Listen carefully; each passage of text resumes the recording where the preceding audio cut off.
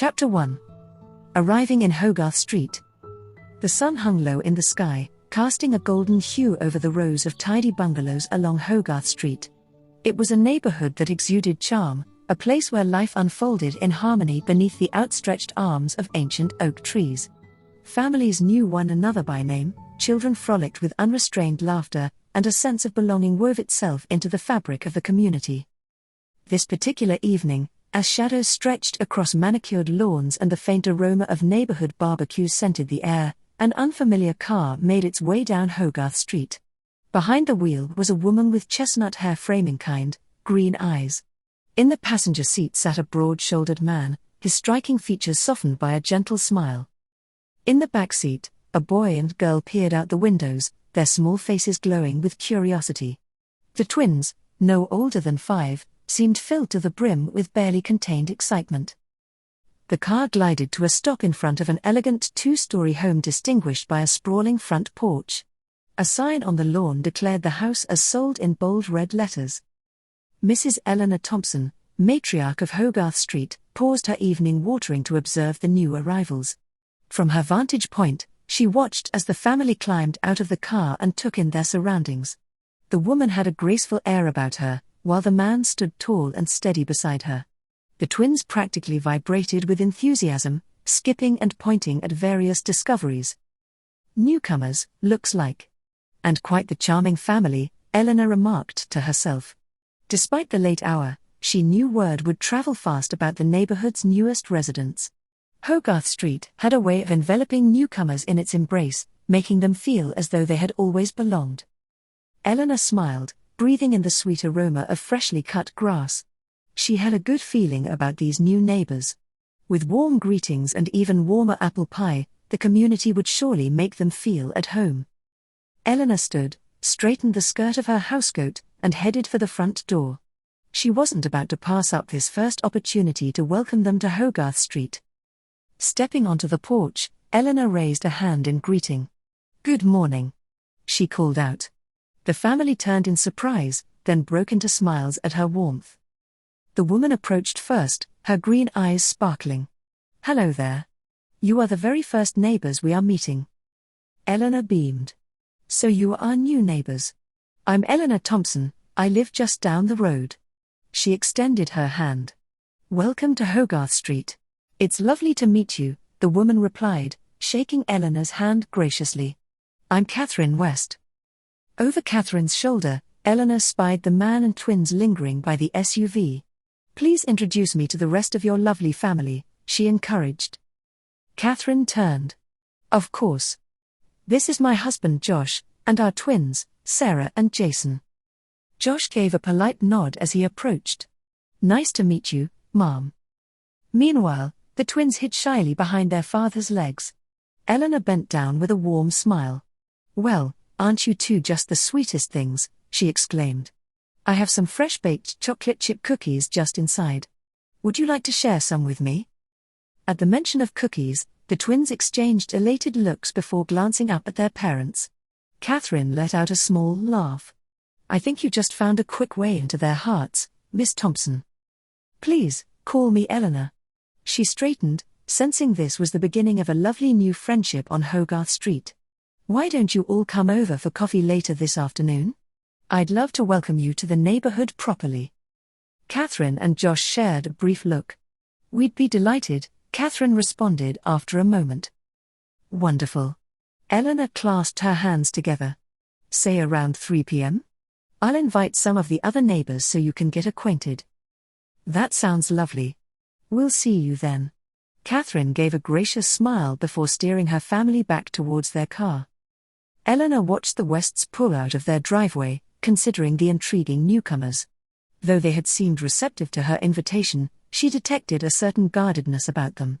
But no matter, she thought. Hogarth Street had a way of bringing people together. Humming to herself, she headed back inside to start preparations for the coffee social. She was determined to make the Wests feel welcomed with open arms. Surely, beneath those guarded exteriors were hearts longing for community. This was just the beginning, she told herself. Soon, the Wests would discover just how special Hogarth Street could be. Later that afternoon, Eleanor bustled about her home, intent on putting together a charming welcome for the West family. The kitchen counter overflowed with freshly baked pastries and finger sandwiches. In her best china, she arranged a beautiful spread of cookies, bars, and tea cakes. The coffee percolated, filling the home with its rich aroma. Satisfied with her work, Eleanor tidied herself up and headed out the front door. It was a gorgeous day, the sky awash in brilliant azure. She decided to walk the street, personally inviting folks to her impromptu coffee social. The first stop was the Coopers, who lived right across the way. Eleanor and Meredith Cooper had been friends for over a decade. She knew Meredith would be more than happy to welcome the Wests. "Come in, come in," Meredith exclaimed when she saw Eleanor on her porch. Eleanor stepped into the fragrant entryway, then briefly explained the reason for her visit. "New folks moved in, you say?" Meredith replied. "How lovely. We'd be delighted to pop over and meet them." Eleanor smiled. "Wonderful. I want the Wests to see what a friendly place Hogarth Street is." After securing the Coopers, Eleanor made her way cheerfully down the street, knocking on doors and extending warm invitations. The neighborhood was all too eager for an opportunity to welcome the newcomers. By 2:45, Eleanor had a lovely group gathered in her home. The coffee was poured, and the pastries arranged just so. All that was missing was the guests of honor. Right on the hour, the Wests came up the front walk, led by Katherine and her infectious smile. Eleanor ushered them in, making quick introductions. The twins clung close to their mother, eyes round as they took in the spread of treats and chatting adults. "Go on, dears, have a cookie," Eleanor encouraged, hoping to put them at ease. Sarah and Jason looked to their mother for permission. Katherine gave a small nod, then glanced around the room. "I don't want them spoiling their dinner," she said apologetically. "But a treat is all right with me." Eleanor noticed how closely Katherine observed her children, as though she was somehow responsible for their actions. Interesting, she thought. Katherine seemed highly conscientious as a mother. As the afternoon unfurled, the neighbors did their very best to immerse the Wests in friendly conversation. They kept things light, sharing about the neighborhood and asking benign questions about where the family had relocated from. But Eleanor noticed the Wests divulged little, giving offhand responses that revealed almost nothing of their lives before Hogarth Street. "How do you like our little corner of the world so far?" Eleanor asked, hoping to glean a bit more insight. Katherine smiled warmly over the rim of her teacup. "It's lovely. So quaint and friendly. Isn't it lovely, Josh?" Josh gave a cordial nod. "Very pleasant neighborhood." His response seemed practiced to Eleanor, as though it had been plucked from a how-to book on fitting into new suburban communities. She wondered briefly if she was being overly observant, but something felt guarded about this family. Still, the afternoon passed enjoyably enough, filled with all the small talk and pleasantries expected of such an event. As the sky dimmed to dusk and neighbors began their goodbyes, Eleanor felt cautiously optimistic about connecting with the Wests. Only time would tell if her first impressions were correct. But she remained determined to make these newcomers feel at home, no matter how long it took to break through those polite exteriors. Over the next few days, Eleanor went out of her way to continue welcoming the West family. She invited Katherine over for book club, dropped off meals she'd prepared, and encouraged her grandkids to make friends with the twins. The Wests always responded graciously, yet that subtle guardedness never quite dissipated. Eleanor soon observed that while the rest of the neighborhood was eagerly drawing the Wests into activities and gatherings, their participation was irregular at best. At the block party that upcoming Saturday, for instance, the Wests politely declined to attend. "Oh, we'd love to," Katherine had responded when Eleanor cordially extended an invitation, "but we have plans that day." Eleanor tried not to let her disappointment show. "Another time then," she said, forcing brightness into her tone. As she left the West home, Eleanor wondered if her initial assessment had been correct. As pleasant as the Wests seemed, they certainly were holding themselves apart from the rest of the neighborhood. Try as she might, Eleanor could not seem to pinpoint the reason. In the weeks that followed, Eleanor noticed the Wests' absences becoming something of a pattern. They regularly turned down invitations or kept to themselves during neighborhood functions. When they did interact, it was with a polite but undeniable reserve. Eleanor observed Katherine to be an especially private person, seldom sharing details about her past or her life outside Hogarth Street. Naturally, the neighborhood gossip mill churned with speculation about the newcomer's standoffish behavior. Friends confided in Eleanor, knowing her welcoming efforts had hit a wall. Over coffee one morning, her dear friend Betty mused, "There's a mystery about them, wouldn't you say?" Eleanor sighed, taking a sip of her coffee. "I'm afraid I have to agree. As much as I hate neighborhood gossip, something does feel off." "Mark my words, they're avoiding us for a reason," Betty replied ominously. While Eleanor was reluctant to think ill of their new neighbors, she had to admit Betty had a point. The West's elusiveness was beginning to feel less like chance and more like concerted effort. Whatever the reason, Eleanor hoped time would erode those formidable barriers.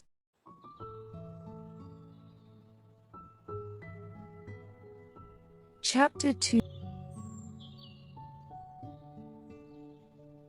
The West Family. For Katherine West, autumn's arrival stirred a sense of melancholy she could not quite place. She stood at the living room window, gazing out at the neighborhood bustling with activity. Most households seemed constantly engaged in community gatherings or get-togethers.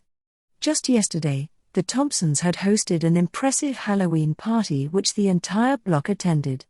Well, all except the West family. Katherine sighed, turning away from the window. She busied herself tidying up toys and clothes the twins had left strewn about. As she worked, Katherine's mind turned to their decision to avoid the Thompsons' party. She and Josh had quickly agreed it was too soon to take on a big social event like that. But doubts had crept in, as they did any time she passed on connecting with the neighborhood. Were they being too reclusive? Keeping too much distance? The concerned glances and polite inquiries from neighbors didn't go unnoticed. Katherine was no fool. She saw the curiosity brewing just beneath the surface of all those friendly exchanges. "Give it time," Josh advised when she shared her concerns. "Better to keep to ourselves until we get our bearings." Somehow, it had been months, yet Katherine still didn't feel they had their bearings. A fact that became painstakingly clear watching the ease with which other Hogarth Street families interacted. The urge to remain apart battled regularly with her heart's deep longing to belong. Voices sounded just outside, pulling Katherine from her rumination. She peeked through the blinds to see Jason and Stephen from across the street digging enthusiastically in the yard, plastic shovels in hand. Katherine's heart leapt. She opened the door, hoping to encourage this budding friendship. "Hey boys, wanna come working on out here?" she called. Jason looked up, his small face smeared with dirt. "We're digging to China." Stephen echoed the sentiment, patting a sizable hole with his shovel.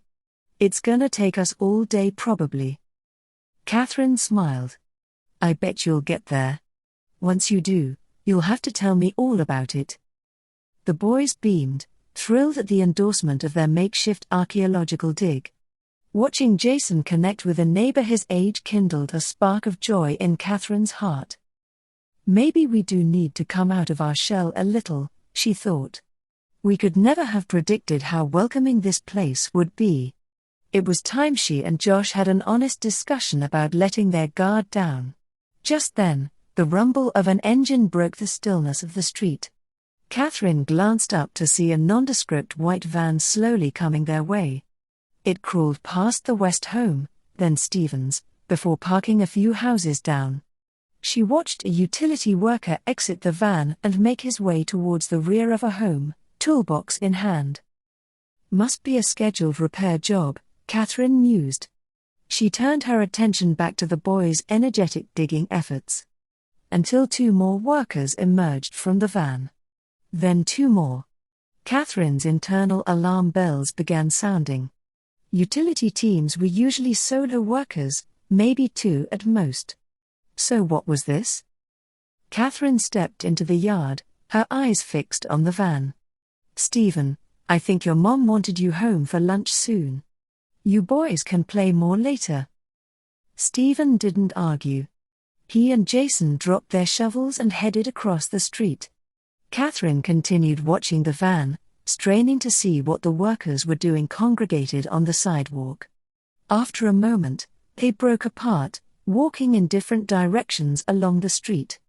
Katherine's pulse quickened. Just then, Josh pulled into their driveway, returning from errands. Katherine rushed to the car before it even stopped, yanking open the passenger door. "We need to talk. Now."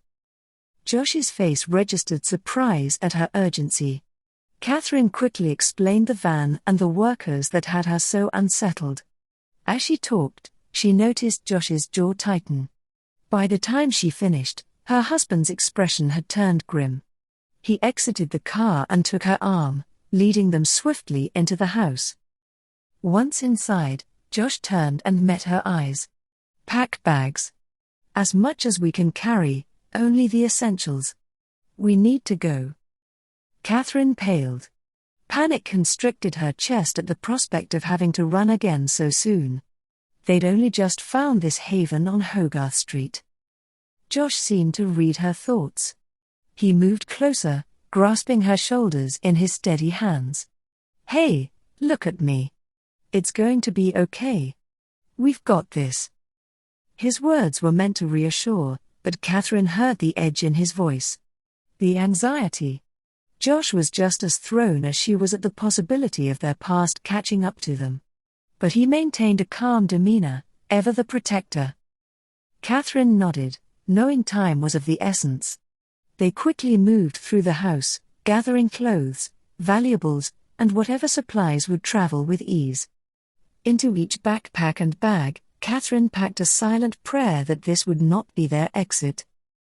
The energy in the West home held a frantic charge as Katherine and Josh hastily packed their lives into bags. Despite Josh's reassuring tone, fear swirled within Katherine. She tried to maintain a brave face, especially when she helped the twins gather their beloved toys. "Why do we have to leave again?" Sarah asked in her small voice. Katherine managed to smile. "Oh, just a little trip. We'll have an adventure." Even to her own ears, the words sounded hollow. Thankfully, Sarah seemed mollified and continued choosing which stuffed animals to bring. Katherine wondered, though, how long they could keep uprooting the children without explanation. Once packed, the family gathered by the back door to await Josh's return. He had gone to bring the car around where they could load bags unnoticed. The wait unnerved Katherine. She strained to hear any sounds of approaching vehicles through the closed door. After what felt like an eternity, tires finally crunched down the back alley where Josh was meant to appear. Katherine peered out the window, relieved to identify their car pulling up by the steps. Josh exited the vehicle and met her eyes through the glass. "All clear. Let's move," he said briskly. In minutes, they had the entire family packed into the SUV. As Josh pulled away, Katherine finally allowed herself a full breath. They had made it out, hopefully unseen. Now, they just needed enough distance between them and that van on Hogarth Street. Josh navigated side roads for nearly 20 minutes before finally reaching a freeway entrance. Only then did the tension in his shoulders ease slightly. He reached over, giving Katherine's hand a comforting squeeze. "Tell me again what you saw," Josh said. His tone remained even and focused. Katherine relayed the details: the van, the numerous workers, the way they dispersed along the street. Recounting it brought the fears bubbling to the surface again. What if they had been spotted? What if? "Hey!" Josh's firm voice cut into her rising panic. He glanced at her briefly, his expression brimming with compassion. "We're okay. I won't let us go through that again." His words anchored Katherine, reminding her that they were in this together. No matter what came next, Josh would keep them safe. Of that, she had no doubt. Night descended as they continued their drive, choosing secondary routes and rarely stopping. Both Josh and Katherine kept a close eye on the traffic around them, seeking any familiar vehicles that might indicate a tail. But the farther they went with no signs of pursuit, the more their panic transformed into weariness. Finally, In the early hours of the morning, Josh exited the freeway in a small rural town. They drove the sleepy streets until locating a dated but decent motel. There, they unpacked the car into a single room, the four of them exhausted mentally and physically. As she prepared a makeshift bed for the twins, Katherine's mind wandered back to Hogarth Street. To the life they had only just begun building there. She thought of Jason playing with young Stephen, their giggles carrying on the breeze. Her heart ached for the normalcy they'd been forced to leave behind. Once the children were settled, Katherine retreated to the bathroom, needing a moment alone. As she splashed water on her face, the reality of their situation sunk in. Tears spilled down her cheeks, born of fear and sadness and bone-deep exhaustion. A soft knock came at the door before Josh entered. Without a word, he drew Katherine into his arms. She broke, releasing all the emotions she'd been holding back. Josh just held her close, his solid presence reminding her that she didn't carry this burden alone. When her tears finally subsided, Josh spoke softly. "We're going to be all right. I'll figure this out, Kat. We're going to find our way through this." As she looked into his sure, steady gaze, Katherine allowed herself to believe him. With Josh by her side, she could face whatever lay ahead. For now, they just needed to rest. The mysteries of Hogarth Street would still be there tomorrow. The next morning brought a flurry of activity as Josh and Katherine formulated a plan. While Katherine got the twins up and dressed, Josh made several phone calls. He had contacts from his past life they could potentially stay with, at least until deciding next steps. "My buddy Jack said we're welcome to bunk at his place outside the city for a bit," Josh informed Katherine as they loaded the car. "It's not ideal, but we'll regroup." Katherine nodded, helping the twins into the back seat. "As long as we're together, that's what matters." During the drive, Katherine's thoughts drifted back to Hogarth Street. While part of her was relieved to have made a clean escape, questions nagged at the corners of her mind. Who were those workers?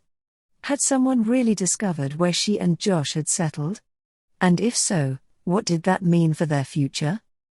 After 2 hours, they reached the address provided by Josh's friend. It was a country rambler tucked out of sight from the main road. Jack himself was a bear of a man who greeted them with a brisk hug. "Good to see you, brother," he said to Joshua. Turning to Katherine, he gave her shoulder a gentle squeeze. "Let's get your family settled." Inside, the home was surprisingly cozy for belonging to a bachelor. The kitchen smelled of a freshly baked loaf of bread. Mismatched furniture filled the living room where a fire already crackled in the hearth. While decidedly rustic, the place felt inviting. Katherine immediately relaxed slightly, knowing they would be comfortable here. After getting the twins distracted with TV and snacks, Katherine and Josh filled Jack in on the events leading to their hasty exit. Though they kept details vague, Jack seemed to read between the lines. "I figured this was some serious business when you called out of the blue," he acknowledged. "You're safe here as long as you need. Mi casa es su casa and all that." Josh reached over, clasping his friend's shoulder. "Thank you, Jack. We owe you." Their host waved them off. "None of that. Just want to see you and your family back on your feet." Glancing at his watch, Jack stood abruptly. "I've got to head out to the site for a few hours. Make yourselves at home. Food and everything else you need here." After Jack departed, Katherine let out a bone-deep sigh. It was comforting knowing they had a respite, at least.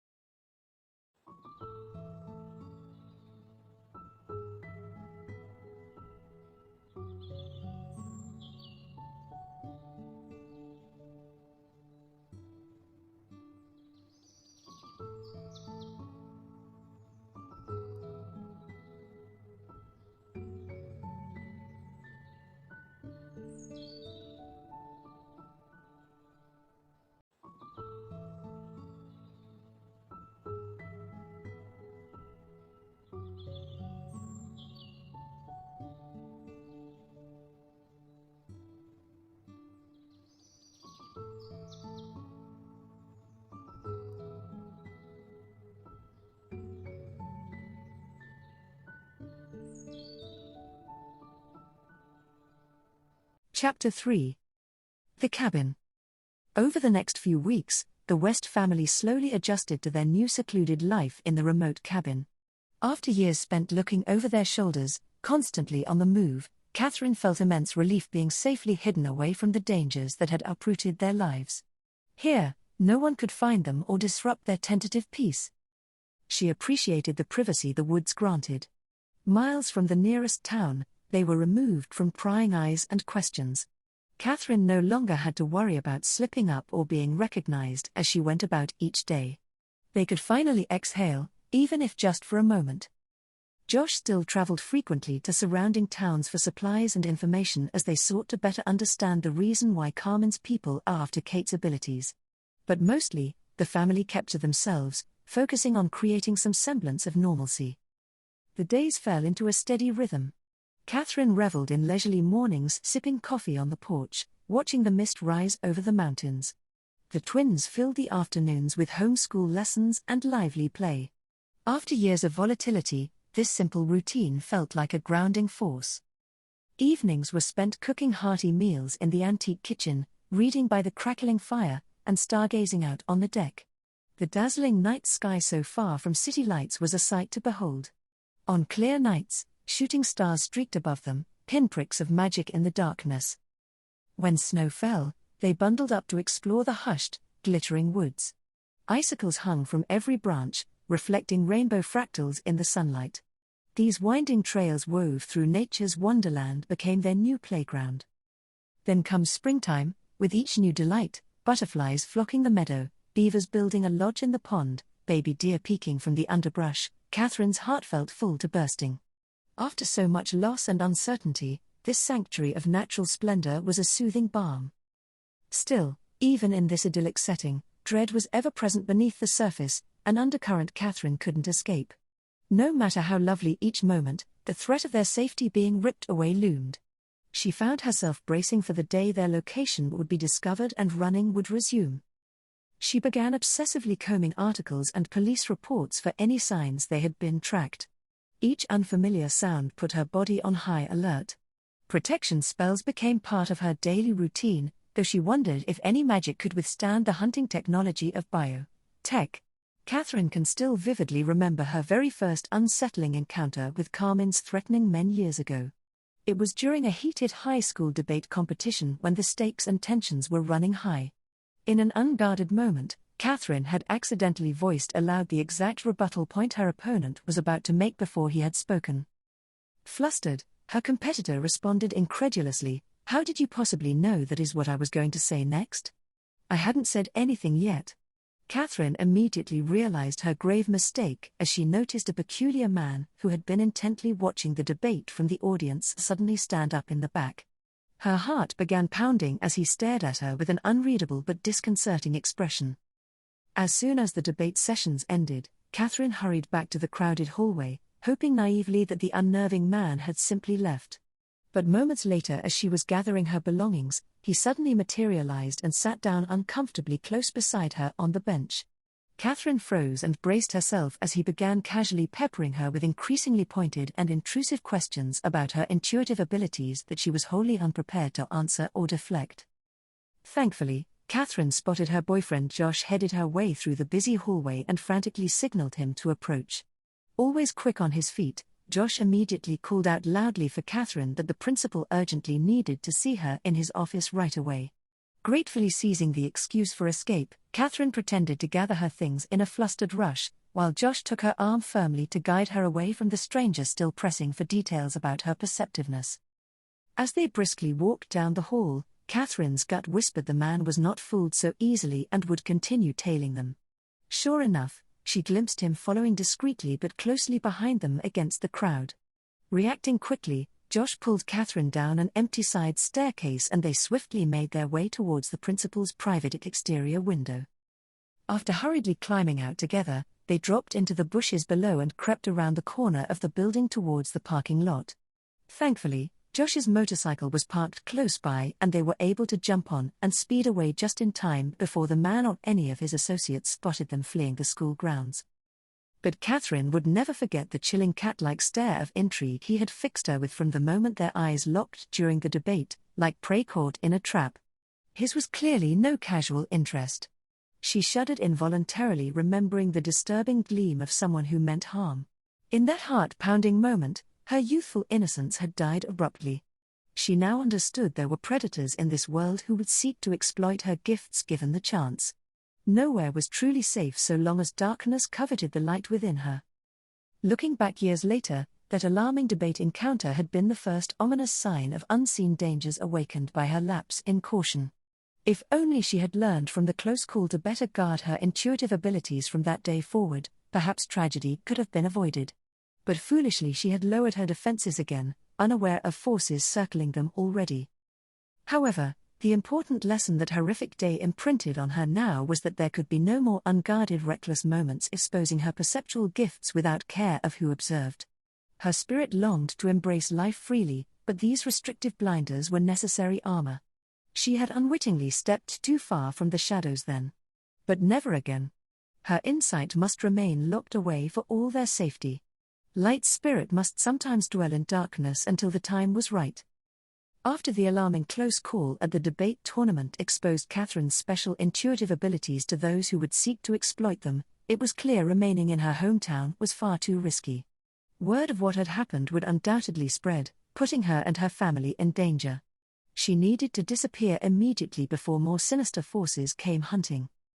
Thankfully her stepmother Miriam, though not fully grasping the gravity of the situation, could see how genuinely terrified Katherine was by this incident. She agreed reluctantly it was best her stepdaughter lay low away from home for a while until things blew over and this unsettling stranger lost interest in pursuing a teenage girl. So, it was quickly arranged for Katherine to go stay indefinitely with her Aunt Lily and Uncle Noah at their secluded farmhouse 2 towns away. She had always loved visiting their rambling country homestead on school breaks growing up. Now it would serve as her sanctuary until the perils brought on by her own recklessness subsided again. At least there she would be safe from prying eyes and protected. To help ensure she remained anonymous and untraceable while away from home, Katherine even took her aunt and uncle's surname, abandoning her given name permanently to take on the new identity of Katherine Holden. Shedding traces of her true self was painful but necessary for self-preservation, as she had learned the hard way. She also drastically changed her signature bright golden blonde hair that had always drawn glances by allowing it to darken back to a deep chestnut brown before having her aunt trim and shape it into a shorter, nondescript layered style. The glowing amber red color they settled on next helped further disguise Katherine's appearance into someone unrecognizable from the girl who had let her guard down so fatefully. The unexpected but merciful silver lining of being forced into hiding was the cherished extra time it granted for her and her boyfriend Josh to be together without the usual parental restrictions or school social pressures. They were grateful for the gift of this uninterrupted time to fall deeper in love. While Katherine helped her aunt around the farm and focused on independent study packets from school to keep up with her grades, Josh secured work doing construction for his uncles. Each evening when he would come in tired from a long day, Katherine had dinner waiting for him as they enjoyed their little private world together. They went on long hikes through the nearby woods and stayed up late talking under the stars in the hammock on the back porch. It was their own magical bubble away from prying eyes and harsh realities. Both sensed these halcyon days were fleeting, but they soaked up every luminous moment fate had gifted them. When the school year ended, Katherine broached possibly visiting some colleges in other states with Josh to get away fully and build a new life somewhere else unburdened by their precarious hometown. Her parents had left enough for some tuition and she and Josh had good heads on their shoulders to figure the rest out. This could be their fresh start, if he was ready. To her tremendous relief, Josh immediately embraced the idea of a brand new adventure away together. He took Katherine's face tenderly in his hands and promised her they would make it through whatever came next. His steadfast love and loyalty had never wavered. Soon they would be free of haunted pasts for good. The future laid ahead of them, terrifying but thrilling in its vast uncertainty. Sheltered safely in each other's arms every night, whispering hopes and making plans, they found the courage to take this leap into the unknown. As long as they stayed hand in hand, the world held promise. They were ready to turn the page and write their next chapters side by side, come what may. At night, Katherine lay rigidly awake, hyper-aware of each creak and rustle.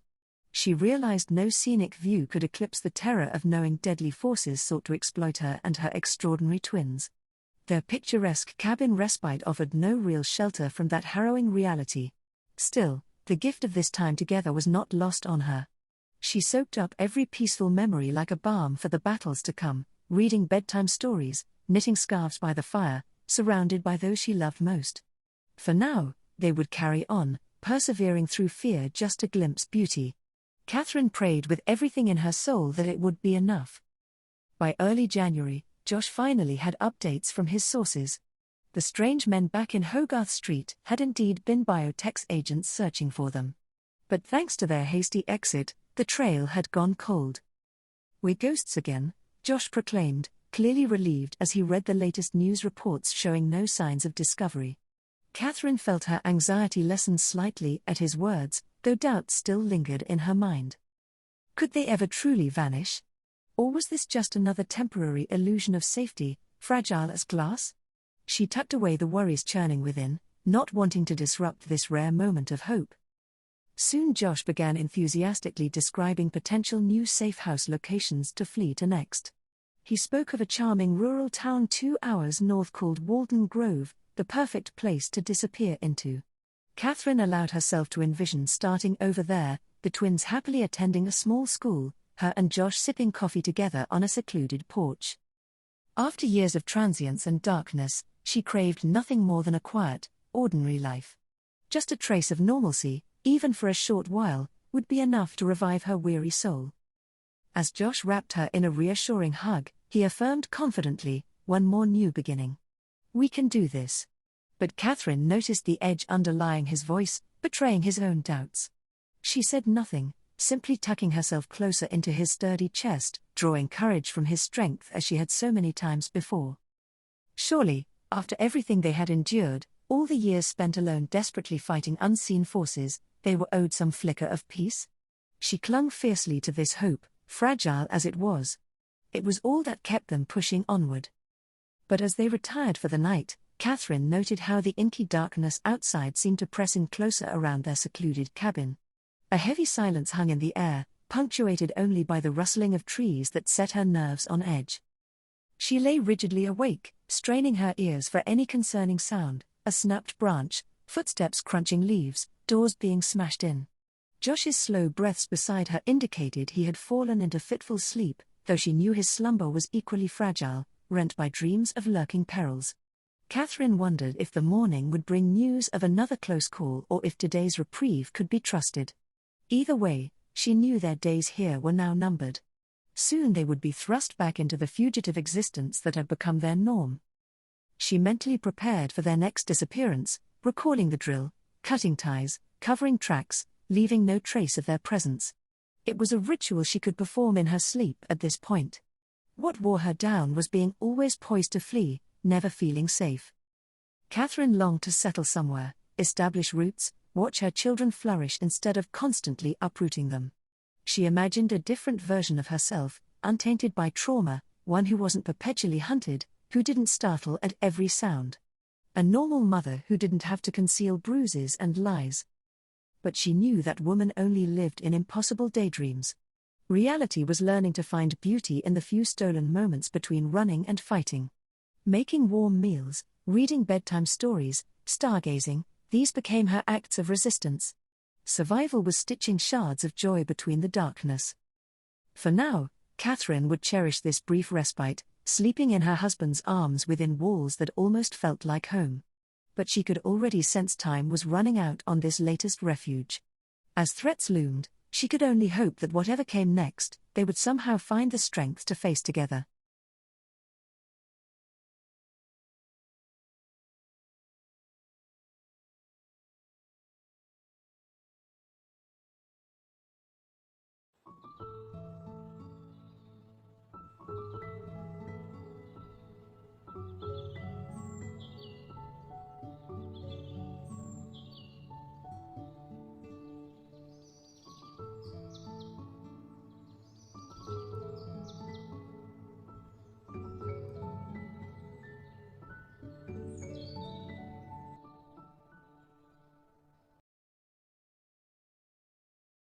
Chapter 4 Walden Grove.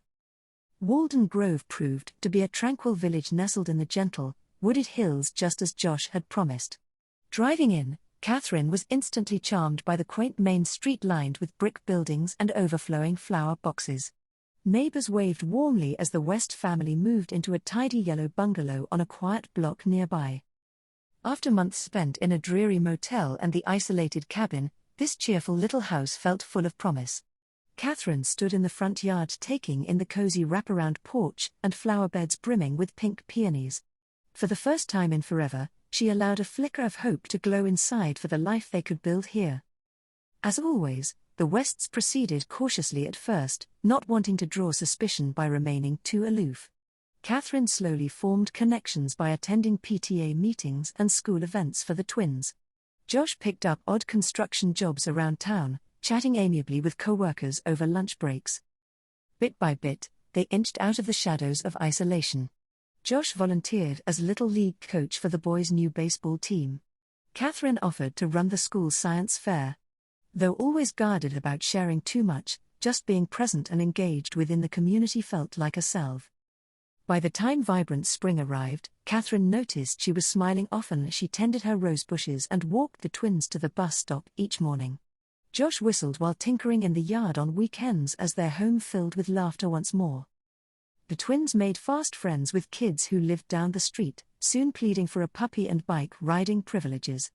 Family dinners featured excited stories about school projects, sports team gossip, and summer plans, the comforting rituals of ordinary life. Each moment not spent worrying or looking over her shoulder felt like a gift to Katherine.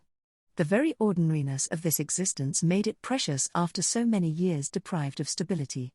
She cherished simple pleasures like strolling the farmer's market on Sundays and frequenting the coffee shop where the baristas greeted the twins by name. By accepting this community's embrace, they had transformed the house into a true home. Katherine noticed the perpetual tension in her shoulders begin to ease. Her mind quieted of circling fears when surrounded by the twins' joyful chattering and Josh's steadying presence. She allowed herself to believe that maybe, just maybe, the running was finally behind them. That this quaint town would be the haven they had sought for so long. They had earned this haven, she told herself. After so much struggle, didn't they deserve the beauty of an ordinary life? But even as Katherine settled in, planting hydrangeas, repainting rooms, joining a book club, she knew deep down their reprieve here could only be temporary. What dangers might be lurking nearby, just obscured from view? How long could they maintain this facade? Sometimes at night she would jerk awake, convinced she heard ominous footsteps downstairs or saw flashlights weaving through the yard. During these moments of panic, she had the urge to grab the twins and flee into the darkness once more. In the morning light, she would steady herself, drinking tea on the porch as the neighborhood awoke. She mastered the art of compartmentalizing, tucking worries away to soak up precious moments reading stories before bedtime or cheering at Little League games on weekends. But an undercurrent of foreboding remained always. And when reports came on the radio of unexplained technology or strange lights in the sky nearby, Katherine felt the familiar chill. She knew these signs inevitably preceded their discovery, forcing them to uproot lives in favor of survival. So she consciously memorized each good moment like collecting beads on a string, the way dawn lit up their windows, mushroom hunting in the rain with the boys, the crinkle of Josh's eyes when he smiled over dinner. These memories would have to sustain her during the dark times ahead. Because even as she nurtured the tender roots beginning to grow here, Katherine sensed this refuge would not hold. The light would give way to shadows. It always did. But she clung to the promise that they had survived the darkness before. If relentless hope was their only armor, then so be it. The arrival of summer brought with it long, golden evenings that seemed to suspend time itself. As the sun set leisurely behind the mountains, the whole neighborhood would emerge, eager to soak up every last ray.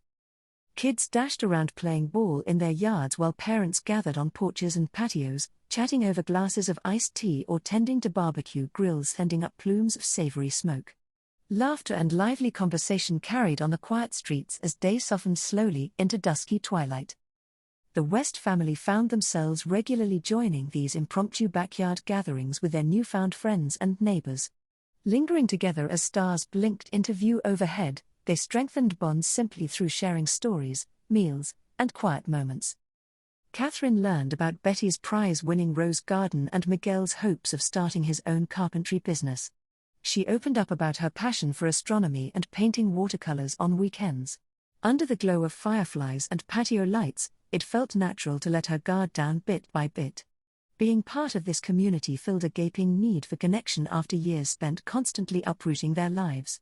She had almost forgotten the soul-filling joy found in belonging somewhere. As luminous summer days flowed unhurriedly by, Katherine slowly allowed herself to exhale fully for what felt like the first time in forever.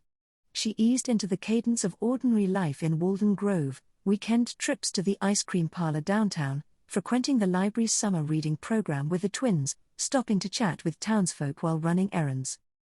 The days swelled with golden light, the nights hummed with crickets and kids playing flashlight tag.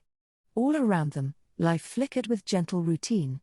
Katherine let the comforting rhythm move through her like a soothing balm, washing away leftover tension and fear. Each morning the sun rose over the mountains, spilling across their patchwork yard and weathered porch where she sat sipping tea. In the golden glow, their cozy yellow bungalow truly felt like home. As seasons turned, she watched ivy crawl across the brick exterior and their garden bloom in vibrant abandon. Over time, her nerves settled and mind quieted. Her body softened out of its perpetual fight or flight stance. Hints of grey peppered Josh's beard as the twins sprouted up. Markers of time passing unfettered. Katherine dared to believe they had finally found their haven to settle without constantly glancing over their shoulders. A place to laugh freely again, grow old together, and watch their children flourish. She let the beauty of ordinary life wash over her like a soothing balm, grateful beyond measure for this gift. Some nights after the neighbors had wandered home and children been tucked into beds, Katherine would join Josh on the back porch steps, gazing up at the stars, feeling blissfully anchored. No matter what came next, these luminous memories would carry her through. She knew no refuge lasted forever. One day, the darkness would inevitably close in again, forcing them to flee. But for now, she let herself fully inhabit this glow, searing each moment into her soul. The past could no longer haunt her, and the future could wait. This ordinary oasis was enough. Katherine's quiet life in Walden Grove continued undisturbed until late one September evening. She was tending to her tomato plants in the front yard, enjoying the sun's last golden rays, when the mailman's cheerful whistling stopped abruptly. Glancing up, she saw him halted on the sidewalk, holding a newspaper and staring right at her. Katherine froze as their eyes locked, pulse racing. His expression was impossible to read. Without a word, the mailman carefully placed the paper in their mailbox before moving on down the street. Whistling resumed. Katherine managed a weak smile, waiting until he was out of view before hurrying to grab the newspaper with trembling hands. She rushed inside, nearly ripping it open in her desperation. Her deepest fears were confirmed. Emblazoned across the front page was news that biotech CEO had been assassinated in a violent attack. Katherine's blood turned to ice. Though she had always known revenge was a possibility, the harsh reality of seeing it in black and white shook her to her core. Anyone even remotely tied to the CEO was now undoubtedly in danger of retaliation. Her illusion of safety shimmered and shattered in that instant. That night Katherine had an unsettlingly vivid dream. In it, she could see a pair of hands slowly opening several large boxes and beginning to sift through the contents.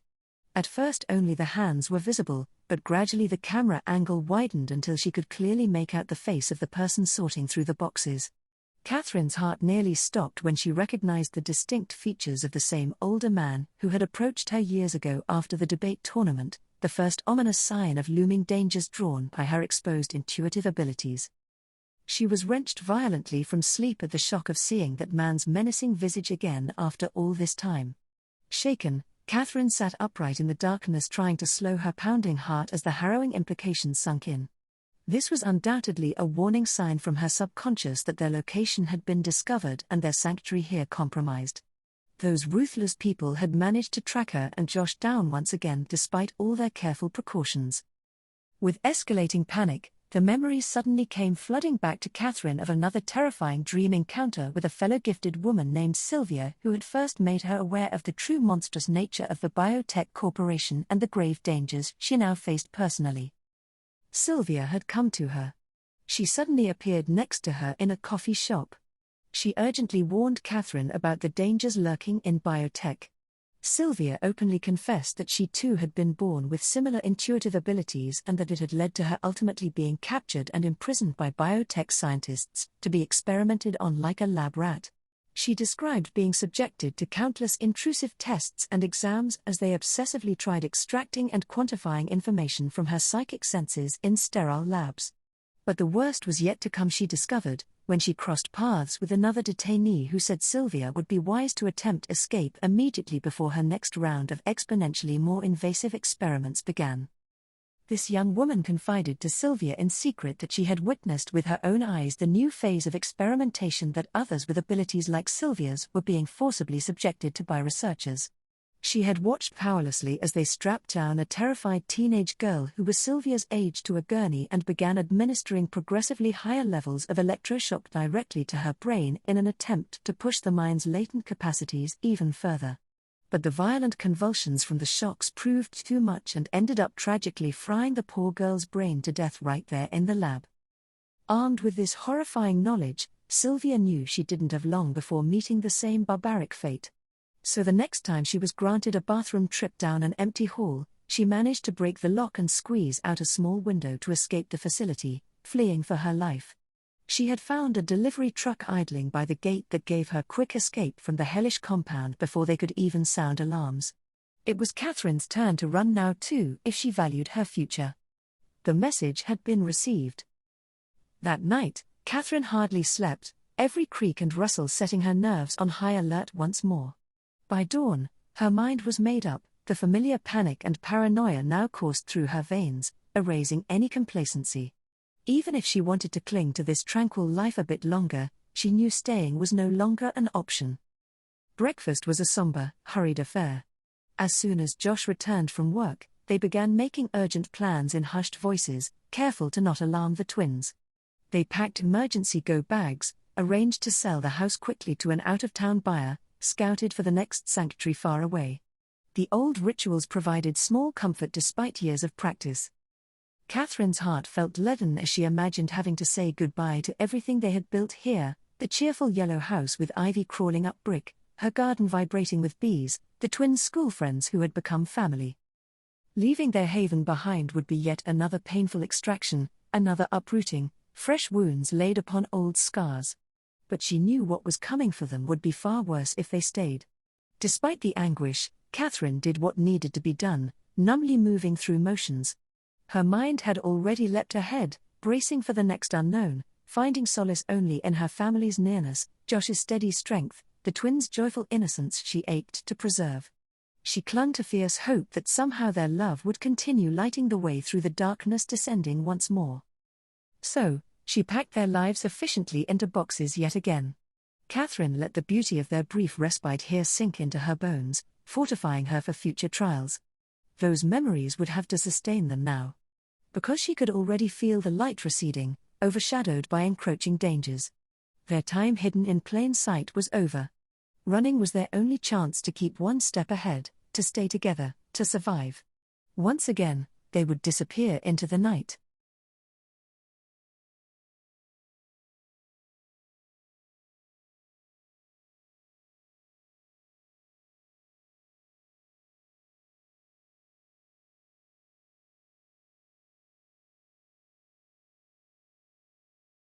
Chapter 4: Walden Grove. Walden Grove proved to be a tranquil village nestled in the gentle, wooded hills just as Josh had promised.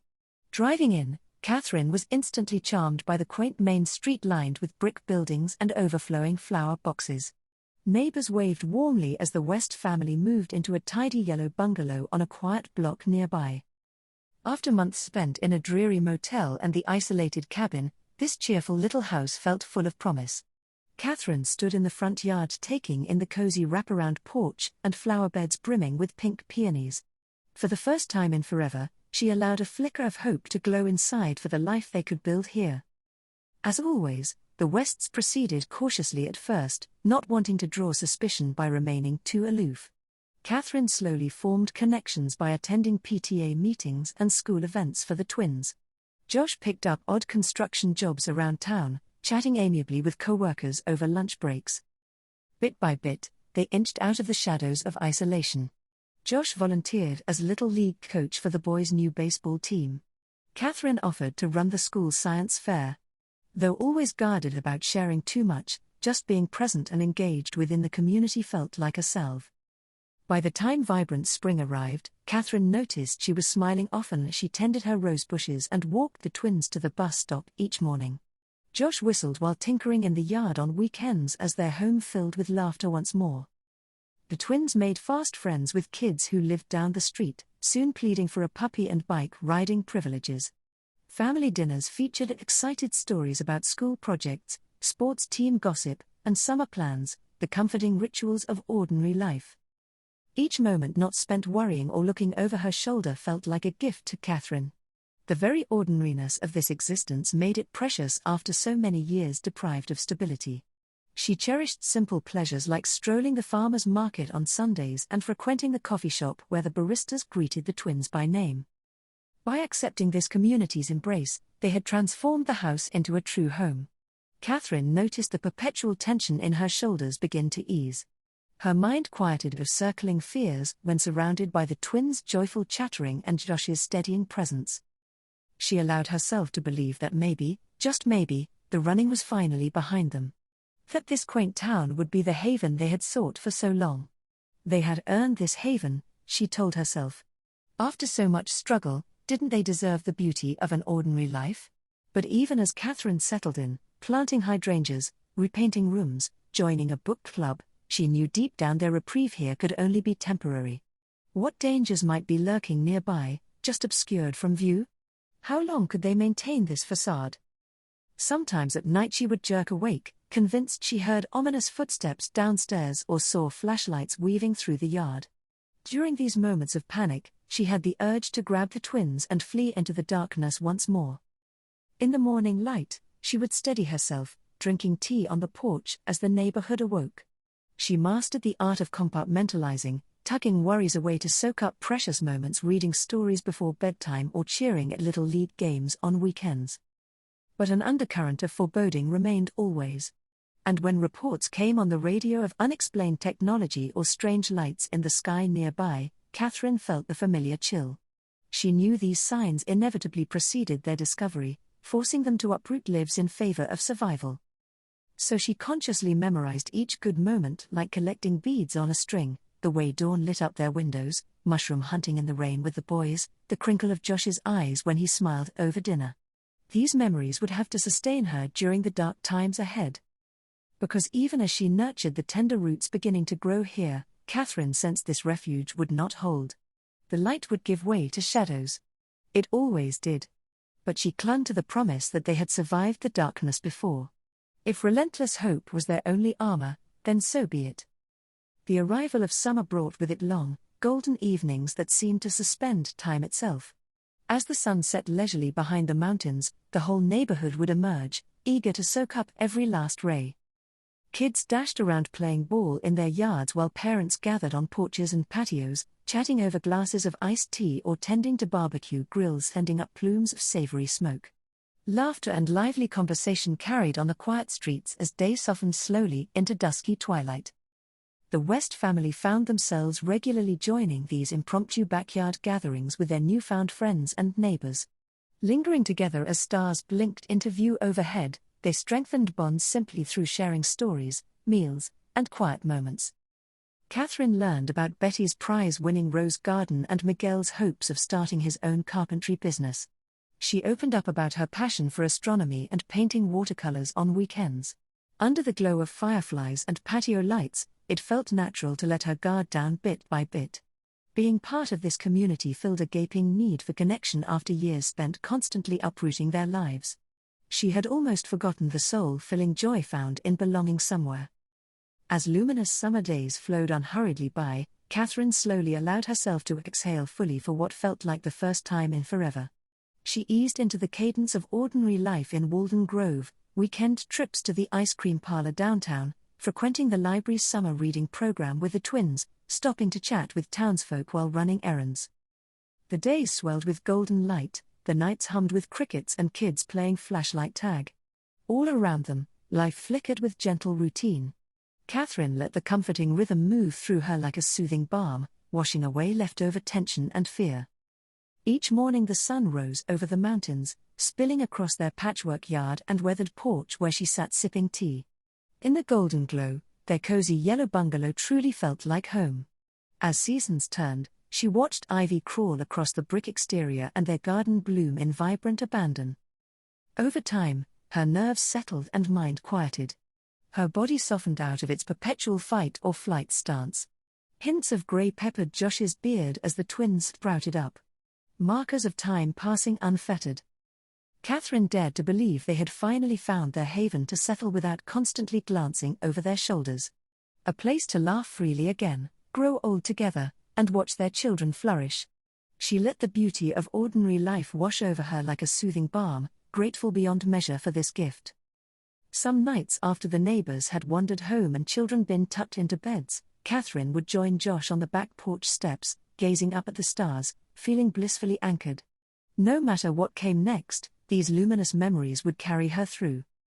She knew no refuge lasted forever. One day, the darkness would inevitably close in again, forcing them to flee. But for now, she let herself fully inhabit this glow, searing each moment into her soul. The past could no longer haunt her, and the future could wait. This ordinary oasis was enough. Katherine's quiet life in Walden Grove continued undisturbed until late one September evening. She was tending to her tomato plants in the front yard, enjoying the sun's last golden rays, when the mailman's cheerful whistling stopped abruptly. Glancing up, she saw him halted on the sidewalk, holding a newspaper and staring right at her. Katherine froze as their eyes locked, pulse racing. His expression was impossible to read. Without a word, the mailman carefully placed the paper in their mailbox before moving on down the street. Whistling resumed. Katherine managed a weak smile, waiting until he was out of view before hurrying to grab the newspaper with trembling hands. She rushed inside, nearly ripping it open in her desperation. Her deepest fears were confirmed. Emblazoned across the front page was news that biotech's CEO had been assassinated in a violent attack. Katherine's blood turned to ice. Though she had always known revenge was a possibility, the harsh reality of seeing it in black and white shook her to her core. Anyone even remotely tied to the CEO was now undoubtedly in danger of retaliation. Her illusion of safety shimmered and shattered in that instant. That night Katherine had an unsettlingly vivid dream. In it, she could see a pair of hands slowly opening several large boxes and beginning to sift through the contents. At first only the hands were visible, but gradually the camera angle widened until she could clearly make out the face of the person sorting through the boxes. Katherine's heart nearly stopped when she recognized the distinct features of the same older man who had approached her years ago after the debate tournament, the first ominous sign of looming dangers drawn by her exposed intuitive abilities. She was wrenched violently from sleep at the shock of seeing that man's menacing visage again after all this time. Shaken, Katherine sat upright in the darkness, trying to slow her pounding heart as the harrowing implications sunk in. This was undoubtedly a warning sign from her subconscious that their location had been discovered and their sanctuary here compromised. Those ruthless people had managed to track her and Josh down once again despite all their careful precautions. With escalating panic, the memories suddenly came flooding back to Katherine of another terrifying dream encounter with a fellow gifted woman named Sylvia who had first made her aware of the true monstrous nature of the biotech corporation and the grave dangers she now faced personally. Sylvia had come to her. She suddenly appeared next to her in a coffee shop. She urgently warned Katherine about the dangers lurking in biotech. Sylvia openly confessed that she too had been born with similar intuitive abilities and that it had led to her ultimately being captured and imprisoned by biotech scientists to be experimented on like a lab rat. She described being subjected to countless intrusive tests and exams as they obsessively tried extracting and quantifying information from her psychic senses in sterile labs. But the worst was yet to come, she discovered, when she crossed paths with another detainee who said Sylvia would be wise to attempt escape immediately before her next round of exponentially more invasive experiments began. This young woman confided to Sylvia in secret that she had witnessed with her own eyes the new phase of experimentation that others with abilities like Sylvia's were being forcibly subjected to by researchers.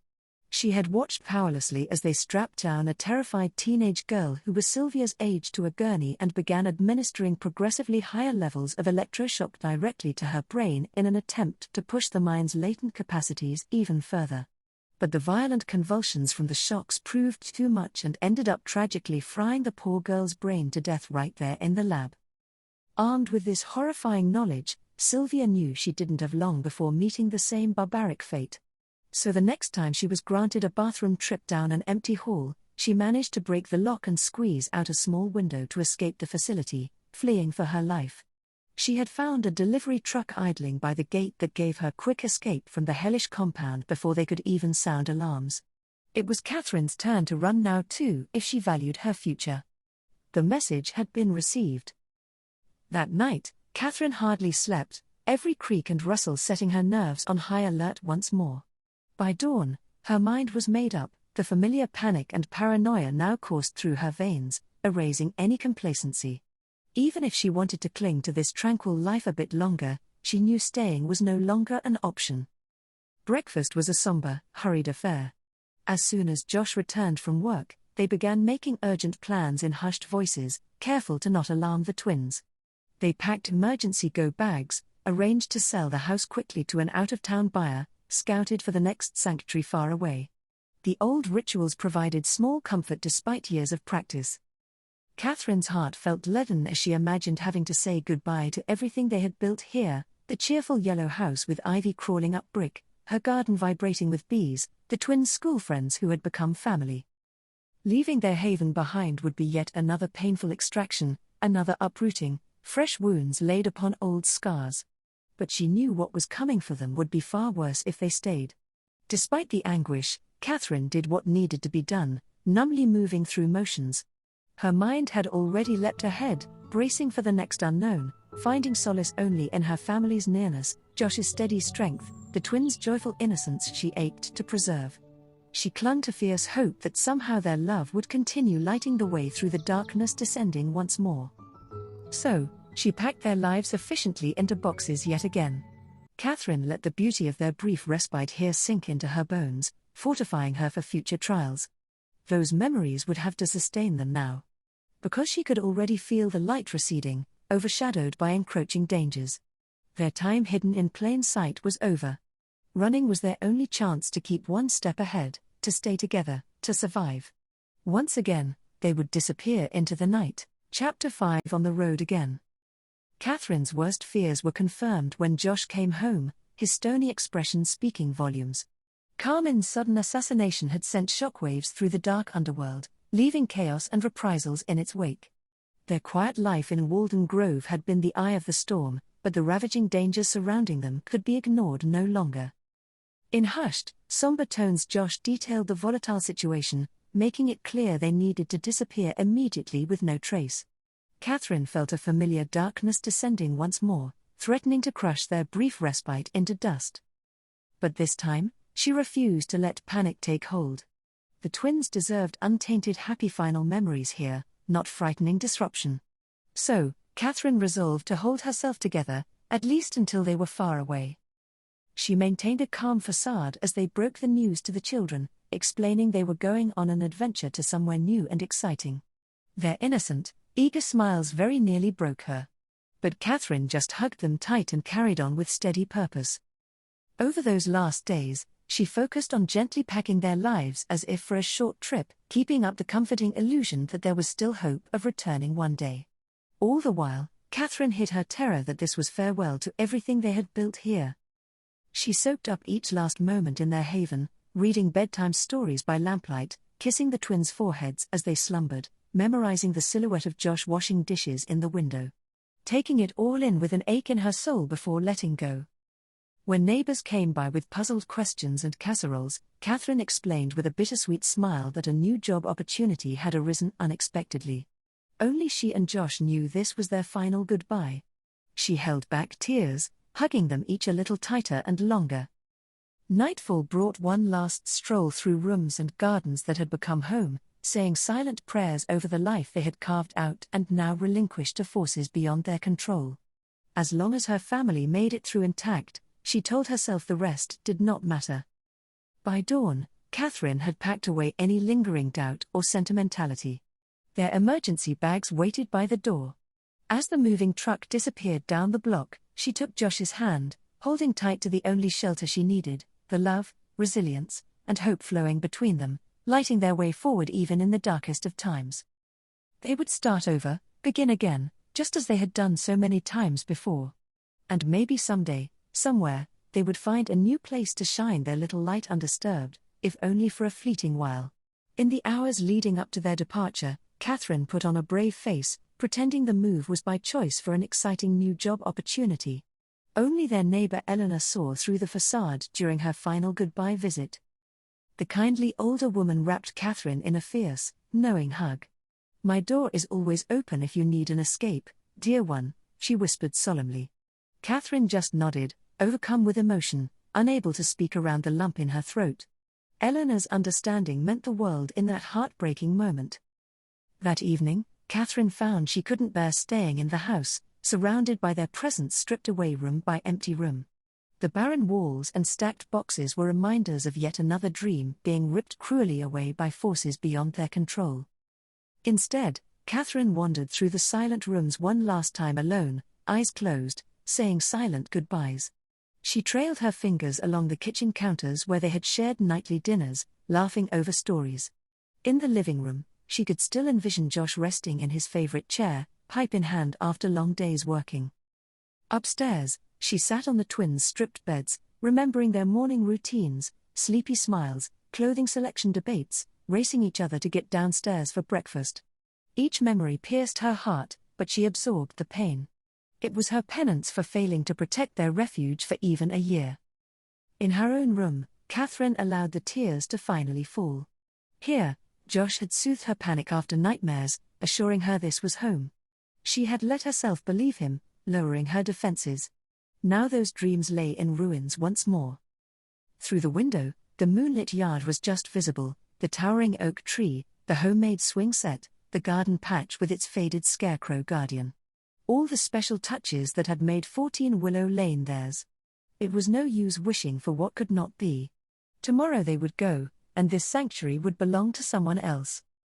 As midnight approached, Katherine heard the moving truck pull slowly away down the street with their lives boxed up anonymously inside. She stood at the window watching its red tail lights grow distant before turning away. Enough goodbye. Time marched on.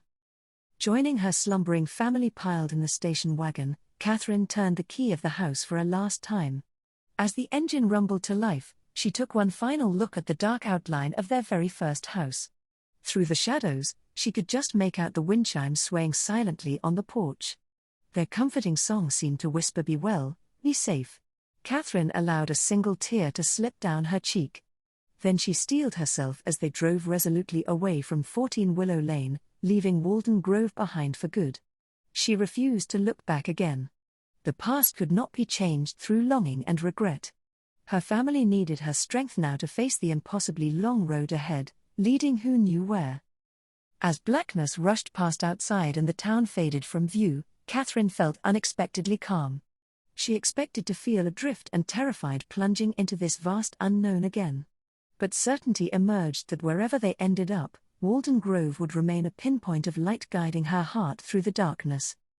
Its memory would remind her that goodness existed in the world, even if only flickers. Their time cocooned in joy and safety, though fleeting, would nourish her soul when trials inevitably returned.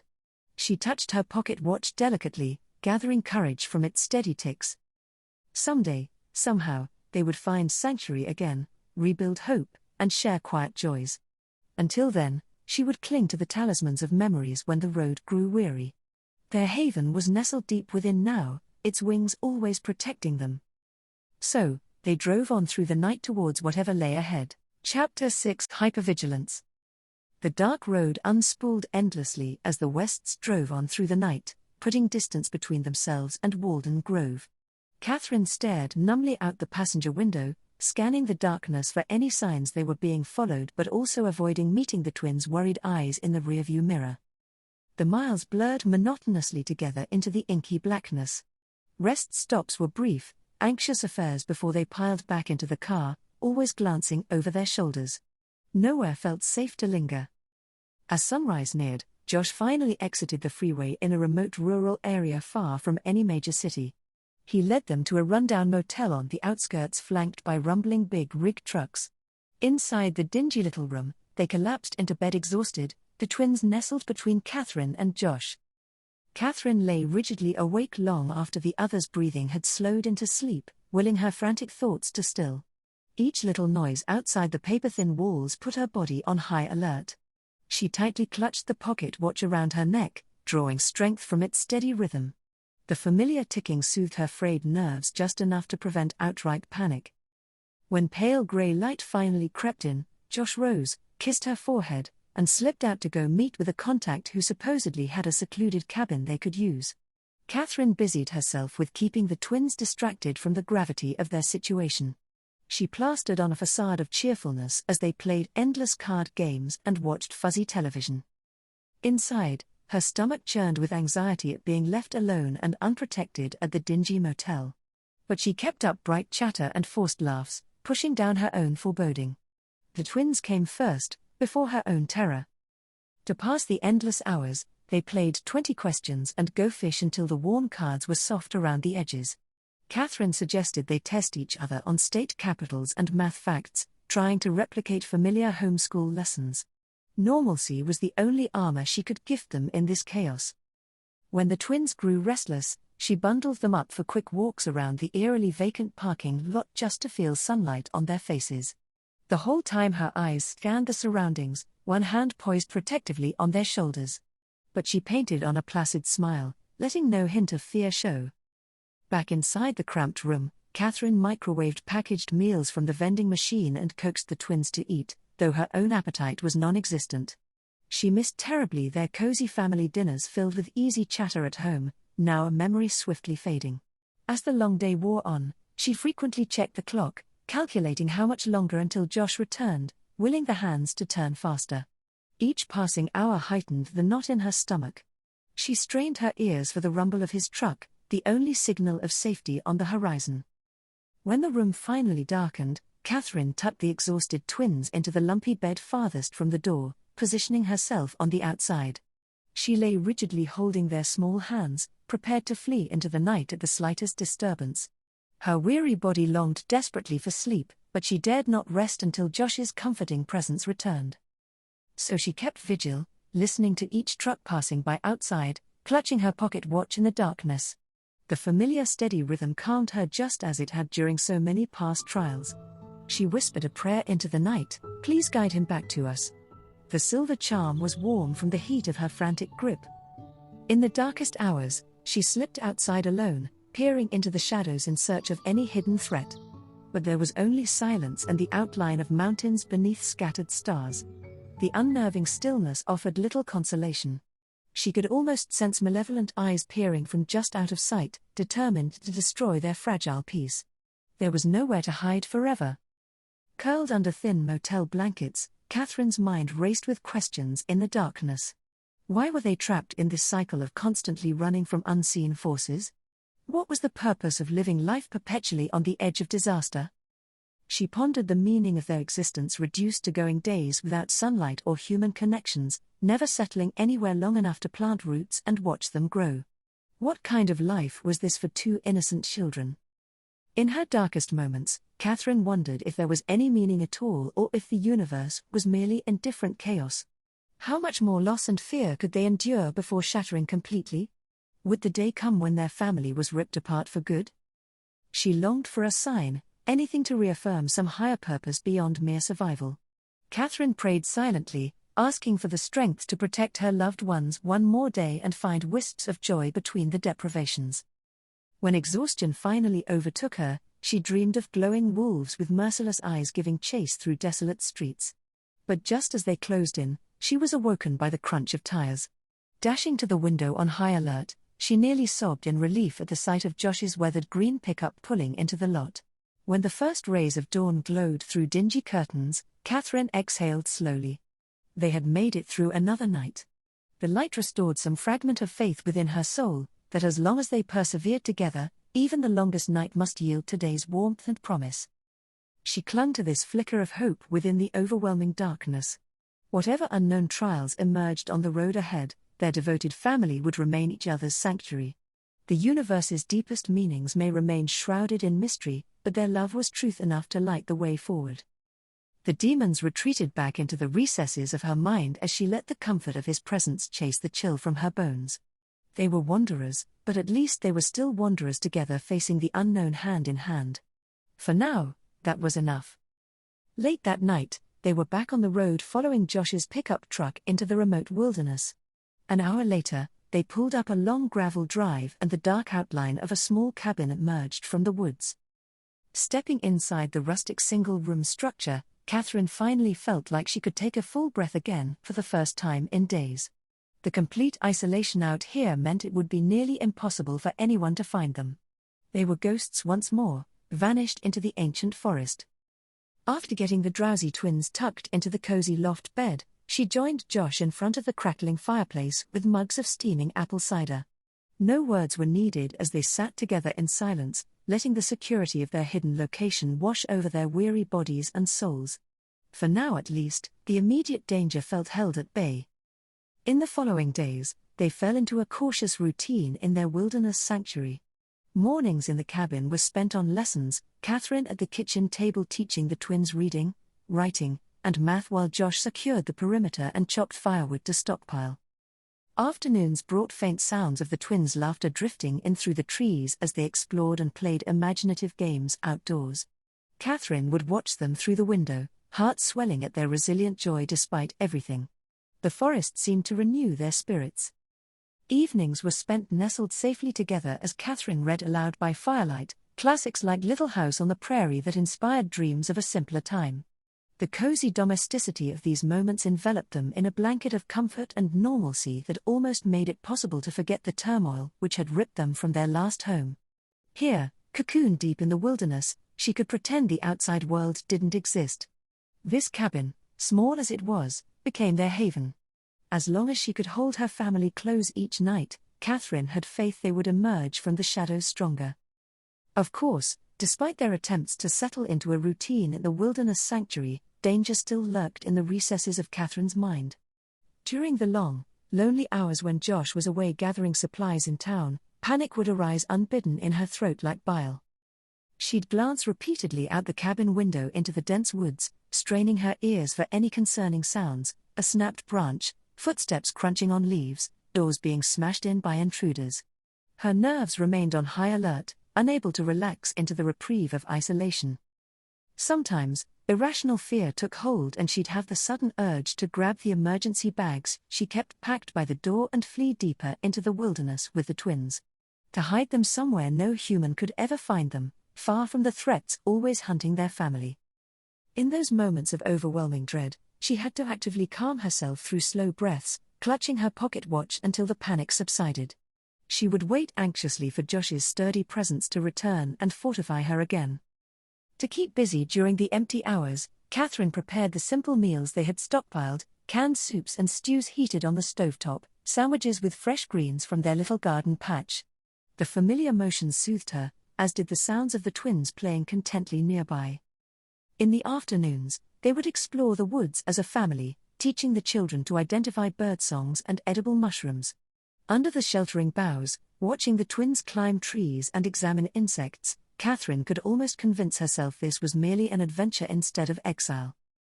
By dusk, they would return to the comforting refuge of lamplight within the cabin walls. There, huddled close as she read to them, the darkness outside could not penetrate. She allowed herself to feel protected, if only fleetingly, from the dangers lurking beyond their sight. But at night, once the twins were sleeping soundly, the fear crept back in as Katherine lay rigidly awake. She strained to hear any concerning noise, engines rumbling, footsteps approaching, violent threats shouted into the void. An attack could come at any moment.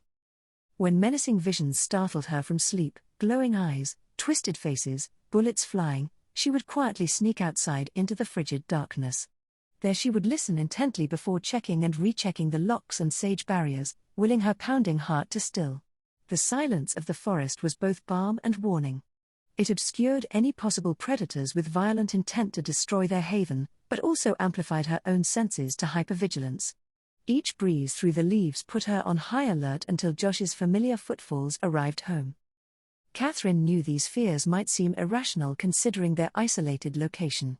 But she also knew firsthand the lengths biotech and others would go to capture and exploit Kate's as well as her twins' talents, threatening their family's entire existence. Nowhere was truly safe forever. So, she persisted in her rituals of anxious vigilance, exhausted but determined. As long as they could evade enemies and buy more precious time hidden away, the sacrifice was worth it. Their love had survived worse trials before and would again.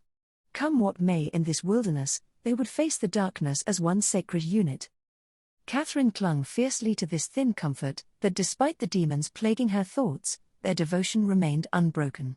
Together, they were still alive and fighting. That was enough reason to persevere through the longest nights. The twins remained blissfully unaware of their parents' underlying dread.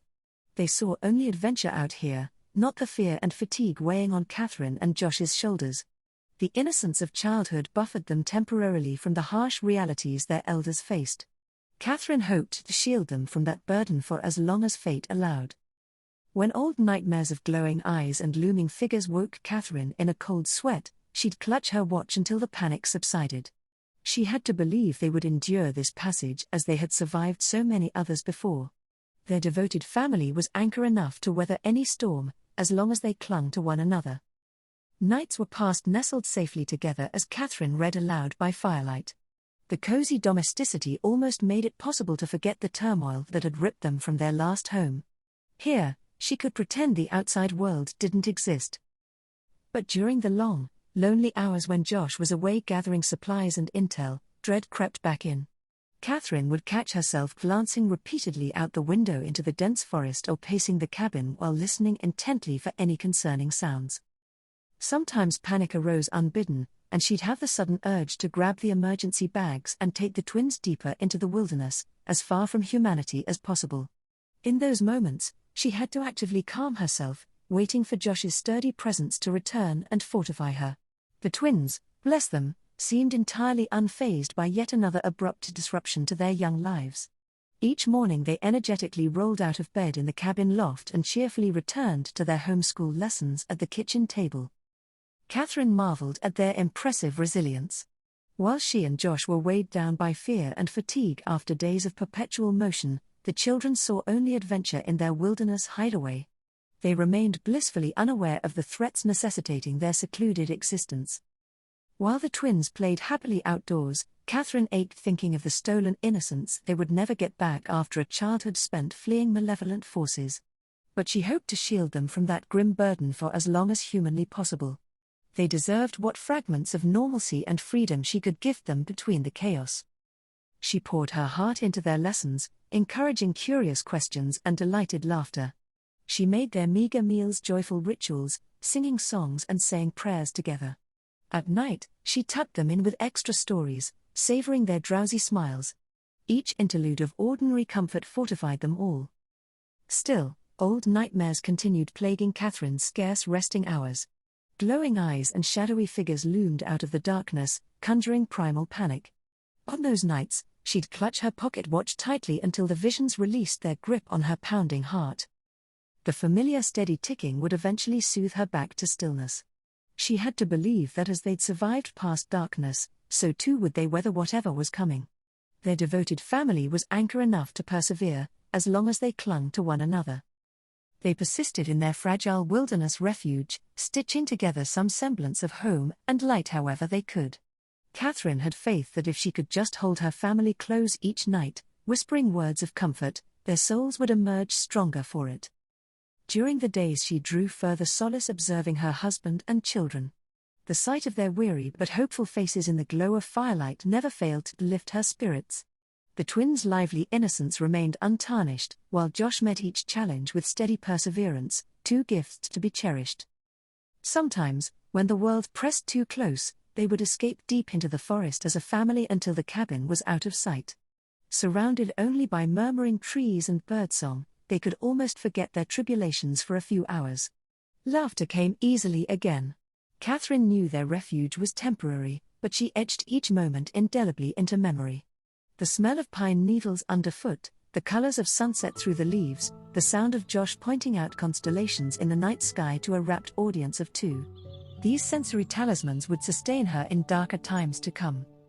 During the day she didn't allow herself to think of the past or future, staying focused on their immediate shelter.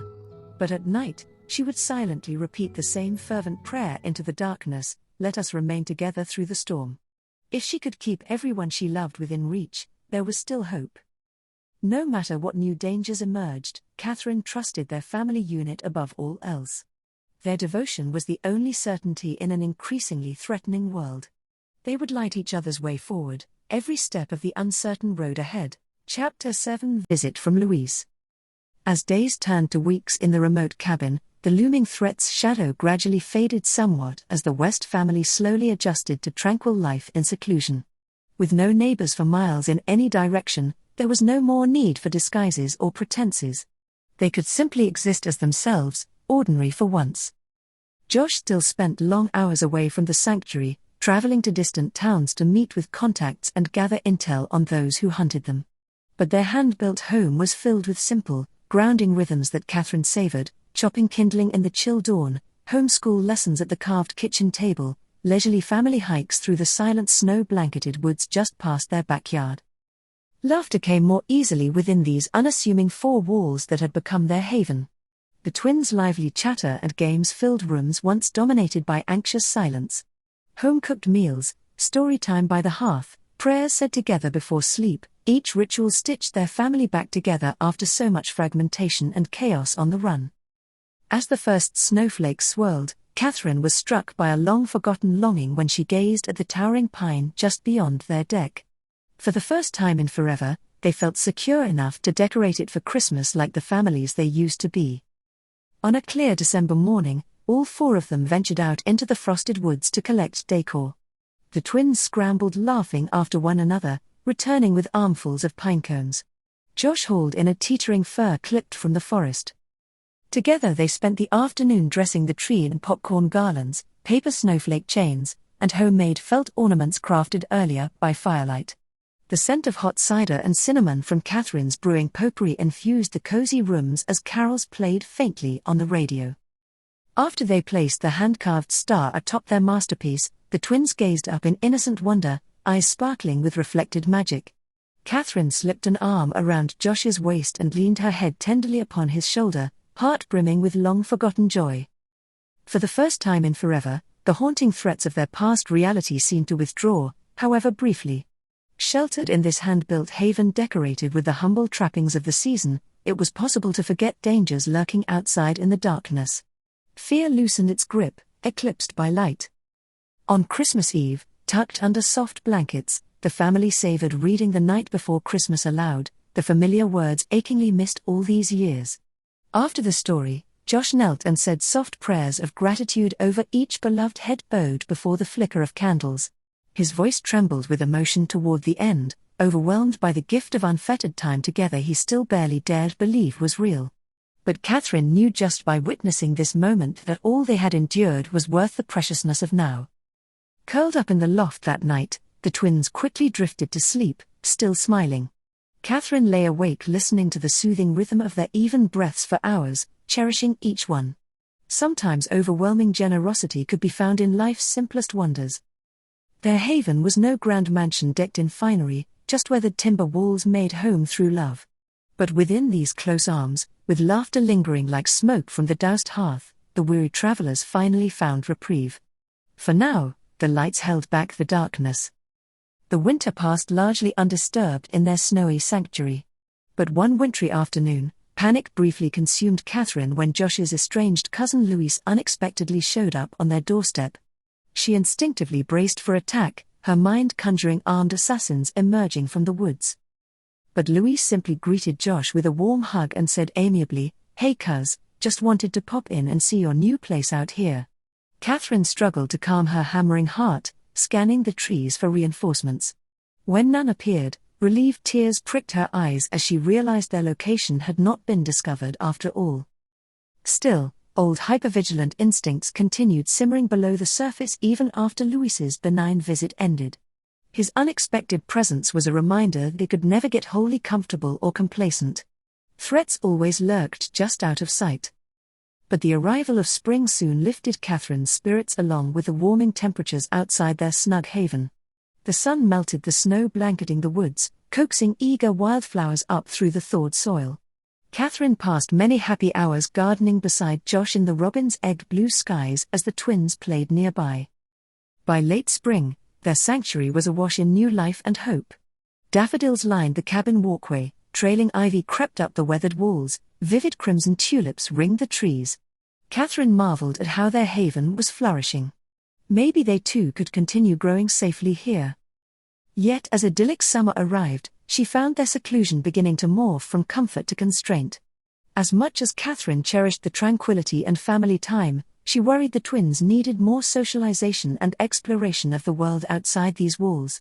Though risky, allowing them some small freedoms seemed wise. Against her ingrained survival instincts, she hesitantly broached the idea of letting the kids attend the village school in the fall with Joshua. To her surprise, he thought quietly for some time then agreed. "You're right, this is no life for them forever," he said. "Let's give it a shot." Though every protective maternal fiber resisted, Katherine slowly acclimated to the idea over the summer. She quizzed the kids on stranger safety and memorizing their address and phone numbers. They took practice bus rides to town. With each small step away from total isolation, her courage grew. By September, the twins bounced eagerly in front of the rusty bus, wheezing to a halt in front of their cabin. Clutching their new backpacks, their eyes shone bright with excitement and possibility, untainted by the fears that governed their parents. It was a new beginning. That first morning, watching them ride away into the unknown, Katherine stood stalwartly dry-eyed, refusing to collapse or show weakness.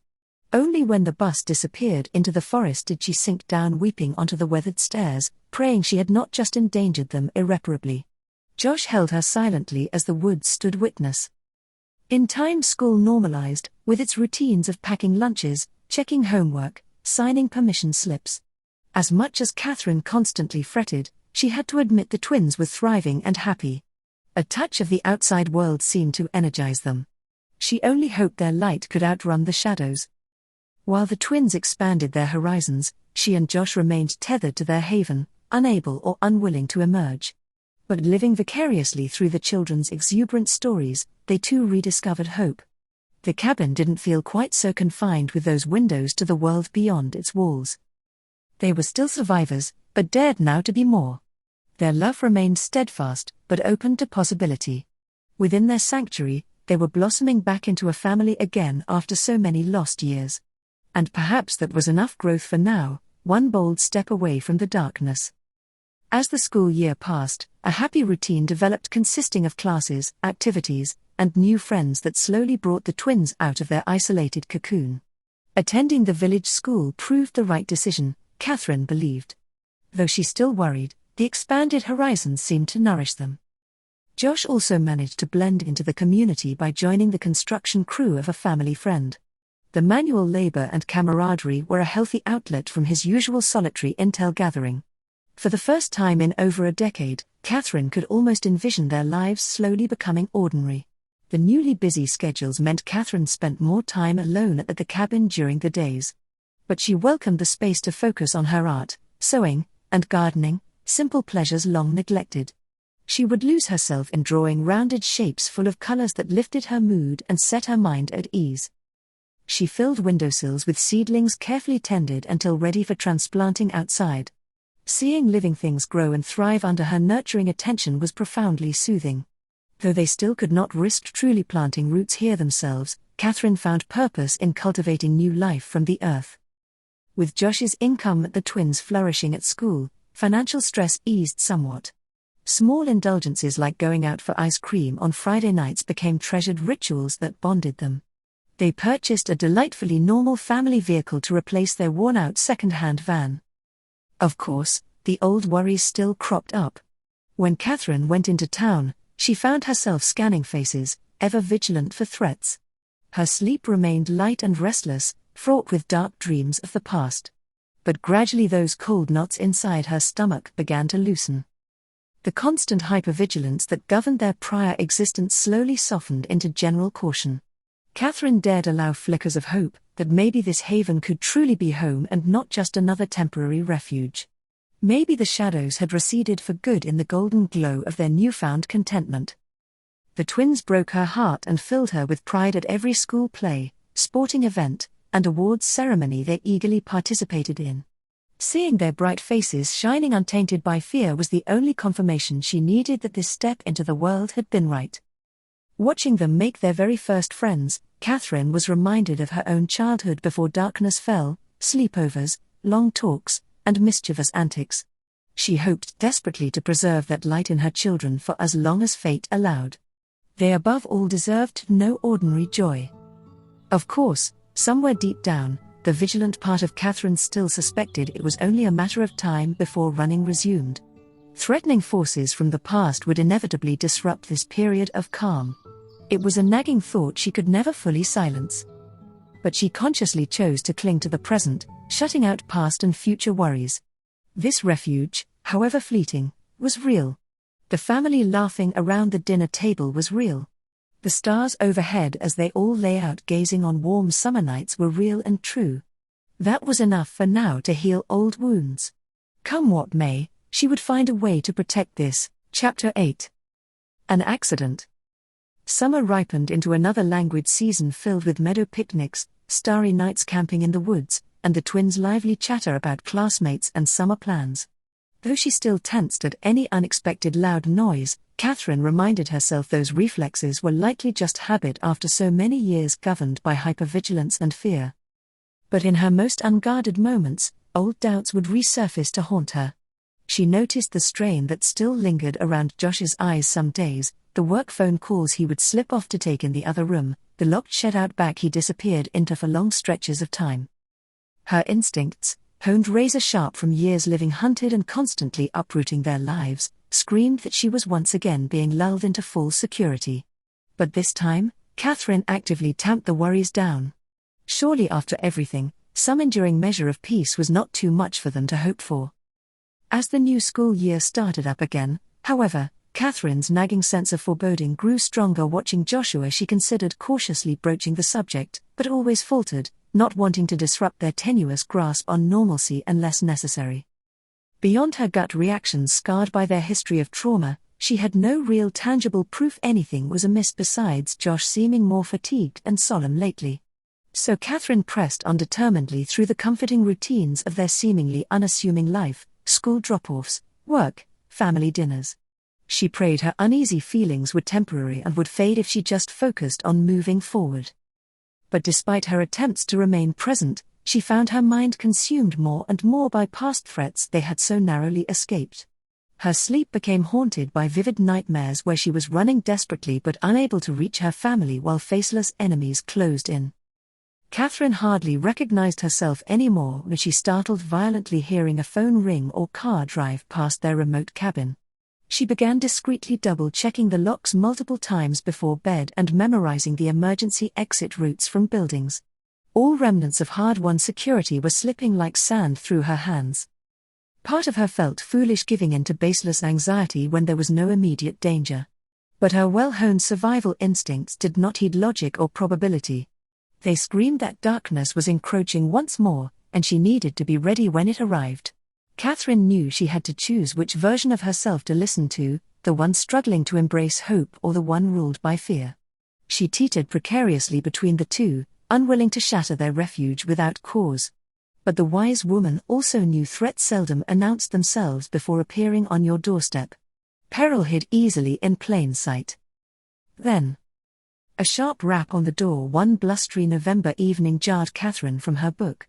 She glanced up to see Luis through the window. Dread snaked around her throat even before she made out his solemn face. "There's been an accident." At the doctor's solemn pronouncement, Katherine felt her knees nearly give out. Mercifully the waiting room couch caught her, muffling the agonized cry that tore from her chest. This could not possibly be real. Josh, her steadfast protector, her rock through countless storms, gone without any warning in the space between heartbeats. She sat numbly for hours under harsh fluorescent lights, clutching a lukewarm styrofoam cup of stale coffee. Around her, voices droned vaguely about black ice on rural roads, a tree limb through the windshield, no chance of survival on impact. A closed casket funeral. But their words hardly penetrated the freezing shock embrace enfolding her. Sometime much later, she found herself back at the cabin. How had she gotten there? Moving through the familiar motions embedded deeper than conscious thought.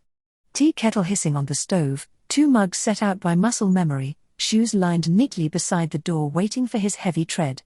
Lights switched off in empty rooms that still seemed lit by his lingering presence. But despite the familiar structures and rituals, there was now a gaping chasm torn through the very center of this space they had built as a family. An aching, Josh-shaped void that nothing could ever hope to fill again. The cabin walls she once found so comforting suddenly seemed to be collapsing in on her. That first night, sleep felt inconceivable. Katherine wandered between the darkened rooms like a ghost, trailing her fingers over his things, the worn flannel by the laundry, the dog-eared paperback stacked on the hearth, his beloved antique pocket watch abandoned on the kitchen table. Each perfectly ordinary item was now imbued with his loss. She lifted the pocket watch to her ear out of habit, longing for the familiar steady rhythm. But only silence answered, sending a fresh wave of anguish through her body. In the gloomy hours before dawn, when the pain swelled unbearably, she went to stand in the doorway of the twins' room. Watching their small chests rise and fall in untroubled sleep, she was reminded that life, however fragile, persists. When the first reluctant rays of light crept in, she exhaled slowly. They had survived this endless night. There were still reasons to go on when morning came. The next days passed in a blur of tearful phone calls, funeral arrangements, and condolences from friends and neighbors who brought over endless casseroles. The only clear moments were when she hugged the twins' warm little bodies close, reaffirming her reason to persist through the grief threatening to pull her under. The town grieved alongside them at the packed funeral filled with Josh's lumberyard crew, their school community, and loyal friends. Afterwards, his weathered body was laid to rest under the oak tree in the backyard he had planted when they first arrived. Another lingering ghost to walk the rooms and forests he loved. Katherine wondered if the pain would ever soften or if she was condemned to wander this hollowed-out home feeling eternally raw and breathless from loss. But she still had 2 precious lives entrusted to her care. So she carried on, steeping tea, switching off lights, and waiting for time to provide some fragile respite. In the deep darkness of the first night alone, the harsh truth at last fully hammered home as Katherine huddled on the couch, arms wrapped tightly around her knees. Josh was really and truly gone, had slipped so suddenly through her desperate grasping hands into whatever lay beyond. And with his tragic absence, their fragile illusion of security and refuge in this secluded place had also shattered. Without his steadying presence, the cabin walls and surrounding forest seemed to warp and twist into unfamiliar shapes, full of menace. Katherine hung there hollowly suspended between one heartbeat and the next in the void, waiting numbly for the familiar boot to fall once more. She was alone now against the elemental forces of darkness that had hounded her family for so long across the years. It was only a matter of time before they learned of Josh's absence and came for her and the twins. Exhaustion begged her to surrender to the black oblivion of sleep, but she resisted its seductive pull. Rest could wait until they were safe somewhere far from here. She stoked the dwindling fire, clutching her thinning robe around her like armor against the enemies gathering just out of sight, summoned by Josh's passing. This haven they had painstakingly carved together from the wilderness had become yet another trap she must helplessly abandon. Josh's ghostly absence was etched into every familiar timber and stone. The spacious rooms that once felt comforting now echoed oppressively with his loss. Katherine's mind began reluctantly planning their disappearance even as her weary heart rebelled. Not again, please not again. Hadn't they sacrificed enough over the years? But she knew their survival depended on slipping once more into the shadows before wrath descended. She gazed at the twins sleeping peacefully, blissfully unaware of the darkness poised to eclipse their lives yet again. Soon she would have to tear them away from everything familiar, their school, friends, toys, books. turn them into refugees, fleeing through the night from horrors they should never have to face. The urge swelled within her to take them and run immediately into the furthest wilderness, changing names and faces, erasing every trace of who they were. But she tempered it, knowing that would only amplify danger. For now, they must proceed slowly, discreetly, keeping up pretenses. She sat frozen in indecision, the last tattered remnants of the peace Josh had fought so fiercely to build for them slipping through her fingers. Perhaps someday they would find refuge again. But all certainty had been leached from this night. Their only option was to go on alone and unseen, trusting in a love powerful enough to light even the blackest of roads stretching endlessly ahead through the trees. Chapter 9. After the funeral. Katherine moved through the days after Josh's funeral in a dense fog, barely responsive to the concerned faces passing before her. She clung fiercely to the twins, the only remaining light left in her abruptly darkened world. At night she lay stiffly awake on the couch staring into the shadows, straining to listen for unknown threats lurking outside in the forest waiting to descend. She was braced for the other shoe to drop, the familiar boot to fall once more. It didn't take long. One otherwise unremarkable morning, Katherine opened the creaky front gate to retrieve the mail from their rural box and froze in her tracks. There at the end of their long dirt driveway sat a sleek black sedan with dark-tinted windows, engine idling. Heart leaping into her throat, she approached cautiously and peered inside. An elegantly dressed man and woman sat coolly returning her panicked gaze. Katherine recoiled violently, every nerve instantly flooding with adrenaline as her survival instincts roared to life. The vultures had finally arrived for her. Josh's absence had exposed their vulnerability, drawn predators to circle hungrily, poised to finish off their wounded family. Grabbing the confused twins tightly so they wouldn't see the ominous vehicle, she all but ran into the house, frantically locking the door. Katherine began packing a small bag with trembling hands, pulses thundering in her ears. They hadn't found her yet, but their arrival on her doorstep after all these years meant it was only a matter of time. She had to take the twins and disappear before they came for her. Katherine's thoughts raced wildly as she hurried to pack only the most essential items into a worn rucksack with shaking hands. Her mind scrambled to think of anyone who could possibly help them now that Josh was gone. But she came up empty. He had been their sole protector, untethering them from any other supports intentionally to remain off the grid through the years. Now there was no one for her to turn to. No one except Eleanor. The name flashed suddenly through her panicked mind. Eleanor, the kindly older neighbor with warm brown eyes who had first welcomed them with freshly baked pie on Hogarth Street when they arrived refugees to the town of Walden Grove so many years ago. Though Katherine had lost touch with her after they were forced to abruptly flee the town and abandon that first haven, she still had the phone number memorized. It was a thin, fragile thread of hope, but it was all she had left to cling to. Katherine grabbed the bewildered twins, murmuring vague excuses through tears about a surprise trip to the park as she hastily buckled them into the car. Driving down the long dirt driveway away from the little cabin that had been their one safe refuge, she forced herself not to look back at the sleek black sedan with its watchful passengers or the house that held what was left of their damaged but devoted family. She had to keep herself focused and calm despite the panic flooding her system. Once Katherine reached the main road, she immediately pulled over onto the gravel shoulder, gloved hands trembling violently as she dialed Eleanor's number, praying she hadn't moved or changed it after all this time. The relief that crashed over her at the warm, familiar voice on the other end of the line was so powerful her vision momentarily blurred. Katherine quickly explained about Josh's shocking accidental death, the mysterious suited figures, and her overwhelming fear that their violent past had finally caught up with them. "Come straight here, Katherine," Eleanor instructed firmly, instantly recalling her panicked friend's voice despite the years. "We'll figure the rest out. You're safe now, dear one." Fighting back sobs of relief, Katherine continued driving through the gathering dusk. She arrived on Eleanor's doorstep over an hour later, hollowed out and terrified, with two confused and sleepy children in tow. But the embrace Eleanor folded her into was the first bit of true comfort she had felt in forever.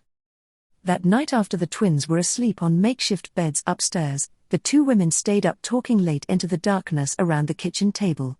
The story came pouring relentlessly out of Katherine, the ruined lives left abandoned in their wake, biotech forever hunting them, the long and lonely years spent invisibly crisscrossing the country in fear that this day would come if they dared pause anywhere too long.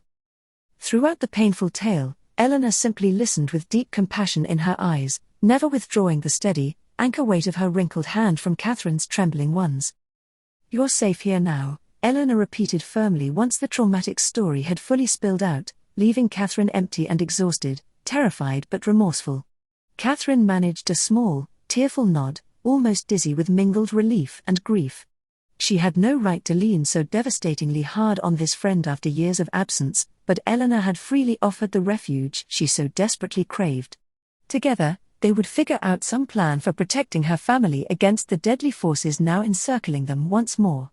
In the humble safety of Eleanor's little farmhouse on the edge of Walden Grove, Katherine slowly emerged from the dense, paralyzing fog of trauma, grief and fear that had enshrouded her since Josh's tragic death. Her wise friend provided not just physical refuge in their time of acute crisis, but also the emotional and spiritual comfort Katherine had lost all hope of finding again with Josh gone.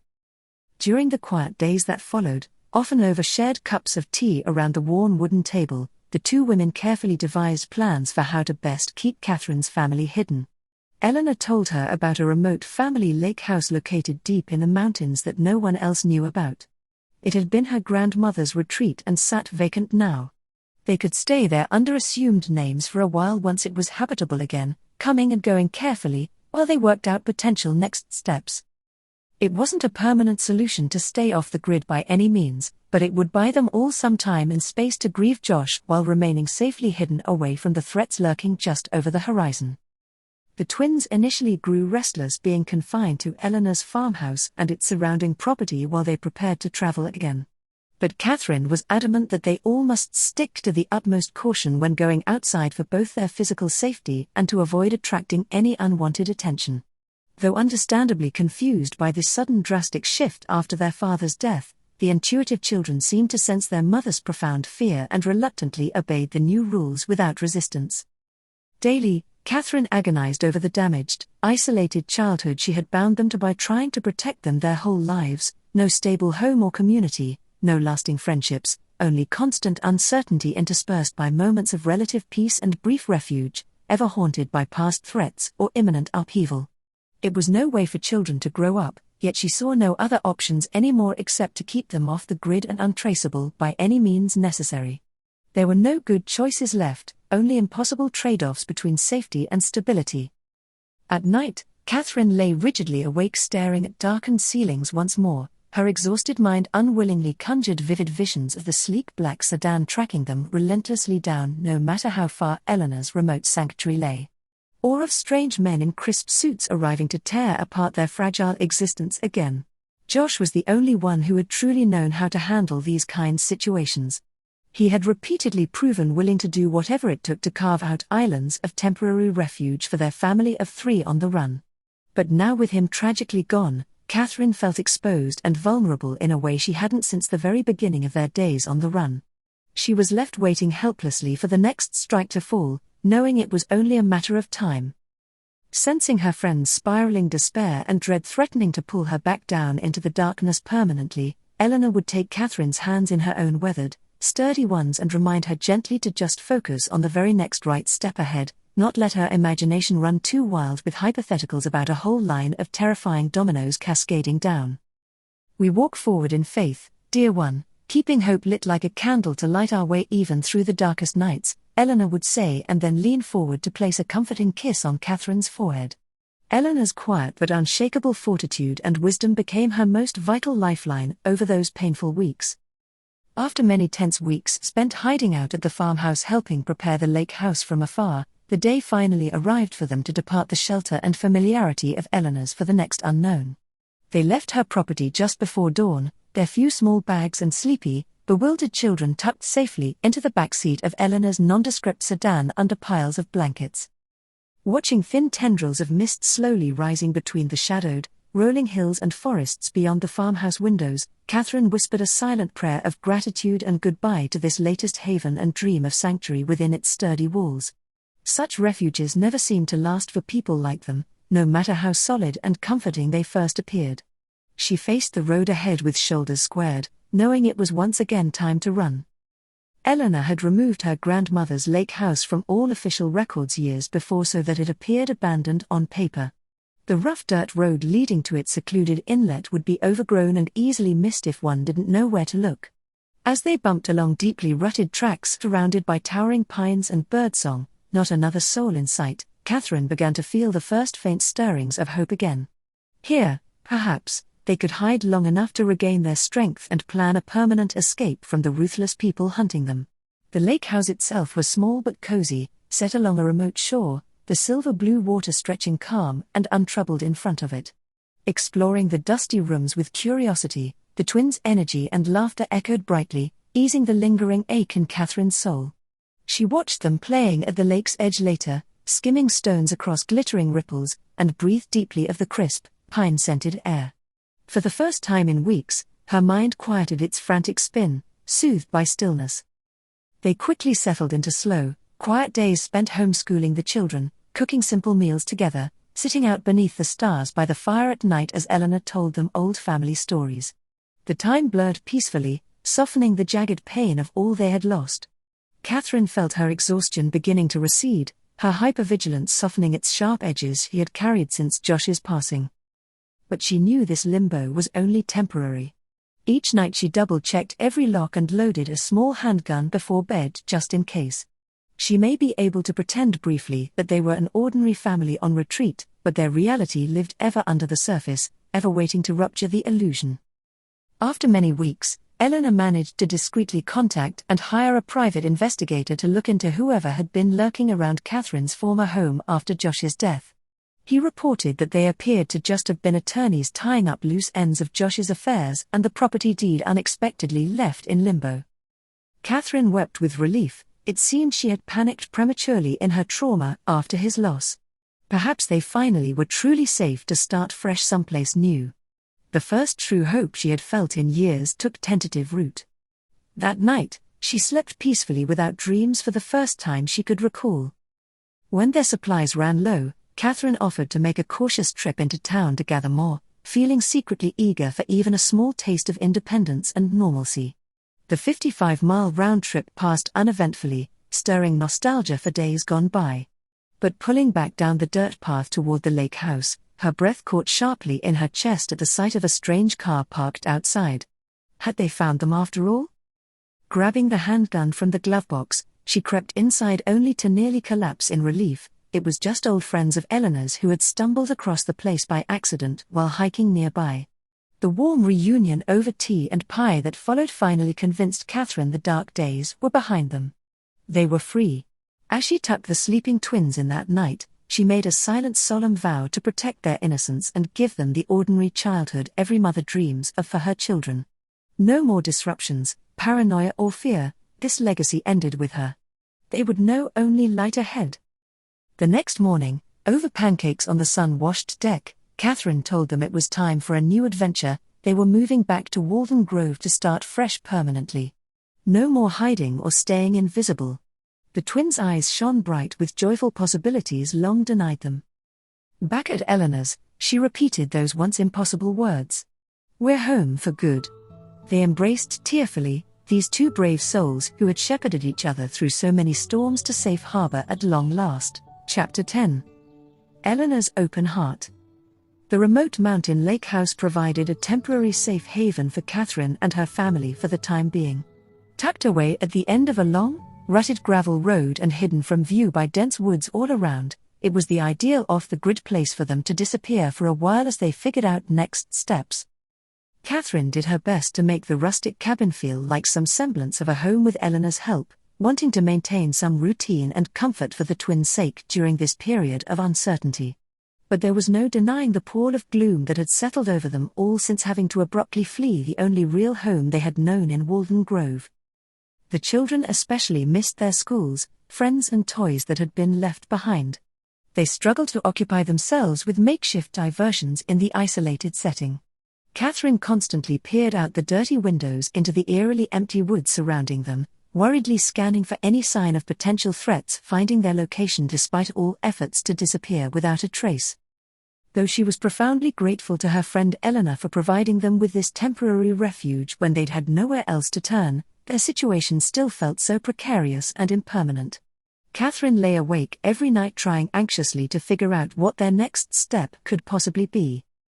Returning back to their little cabin in Walden Grove was clearly out of the question now, with both Josh gone and Carmen's vengeful people undoubtedly lying in wait nearby for her and the twins to reappear. Their days of hiding semi-successfully in plain sight under assumed identities were certainly over too, without Josh there anymore to prop up and manage the logistics of establishing their covers, securing documents, and handling the frequent disruptive transitions. Money was also dwindling dangerously fast, she realized with a sinking heart. She had been carefully subsisting on the modest amount of Josh's life insurance money, which was supposed to sustain them for the next few years but now would be depleted within months at this rate if she couldn't figure out a way to replenish it. Cold desperation began to creep through Katherine's bones as she fully recognized just how completely trapped and out of options they seemed to be. Late one especially tough night when sleep evaded her and the walls seemed to be closing in, the crunch of tires on gravel outside on the cabin's isolated driveway sent Katherine into a sheer panic. She flew to the window, heart seized with terror that their location had been discovered somehow and enemies were now outside. Peering out cautiously into the darkened woods, she almost collapsed in overwhelming relief and disbelief when she recognized gentle Eleanor's welcoming face illuminated in the car's headlights. Her steadfast friend had come bearing essential supplies, comfort, and an unbelievable gift, 2 Greyhound bus tickets for Katherine and the twins to Seattle, departing early the very next morning. "You have a distant cousin April who moved out there years ago who's starting over herself as a single mom," Eleanor explained as Katherine examined the tickets with shaking hands. "I didn't share your full story, but explained enough of your troubles that she was happy to take you in." Katherine completely broke down into heaving sobs at this unbelievable lifeline extended right when she had been so close to giving up all last shreds of hope. In her darkest moments, she had felt entirely trapped and doomed.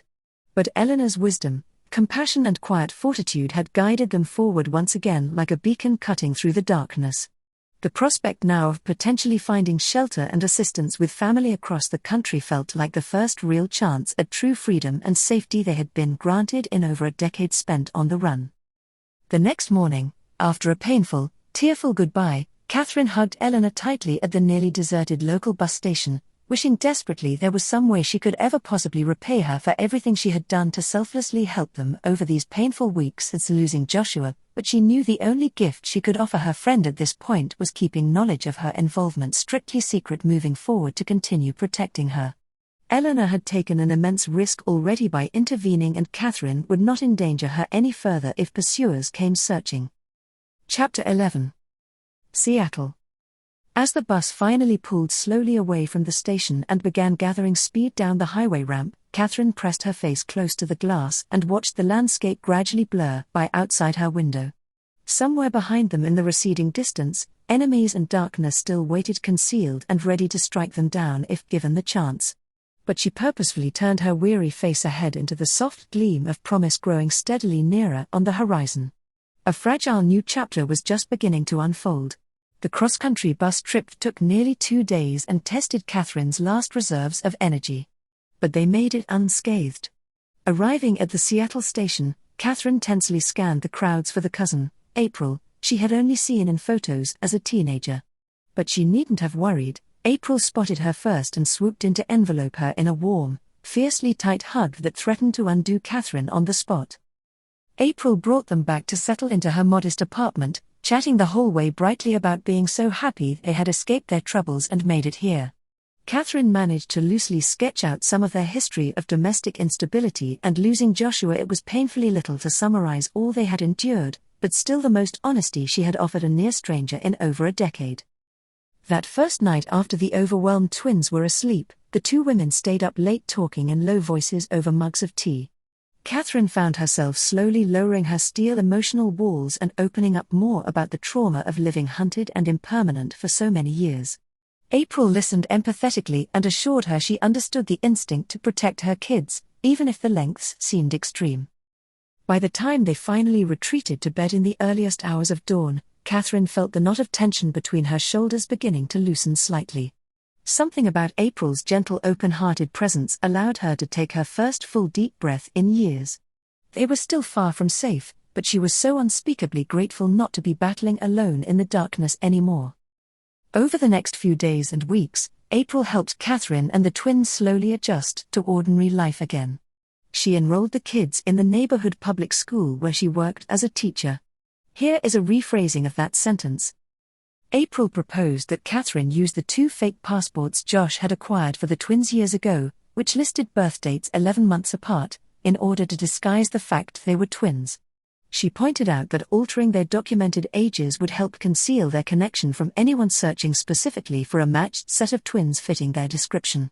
Recognizing the prudence of this extra layer of deception, Katherine reluctantly agreed to start utilizing the non-matching passports to separate the twins on paper. She could hardly maintain composure watching them excitedly pick out new backpacks and lunches boxes, overjoyed by these simple normalcies so long denied them. Katherine gently asked Sarah and Jason if they would like to play a special secret game with her, pretending they weren't twins anymore but just regular siblings. She explained it was important they not tell anyone they were twins for a little while. The twins' eyes lit up eagerly at the idea of sharing a secret game just between them and their mom. They solemnly promised not to reveal to anyone that they were twins. Katherine was relieved they seemed willing to disguise their connection without understanding the dangers driving this needed deception. Once they were happily situated, April urged Katherine to start looking for part-time work to ease their money struggles. Through her compassionate guidance, Katherine found a position as a grocery clerk, grateful for the community it brought back into her isolated world. The evolving routine of school, work, family dinners and outings on weekends stabilized them and eased the lingering culture shock of re-entering the world after so many years spent off the grid. The meager pittance of each weekly paycheck also allowed them the occasional weekend excursion into the city for museums, parks, or the children's zoo when April had a day off to join them, a welcome break for them all. Watching Sarah and Jason's unbridled excitement chatting eagerly about the animals and new places gave Katherine hope. Despite all they had endured, glimpses of a normal childhood were still possible. The slower pace of life and relative sensation of freedom after so many years spent constantly on high alert, always glancing nervously over their shoulders everywhere they went, was a soothing balm to Katherine's soul after shouldering so much chaos, loss and isolation. Most evenings when April was home, the 4 of them passed the hours together contentedly playing rounds of endless Go Fish, Monopoly, and Scrabble tournaments over steaming cups of cocoa by the warmth of the gas stove. When at last they grew drowsy, the twins would soon drift off to sleep curled up with Katherine on the lumpy pull-out couch by the window as rain pattered steadily against the glass and nearby street lamps cast a familiar luminous glow. For the first time since Josh's tragic death, Katherine finally allowed herself to tentatively believe that they were taking fragile steps to put down roots and establish some semblance of a stable home. Each morning when they arose unscathed, each night the apartment door remained sealed against the darkness, was further reassurance that those who hunted them had finally lost the trail. This far from the East Coast and Carmen's territory, using assumed names, perhaps they were just faces in the crowd. The constant strangling fear of discovery grew more distant day by day. This new life in Seattle was fragile and tenuous, but it was theirs. After so many years spent hunted, Katherine gradually let herself have faith that those long days and nights lived in constant terror were finally over. They were learning to be a family again. Summer arrived in perpetually overcast Seattle, though the characteristic gray skies and pervasive damp chill lingered even as the calendar turned to the warmer months. But the twins had gradually adjusted to the rhythms of city life over their first year there, effortlessly riding the labyrinthine public buses everywhere with April, exploring the city's sprawling green parks and beaches whenever they could, and patiently waiting in the notoriously long lines snaking outside tourist sites like the Space Needle and Aquarium, just like all the other curious families visiting from out of town. Katherine was unspeakably thankful, albeit still rather wistful, to witness Sarah and Jason slowly leaving behind remnants of their isolated past and beginning to form happy childhood memories again with April in this unfamiliar new place so far from where they had come. The twins rarely spoke any more of their cozy cabin dwelling, their tragic father's death, or their disjointed former lives spent perpetually on the run.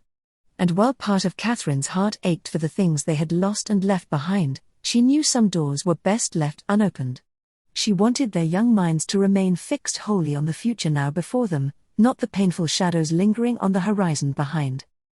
With the summer tourist crowds flocking to the city, April's restaurant job kept her exhaustingly busy with double shifts 6 days a week. But the extra income from all the seasonal visitors allowed them to move into a slightly bigger apartment together in the early fall once the rental prices dipped back down, a humble 2-bedroom in the same Capitol Hill neighborhood, but with a bit more space for the kids to spread out with their accumulating toys, books and art projects. Katherine had also managed to secure more reliable part-time work at a nearby grocery store that aligned well with the twins' school hours, which allowed her to be much more available when they got home in the afternoons. She relished spending her days off concocting elaborate homemade meals infused with as much love as possible, wanting desperately to provide her little family the stability and warmth they had gone without during their lean years spent just barely scraping by.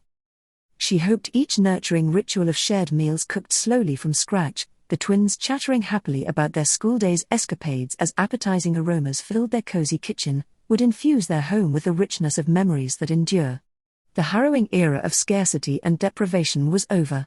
Katherine was determined to gift Sarah and Jason with all the comforting touchstones of an ordinary, joyful childhood that circumstances had denied them for so long. As the new school year kicked off, the twins also seemed to make friends much more easily now among neighborhood kids in their building and surrounding blocks compared to when they had first arrived. Katherine warmly encouraged these fledgling relationships, wanting the twins to feel a true sense of belonging and being part of an engaged community after so many years spent in forced isolation from their peers. Slowly opening up and connecting with other single moms she met through work and the twins' various activities also brought unforeseen healing to aspects of Katherine's weary soul she hadn't realized still needed mending. Just being able to casually talk about everyday parenting struggles, victories and dreams without revealing anything of the painful secreted truths from their past felt like an unbelievable gift. The more interpersonal roots and social ties they could establish, the safer and further from past dangers they became. New foundations of trust were anchoring their new lives. By the holiday season that year, the four of them had managed to cultivate a humble but nourishing haven in that little apartment, cheerily decorating the thrift store Christmas tree with popcorn strings and handmade ornaments while listening to cheesy holiday songs crackling from their radio, reading "'Twas the Night Before Christmas" together cuddled up under soft blankets, the twins leaving out leftover cookies and milk for Santa beside the little hand-carved wooden manger April had found. The entire cozy scene felt absolutely miraculous and resplendent to Katherine after everything they had suffered and sacrificed through over the past few years. Even just being able to gift the twins a few modest presents to unwrap Christmas morning had seemed impossible for so long when all their energy went towards just surviving day to day. This was their very first Christmas being celebrated truly surrounded by peace, safe refuge and meaning. The holiday magic was real, tangible, flickering in their smiling eyes. Later that week on New Year's Eve, Katherine joined April, Alex and the exhilarated twins outside in the apartment complex courtyard, lighting sparklers and watching in awe as colorful fireworks unexpectedly began bursting over the needle in the distance, dramatically lighting up their rapt faces which showed not a single trace anymore of the pain and weariness from their arduous journey to get here. As more fireworks erupted bright against the night sky, Katherine hugged Sarah and Jason close to her sides, kissing each of their foreheads with tears of gratitude pooling in her eyes before they wriggled away giggling to keep playing with their sparklers. The rain and shadows would inevitably return again to challenge them, as life tended to ebb and flow. But darkness had no dominion over them here and now. Ringing in the new year out in the chill surrounded by the music, laughter and lively camaraderie of the city and its hopeful residents, Katherine felt hope to begin to quietly spring up again wildly within her weary soul once more. Perhaps this could become their long-awaited sanctuary.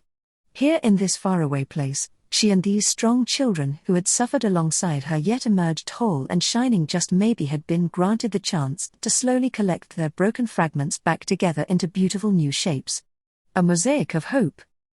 The haunting threats from the past would likely always linger on some level for Katherine, but for the twins she prayed the traumatic memories already. Chapter 12. Chapter 13. Atlanta.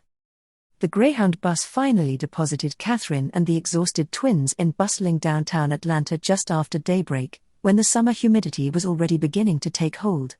Blinking up at the unfamiliar city streets swirling with commuters, blaring car horns and the exotic sounds of southern accents all around them, Katherine felt profoundly grateful that this sprawling urban metropolis looked and felt nothing whatsoever like the world they had come from. The heady sensation of complete foreignness and anonymity here comforted her deeply after everything that had recently been stripped away.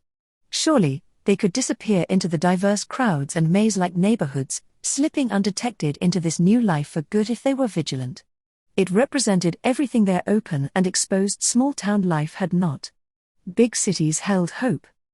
With the very last remnants of cash from selling and pawning their few salvaged belongings, Katherine had managed to arrange a weekly rental rate at a bare-bone but serviceable motel a short city bus ride away. It was the cheapest option available to buy them time while she figured out more permanent housing. The communal bathroom situation was less than ideal, but beggars could not be choosers, she reminded herself. They were painfully lucky to have this temporary roof and 4 walls that were theirs alone.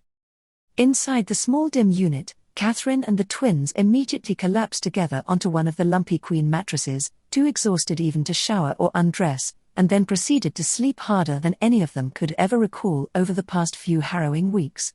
The sheer terror and physical strain of their lives being violently uprooted and the uncertain pilgrimage here fully caught up at last.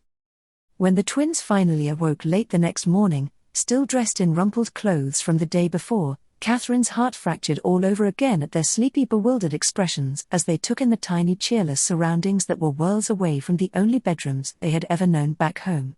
She knew then it was time they finally received some sort of age-appropriate explanation for why their lives had been so painfully disrupted again and what they were running from. Sitting the twins down gently on the worn carpet, Katherine held their small hands tightly and proceeded slowly, searching for the simplest and most honest words she could to summarize the harsh realities that had shaped their family's existence in hiding for years.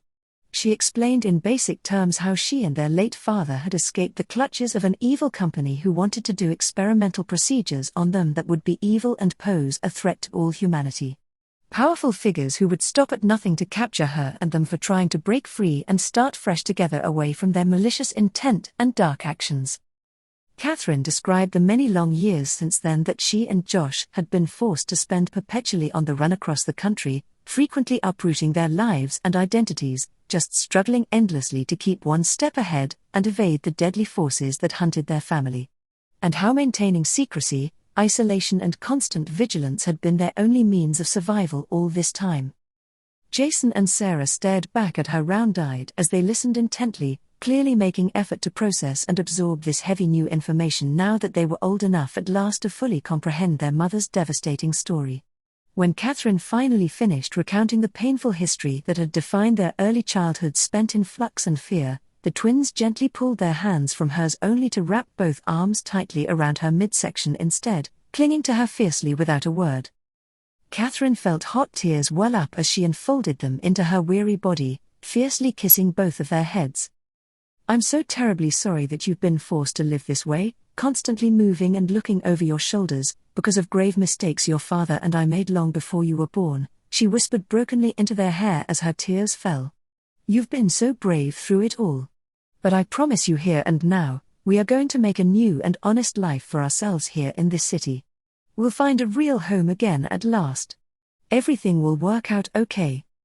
Jason and Sarah simply nodded bravely up at her, absolute love and trust shining through the lingering confusion in their eyes. They knew she had not revealed the harsh truths to distress them, only to finally illuminate the mystery that had defined so much of their young lives. Katherine swallowed down the lump rising in her throat, fiercely determined now to make her fierce promise to them become reality. Somehow, whatever it took, however long the struggle ahead, she was going to build them back a foundation of safety, community, and stability again here. This unexpected chance to start fresh so far from their damaged past was the opportunity she had prayed endlessly for during all those long nights and years on the run, another shot to start walking freely together under open skies, no matter how weak the first steps felt. She would not fail them this time. Not again. Not after how far they had come and survived together through so much unimaginable loss and pain already. Thankfully, blending into the sheer size and scope of the sprawling city compared to small towns they had known proved beneficial in many ways during those chaotic first weeks. Securing entirely new false documentation under assumed names with the help of the network of local unsavory characters Katherine managed to find felt less perilous and exposed here.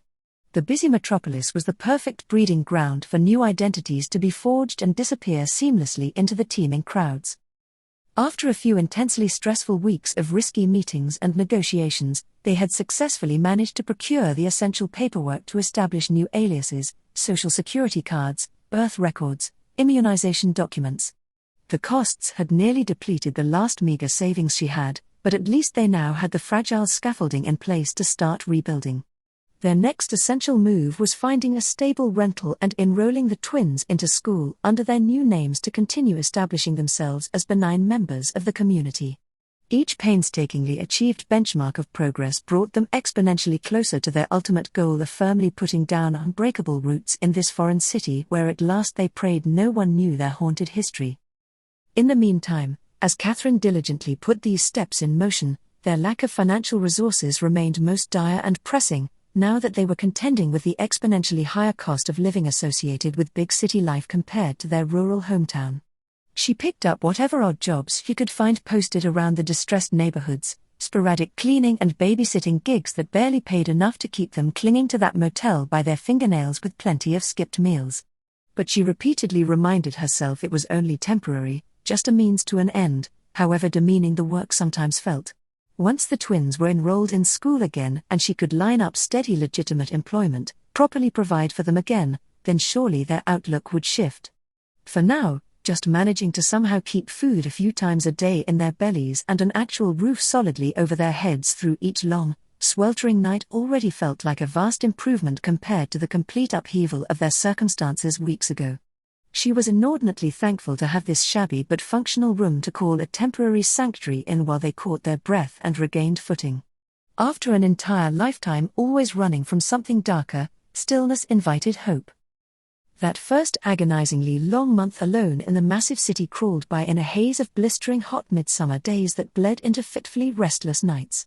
But gradually, just when Katherine felt herself near to sinking into despondency, the twins seemed to slowly relax again as tentative new routines emerged, making friends at their summer day camp, excitedly exploring the city sights by bus or meandering joint walks, lazy Saturday mornings spent reading comics together over greasy diner pancakes and tem that had become their modest weekly indulgence. It never ceased to absolutely amaze Katherine how resiliently adaptable children inherently were, even after all the twins had endured. She was in awe of their capacity to keep seeking the joy and wonder around them, despite the jaded cynicism life's repeated hardships had instilled in her by now. Though the multiple traumatic displacements and loss of their father at vulnerable ages had certainly stretched and matured Sarah and Jason well beyond most of their peers, their youthful hearts had not been hardened or dimmed fully. They seemed to intuitively trust that goodness still dwelled in the world, ready to emerge and blossom again when the timing was right. Watching her twins giggling gleefully at the flashing lights and kitschy songs on the tabletop jukeboxes in the local Atlantic diner they adored, or keeping up enthusiastic running commentary about the exotic fish and animals as they pressed their noses eagerly to the aquarium glass, never failed to make Katherine release an enormous breath she hadn't even realized she'd been holding in since the violent shattering of their entire world. Somehow, yet again, from the ashes and rubble, she was determined to slowly build and nurture the next phase of their lives together, stone by stone. The relief of autumn's slightly more merciful breezes and rains finally breaking the back of Atlanta's unrelenting humid summer furnace brought renewed hope. Katherine managed to secure a regular part-time job as an evening and weekend hostess in a bustling downtown restaurant, which combined with babysitting and odd jobs allowed them to just barely stay afloat in their new apartment and enjoy at least a few simple weekend pleasures now and then, leisurely fall picnics at the park observing the changing leaves, occasional pizza movie nights at home curled up together on their second-hand couch when she was off work, taking advantage of the limitless free entertainment options at the sprawling central library. It was all still a rather precarious and hand-to-mouth existence compared to their comfortable life before, but that now felt like another lifetime already fading in the rearview mirror. Katherine was focused wholly on moving them forward even incrementally each new day. During those first couple challenging years, the unshakable insomnia persisted nightly as she still found herself battling to keep her deepest worries and fears of the twins' safety at bay. Ever vigilant to potential new threats around every corner, She often patrolled their dim apartment while they slept, searching for assurances that no one could get in and harm her children. Their new identities and address were as fortified as she could manage, but doubt and dread plagued her endlessly about whether it would ever really be enough to protect them. But the twins themselves seemed to discover joy and purpose again remarkably quickly, already forging lasting neighborhood friendships at school and around their apartment complex, greedily soaking up new information in classes, eagerly trying every interesting activity or club that caught their eye, bouncing back resiliently from any rare bullying or social hiccups. Simply bearing daily witness to their irrepressible spirits and rain-fresh hope steadily re-anchored Katherine more to this place and present moment. It centered her traumatized thoughts looking forward. She had promised them a real home again, free of fear and disruption, a nurturing community where they could finally flourish and grow roots for good. It was far past time to start slowly believing in that beautiful dream again herself and letting light back into her walled-off heart, for their sake and her own. The twins needed her fully present, and she needed to believe restoration was possible no matter how battered they had all become over the years. They were going to make it together. Chapter 14. Off to college. On a frigid January morning, Katherine sat tucked beneath a blanket watching fat snowflakes swirl past the apartment's cracked window. Something had shifted within her these past months since fleeing Seattle. Though old worries still crept in, haunting her sleepless nights, Katherine felt touched by a new calm she had not known for years. Perhaps it began the first morning she witnessed Sarah and Jason building lopsided snowmen in thick park drifts, their laughter floating up to her like long-forgotten music. The sound unfurled a joy and lightness in Katherine's own soul, a flickering trust that they would be okay here. It seemed impossible after a decade spent cowering in the shadows, waiting for the next mortal blow. But watching her children piece together happy childhoods, making friends, playing weekend kickball games, Katherine understood on a profound level that they had survived. The worst had come, again and again, and through it all, their inner light had refused extinguishing. Now it was guiding them slowly out of the abyss towards softer days ahead. Spring brought warmer breezes fluttering the curtains of their cramped apartment. Katherine smiled often now, pausing over little moments, sunlight spilling across the table where they lingered laughing over meals or the twins' rumpled bedheads peeking over cereal bowls in the morning. Each ordinary instant felt miraculous for how close they had skirted utter destruction. But they had held on through the storms. And though winds would howl again in seasons to come, for now Katherine chose to kindle sparks of joy wherever she encountered them. Their battered wings were mending, after all. One day, they would finally soar. When May flowering unfurled in vivid defiance of winter's barren past, Katherine felt her own spirit bloom in response. She strolled the fragrant streets noting sprouts of new growth poking up through decay's rubble. Even her soul could be rendered radiant again given time and care. The years had brought change if not closure. No terror could erase the memories etched into her very bones. But joy flowed steady as sunlight if you opened palms to receive it. The twins grew lanky that summer, childlike features maturing into glimpses of the extraordinary people they were becoming. Watching Jason throw a baseball with athletic power or Sarah twirl across the apartment singing show tunes stirred wistful joy in Katherine. Soon these small birds would stretch their wings beyond her sight. But she had helped equip them for whatever skies lay ahead. Time unveiling seasons was a gift if you embraced release instead of clenching tight each fleeting phase. By autumn's vivid finale, the West family had woven themselves into Atlanta's fabric. Katherine savored this bounty, knowing winter would return with familiar trials. But she clung to every glimmer now, laughing over popcorn during regular family movie nights or reminiscing on long walks through the fiery leaf drifts. When the first snows fell, muffling the city's frenetic clamor, their refuge overspilled once more with newly crafted traditions, homemade cocoa beside the twinkling tabletop tree and paper snowflakes adorning window glass. Darkness lingered at the borders, as it always would. But light prevailed within these walls. Their ravaged hearts had learned to hope again. The years slipped by faster than Katherine could grasp. Her babies were no longer small children she could cradle in her arms, but nearly grown, young adults ready to leave the nest. The twins had thrived through high school, making friends easily, excelling in classes. They were eager for independence and the promise of college on the horizon.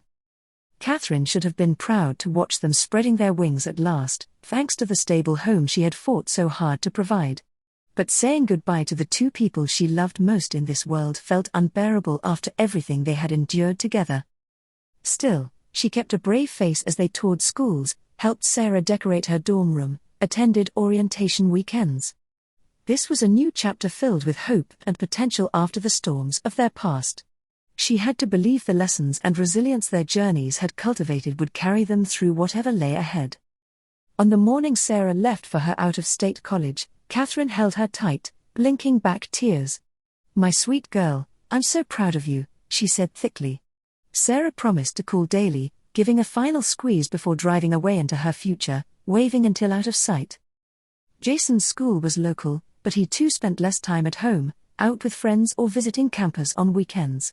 The slowly emptying nest left Katherine restless, rattling around their once lively home. Cooking for one, hearing only silence in rooms that used to ring with laughter, felt unnatural. She cleared out their childhood bedrooms, making space for whatever would come next. When Jason finally moved into his dorm that fall, it was just Katherine alone in the house that had sheltered their little family, seeing them through so many storms. She was undeniably proud, but nights were long and lonesome without them. She channeled her emotions into work, mentoring struggling students at her school who needed nurturing attention. Their small joys reminded her of the hope young lives carried, no matter the adversity endured. She also rekindled old friendships, having dinner with neighbors, enjoying girls' nights that didn't revolve around parenting for once. Slowly life's rhythms normalized again into a new phase: care packages and campus visits, holiday gatherings, summers home to catch up. The twins' increasing independence allowed Katherine to reflect and finally pursue dreams for herself. She began painting again, taking art classes, and discovered she had real talent. Her colorful, expressive work incorporated nature, symbols of overcoming, finding light amidst dark. Creating brought meaning back after feeling aimless. She hoped to turn her passion into a small business someday. There were still challenges ahead, goals left to reach, parts of herself yet to heal. But when Katherine looked at how far they had all come together, she swelled with gratitude. Some roads had been long and difficult, but every winding turn of their entwined stories had led here. The future lay open, written only in light. Summer's golden haze settled over the city, but the apartment felt hollow and unfamiliar without the twins' lively energy within its walls. Katherine wandered through cleaning forgotten possessions from the backs of closets and cupboards, each relic sparking memories both painful and sweet. She lingered over old notebooks scrawled with Sarah's looping handwriting and Jason's childhood height chart etched on the kitchen doorframe. Their presence still echoed in the fibers of this place if she listened closely. The first weeks unanchored and alone were the hardest. Her time had lost cadence and purpose without lunches to pack or shoulders to kiss goodbye heading out the door. The constant motion of years' rear view focused now to stillness and reflection. Katherine wrestled against the receding tide, grasping to keep the past momentarily alive again. But seasons turned inevitably and she knew clinging fruitfully only strained one's heart. Autumn arrived in a flurry of burning foliage and shortening light. Katherine sat tucked on the porch step as evening fell over the quiet street. She smiled wistfully, thinking of her fledglings navigating their first months beyond the nest. Even the startling newness of campus life and classes could not quell their spirits for long. They were finding their way, stretching wings independently at last. And though letting go carved hollows time would slowly fill, it was no longer her place to wrap them in protective embrace. She could only light their sky from afar through the long cold nights awaiting their return. October brought joyful reunions during the twins' fall break. They burst through the door in a jumble of luggage and laundry, filling the empty rooms with chaos. Though older now, burgeoning into adulthood, Katherine could hardly fathom, their dearness shone through, Sarah's radiant laughter at silly movies late into the night and Jason's dimpled grin beneath fresh stubble when stealing secret bites of Halloween candy. She cherished every ordinary instant, knowing their visits would dwindle steadily to echo of what once was. But roots linked them still. Wherever the seasons led them, love lit the way home. The holidays arrived bittersweet without her fledglings under wing. Katherine carried on winding lights and placing worn ornaments on their little tree. She baked gingerbread, filling the apartment with nostalgia's aroma. Though the stockings by the fireplace now hung forlorn and flat, warmth yet glowed within these walls from years that together had unfurled their stories. Light endured if you nurtured its kindling glow. Her gifts remained whatever lay ahead. She would sustain the flame through winter's achingly long nights. Her children were finding their course under heaven's care. Until their lights shone again beneath this roof, love patiently kept vigil, knowing they were never far. Snow blanketed the silent city as one year faded into memory. Katherine looked out over the hushed white horizon, sending quiet blessings into the stillness. Somewhere past the visible scope, beloved souls were journeying on through mystery's veil, lives unfolding independent of her sight yet tethered deeply. However strange the unknown road ahead appeared, she trusted in gifts exchanged and words woven into the very fabric of their existence together. They had survived life's harshest blows. Surely love's light yet blazed bright through all that was yet to come. She would wait with warm welcome on the lamplit porch edge when time circled round fully once more. Until then, her hearth fire guided the way home through winter's longest night. January's chill lingered, but warmth kindled within Katherine as she looked out on the new year ahead. So much had changed since that frightened woman long ago who fled untenable darkness with her two small children clinging close. Back then, nothing but keeping them physically safe and out of harm's way mattered. But the years had slowly worked a deeper wisdom, teaching Katherine that a full life demanded more than just survival. Their spirits could not thrive barricaded from the living world's unpredictable beauty and chaos. She understood now that releasing her fierce grasp was the greatest gift of love to her children. Watching them journey towards bold horizons once unthinkable required its own uncommon courage. But hers was no longer the role of shielding them from existence's sharp edges. They had grown strong and luminous in her devoted care. Wherever their paths led through shadow or light, the gifts imparted would gently illuminate the way home. Spring came softly, stirring bulbs long dormant beneath still frozen ground. Katherine tended her own heart through winter's melancholy chill. She filled spaces emptied of daily purpose by volunteering with local youth programs. The familiar cadence of children's voices sparked nostalgia, but also glimmers of Sarah and Jason's enduring spirits that had weathered so much to emerge whole and free. Their unfolding shapes shone bright in spaces her love had carved.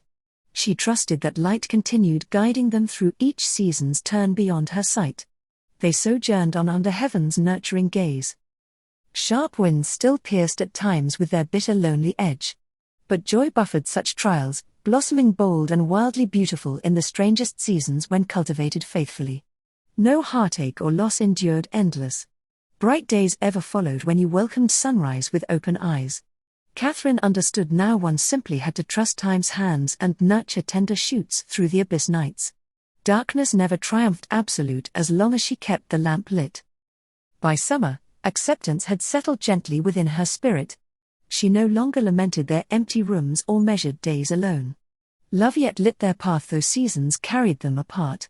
They would share long road home together again when time circled round fully once more. Until then, she lingered over coffee on the porch step, watching this latest summer unfurl its nostalgic warmth. The city buzzed with families basking in liberty and light after isolation's deep freeze. Children with wings yet unmarred splashed joyous in park fountains. Katherine soaked in their luminous play, sending wistful prayers into breeze tousling their hair that her own fledglings were flourishing and finding their way under heaven's spirited sky. She had given them roots and wings as all parents must before stepping back with open palms. Now she would honor their flight, however far it carried them along destinations only they could discern. Still their sojourn toward purpose guided them home. Adventure summoned the bold who yet danced and dreamed. Soon she would welcome them back to these sheltering walls where their unfolding stories had taken first shape. But for now, love sustained them as they journeyed on through mystery's veil, tracing new heights through her faith kept burning to light their long road home. The apartment's silence often pressed in now that Katherine dwelled there alone. Seeking new purpose, she browsed community center catalogs until a creative arts class caught her eye, neurographic art for healing. Intrigued, she registered, hoping to meet friends but also fill time constructively. At the first session, she sat down nervously before a stack of thick paper and vibrant paints. Their instructor, Tracy, explained how the rhythmic motions of neurographic art could ease anxiety and stress. As Katherine began tracing looping lines across the page, then filling them with hypnotic patterns of color, she felt tension start to drain from her shoulders. Drawing each continuous line anchored her focus to the present moment. Over weeks, the classes became a touchstone amidst her structureless days. Katherine found herself looking forward to the creative release, weaving together shapes and hues, blending strokes into larger swirling designs, choosing colors that reflected her mood. No expectations to produce polished art, just quiet immersion in process. She took home a small stack of completed pieces after each session, moved by their chaotic beauty. On a sunny May morning, Tracy announced an upcoming student showcase at a local coffee shop and handed out flyers. Stunned, Katherine realized several patrons were interested in purchasing her neurographic pieces. The extra income would provide a helpful boost, but more importantly, the positive feedback sparked something within her spirit. For the first time, Katherine considered her art as uniquely meaningful to someone besides herself. The night of the show, she arrived nervously, palms clammy. But seeing her work displayed and other attendees admiring the abstract flowing patterns, Katherine felt validated. During the mingling and sales afterward, she received so many compliments on her use of vibrant color and energetic designs. Standing there clutching an envelope of cash, the seed of a new dream took root in her heart, sharing her artistic gifts more widely, perhaps even doing commission work. It was time to embrace this creativity budding unexpectedly from seasons past of scarcity and deprivation. In the following months, Katherine devoted herself fully to her art. She rearranged the apartment, turning one bedroom into a studio filled with easels, half-finished canvases, and inspiration sketches taped to the walls. The act of funneling emotions onto paper became therapeutic, a lens through which to process her tumultuous inner world into something luminous. Healing images took shape from the darkness, vivid sunbursts raining over swirling storm clouds, birds taking triumphant flight out of gnarled cages, light shining through cracks onto shadowy figures. With Tracy's encouragement, she opened an online shop with digitized prints of her favorite neurographic pieces. To her astonishment, orders trickled in from around the country. Each note of gratitude from customers uplifted Katherine's spirit. Her art spoke to others also thriving after life's battering storms. She had transformed painful memories into gifts offered back to the world. Soon Katherine envisioned leaving her waitressing job to pursue her newfound passion full-time. On the precipice of this risk, she felt not fear but bold joy and purpose. Her gifts waited to be unveiled, still unique facets yet to be revealed. With open hands, she stepped forward into the unknown. Chapter 15: Neurographic Experience. Katherine soon took the leap and started to focus solely on art and building her online shop. It was frightening, but she was determined to finally follow this passion kindled unexpectedly from the ashes. She converted the small dining area into a workspace for packaging prints and shipping orders that trickled in. Most days she woke with excitement to create, switching between painting elaborate mixed media pieces and designing repeating patterns for textiles. Her neurographic works provided the bulk of her income, but Katherine also loved painting vibrant abstract florals and layered landscape scenes now that she had time to expand her artistic skills. Word spread gradually about her gorgeous unique pieces. Tracy offered the shop's entire inventory of Katherine's art at a large fundraiser, garnering interest from local philanthropists. Her name was passed around art circles as an emerging talent whose work conveyed raw emotional depth. Soon custom commissions were requested, a set of nature-inspired dinner plates for a chic cafe, soothing acrylic paintings for a counselor's office walls, a surreal dreamscape mural for a child's bedroom. Each new challenge replenished Katherine creatively. She had discovered not just a hobby but her true calling. In quiet moments between projects, Katherine would reflect on the unexpected seed planted in that first vulnerable art class. From difficult soil, her gifts had slowly taken root and blossomed despite life's harsh storms. She was flourishing in ways long unimaginable, being lifted by the very hands she used to coax beauty from emptiness. It amazed her how seasons change us if we but open ourselves to transformation. Though the road still stretched long and steep, she had wings to soar and wind at her back. Setting up her booth at local art fairs and seeing her vibrant works elicit smiles reassured Katherine she had soaked up enough light in her years of darkness to now pour it back out, illuminating others. Sales became secondary to spreading more radiance in the world. She found joy in mentoring abuse survivors and foster kids, guiding their hands to release pain through creativity. From jagged shards, they learned to shape mosaic wholeness. Though solitude often oppressed between these soul-stirring moments, Katherine focused on the next brushstroke. She painted bold future scenes of family reunited beneath familiar rooftops and her children thriving in their callings. Someday they would return to her waiting arms. Until then, she had found purpose and voice through gifts once buried. Her palette blazed with defiant hope teetering towards joy. She would continue walking forward, hand upturned, trusting the light still to come. Time continued its steady forward march, but Katherine now flowed in sync as seasons turned. She embraced life's memories and mysteries with open-handed trust, neither clinging to fading moments nor dreading unknown roads ahead. When rain or loneliness darkened her studio, she simply reached for more vivid pigments, swirling stormy landscapes of shadow and light. Each finished canvas stood testament: darkness never conquered fully while creative hands still shaped beauty.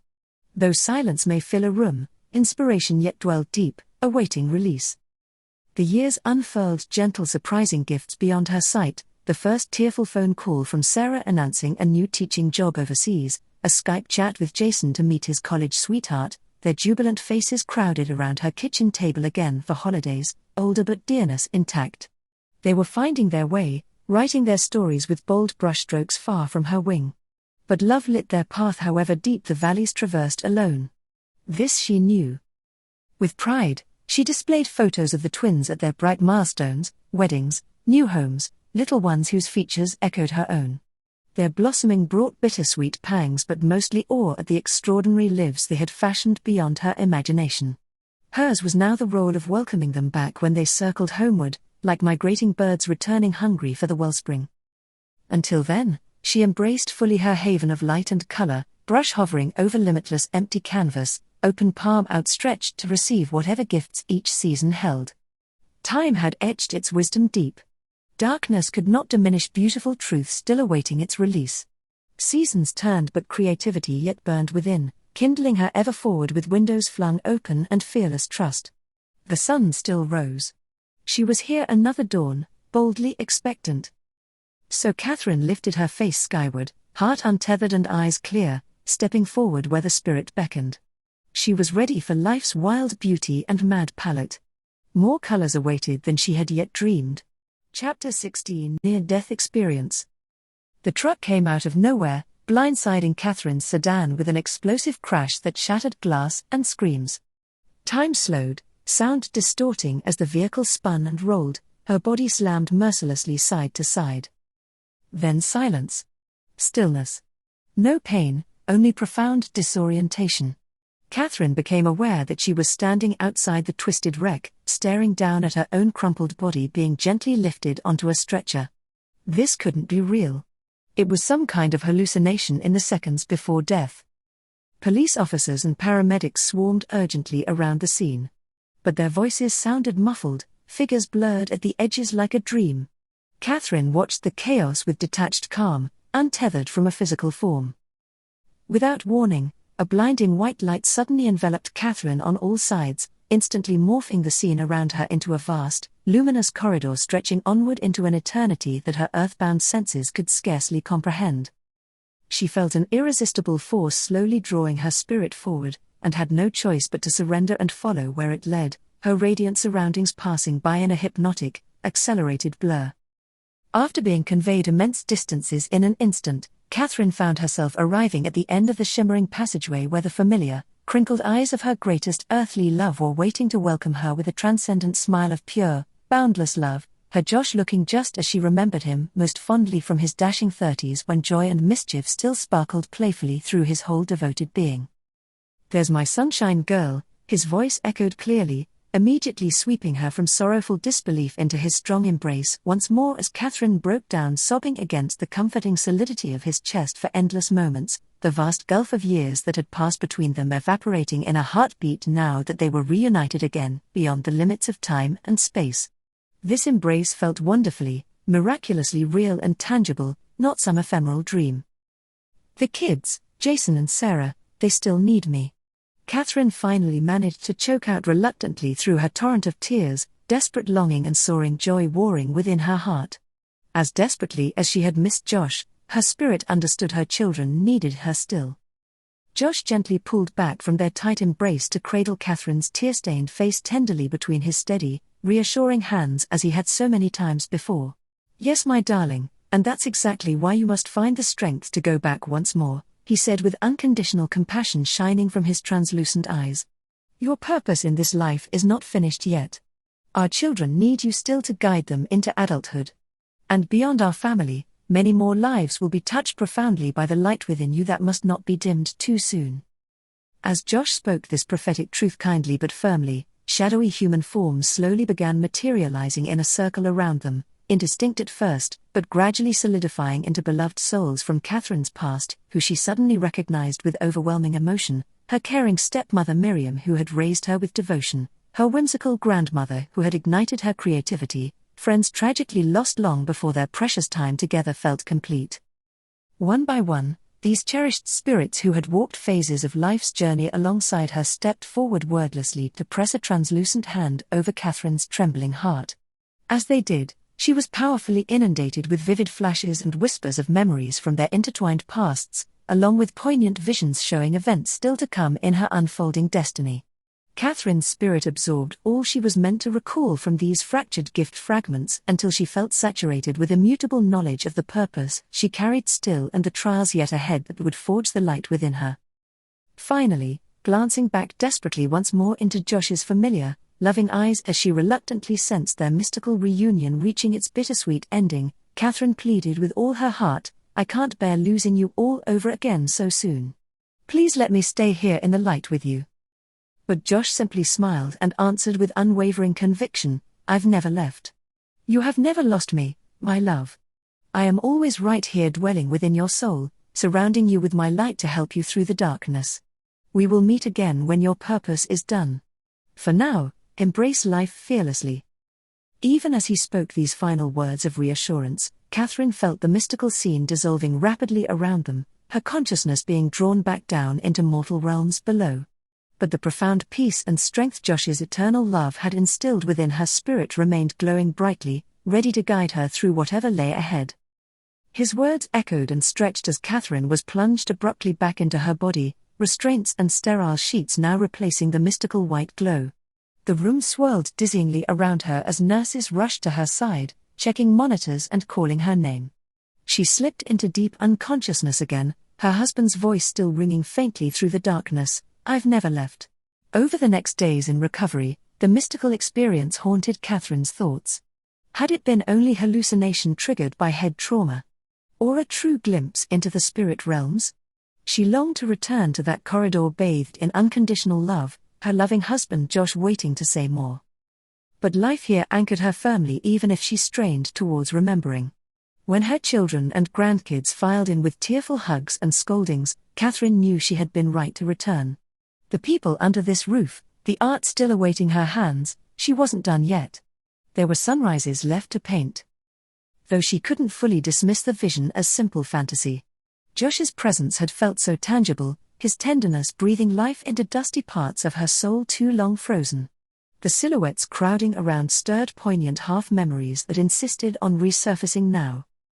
Once home, Katherine sat before a blank canvas struggling to translate the insights. She wanted to capture the mystical glow enveloping her, the love spilling from familiar eyes that knew her completely. Swirling strokes and vivid color gradually took form as she poured the experience onto paper. But she could not recreate fully the ineffable beauty and connection through her clumsy earthbound tools. Still, the act of trying itself seemed to be reshaping Katherine from within. Old griefs released their clenching as assurance took root that she would see her loved ones again one day. Until then, she had purposes left to fulfill, art yet to shape, souls that still needed her light. The vision had shown her life's brevity but also consecrated her remaining days with renewed commitment to wring out their precious gifts. She glanced often now at that haunting painting of brilliance rendered only partially between here and there. But it lit her way forward, Josh's words etched over her heart as an enduring promise. "I've never left." In the weeks after Katherine's near-death experience, she found her thoughts constantly drifting back to that mystical place bathed in light and love. She longed to return, to sit again with Josh and understand the important purposes that awaited her. Gradually, she realized she was receiving glimpses, not as dramatic as the initial vision, but subtle impressions that surfaced powerfully in still moments. As she paused over her morning coffee, sunlight slanting across the kitchen, familiar sensations would arise unbidden, the feeling of unconditional love enveloping her, a profound sense of oneness with all living beings, quiet guidance to prepare others for coming global upheavals.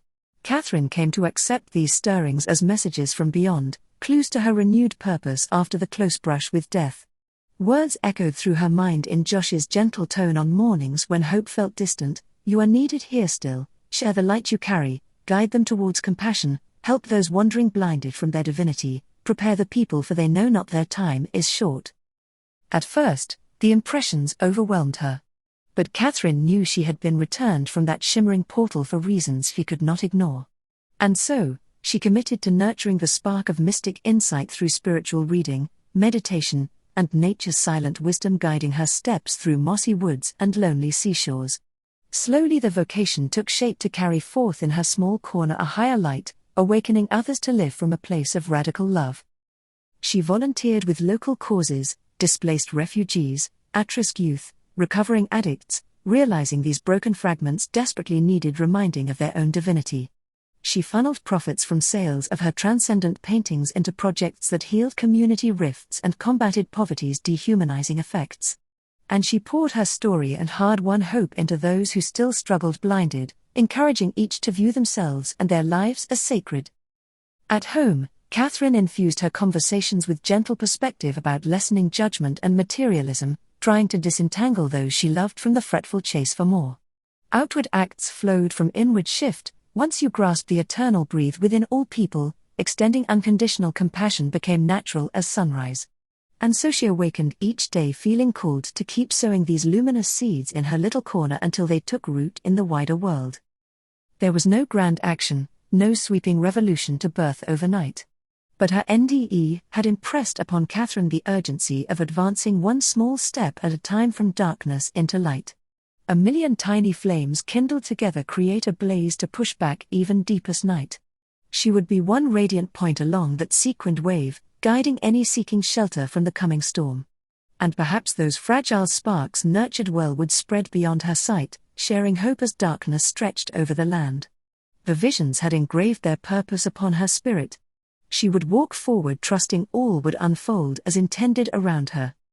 The mystical visions left Katherine with a profound sense of having tapped into a universal consciousness binding all living beings. She had felt immersed in something vaster, an infinite aware energy flowing through the cosmos and every creature. In quiet moments, she experienced sudden flashes of connection to this higher mind, this web of spirit where separation falls away. Strange intuitions would arise about distant loved ones or exotic places she had never visited. Blissful waves of oneness with all people would rush through her while tending the garden or watching birds flit overhead. These glimpses convinced Katherine she had been shown reality's true nature as infinite consciousness dreaming all existence into being. This understanding haunted and inspired her. The face of every stranger now held wisdom, shining doors to eternity behind ordinary eyes. Living humbly meant recognizing the sacramental quality in tiny acts. Each choice sent ripples through the interconnected ether. Being anchored fully in the present took on deep urgency. This breath, this step was profound. Katherine began each morning centering herself through prayer and meditation. She envisioned gathering the luminous strands linking her to others until the web felt shimmering within her core. She then walked gently as if the ground were holy, observing thoughts and experiences as though wind-blown leaves rather than truth. Radical empathy came naturally when you grasped the spider's web connective nature. Only compassion mattered. Katherine tried to share these insights subtly, planting seeds through art and conversation. She spoke of humans as creators anchoring the divine into matter, not hapless beings tossed by random winds. Eyes would light up as some inner chord resonated with truth. She hoped awakened souls might ripple outwards, sharing presence and connection, urging humanity back from the crumbling brink into remembrance of the light still sheltering within. Josh's comforting presence often guided her when the task felt overwhelmingly vast. Small steps, one at a time, He would whisper on her midnight walks, gazing up at the brilliant cosmos, feeling so small yet connected to it all. Each little act of service, each moment of mindful compassion mattered, he reminded her. Consciousness was evolving ever homeward. She just needed to tend her little corner with faith. Katherine decided to publish an instructional art therapy book called Neurographic Art for Art Therapy and Personal Growth, based on techniques she had found therapeutic. The book contained examples of her rounded abstract drawings paired with explanations for how the flowing shapes and forms could aid relaxation, mindfulness, and emotional healing.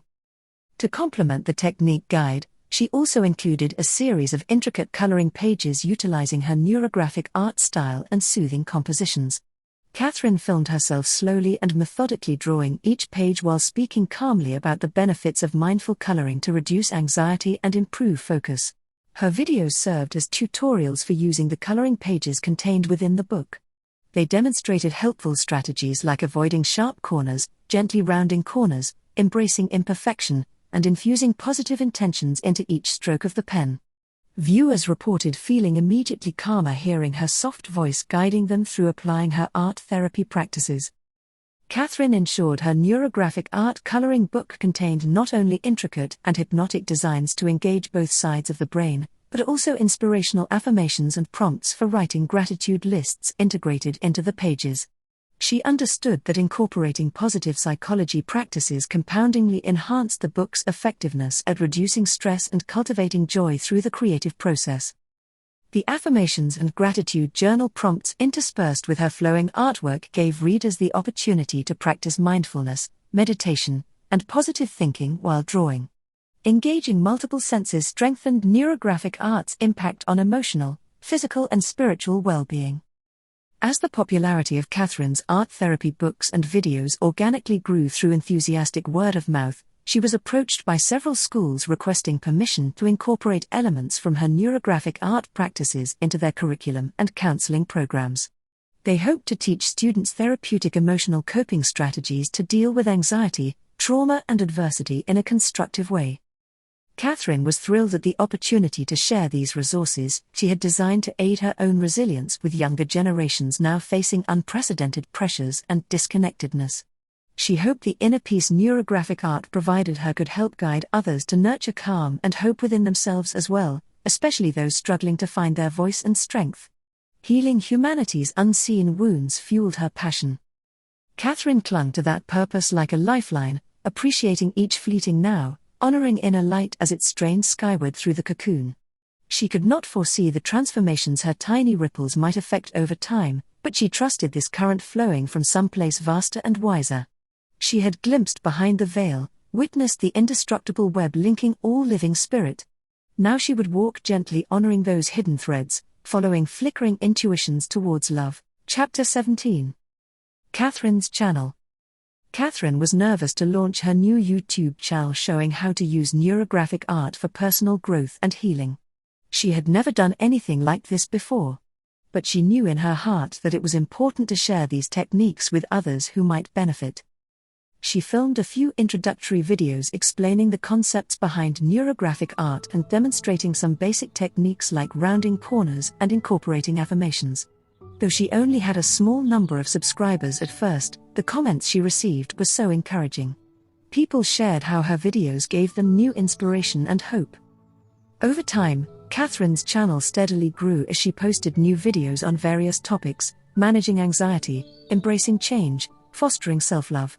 Her viewers appreciated how relatable and authentic she was. Even on days when her own spirits were low, she summoned the courage to pick up her pen and fill a page with soothing circles and uplifting words. The channel became a creative outlet for Katherine too. She discovered that by making each video, she was also sending herself the messages she needed most. The affirmations were shaping her own mindset and emotional state.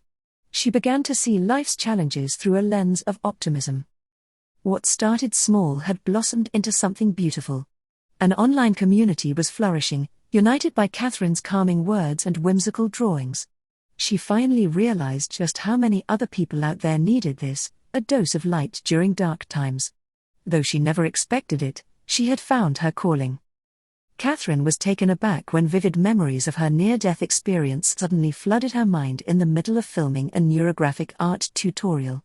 She had never openly shared the intensely personal details of her NDE before. But in that moment, feeling once again the unconditional love, peace, and unity with the cosmos, she was moved to open up. As she described the ethereal beauty and wisdom she encountered, her audience was rapt. This was clearly more than an art lesson, it was a glimpse into the very mysteries of life. Viewer comments poured in, expressing awe and gratitude. Katherine's story resonated with so many who longed for meaning and light amid life's challenges. Some of the top influencers on social media, with follow accounts in the millions, reached out and invited Katherine to share her story more widely. During emotional interviews recounting her NDE, the veil between this world and the next seemed to lift even more in Katherine's mind. Profound insights crystallized, that humanity is here to learn and grow through life's hardships, that existence on Earth is like enrolling in a university for eternal souls, and that each person has a unique purpose. Katherine spoke with conviction of unconditional love awaiting all. By bravely opening up about her near-death experience on her YouTube channel, Katherine helped so many connect with hope, inspiration, and their own inner wisdom. Her courage to be emotionally vulnerable created a ripple effect of healing that reached further than she could have imagined.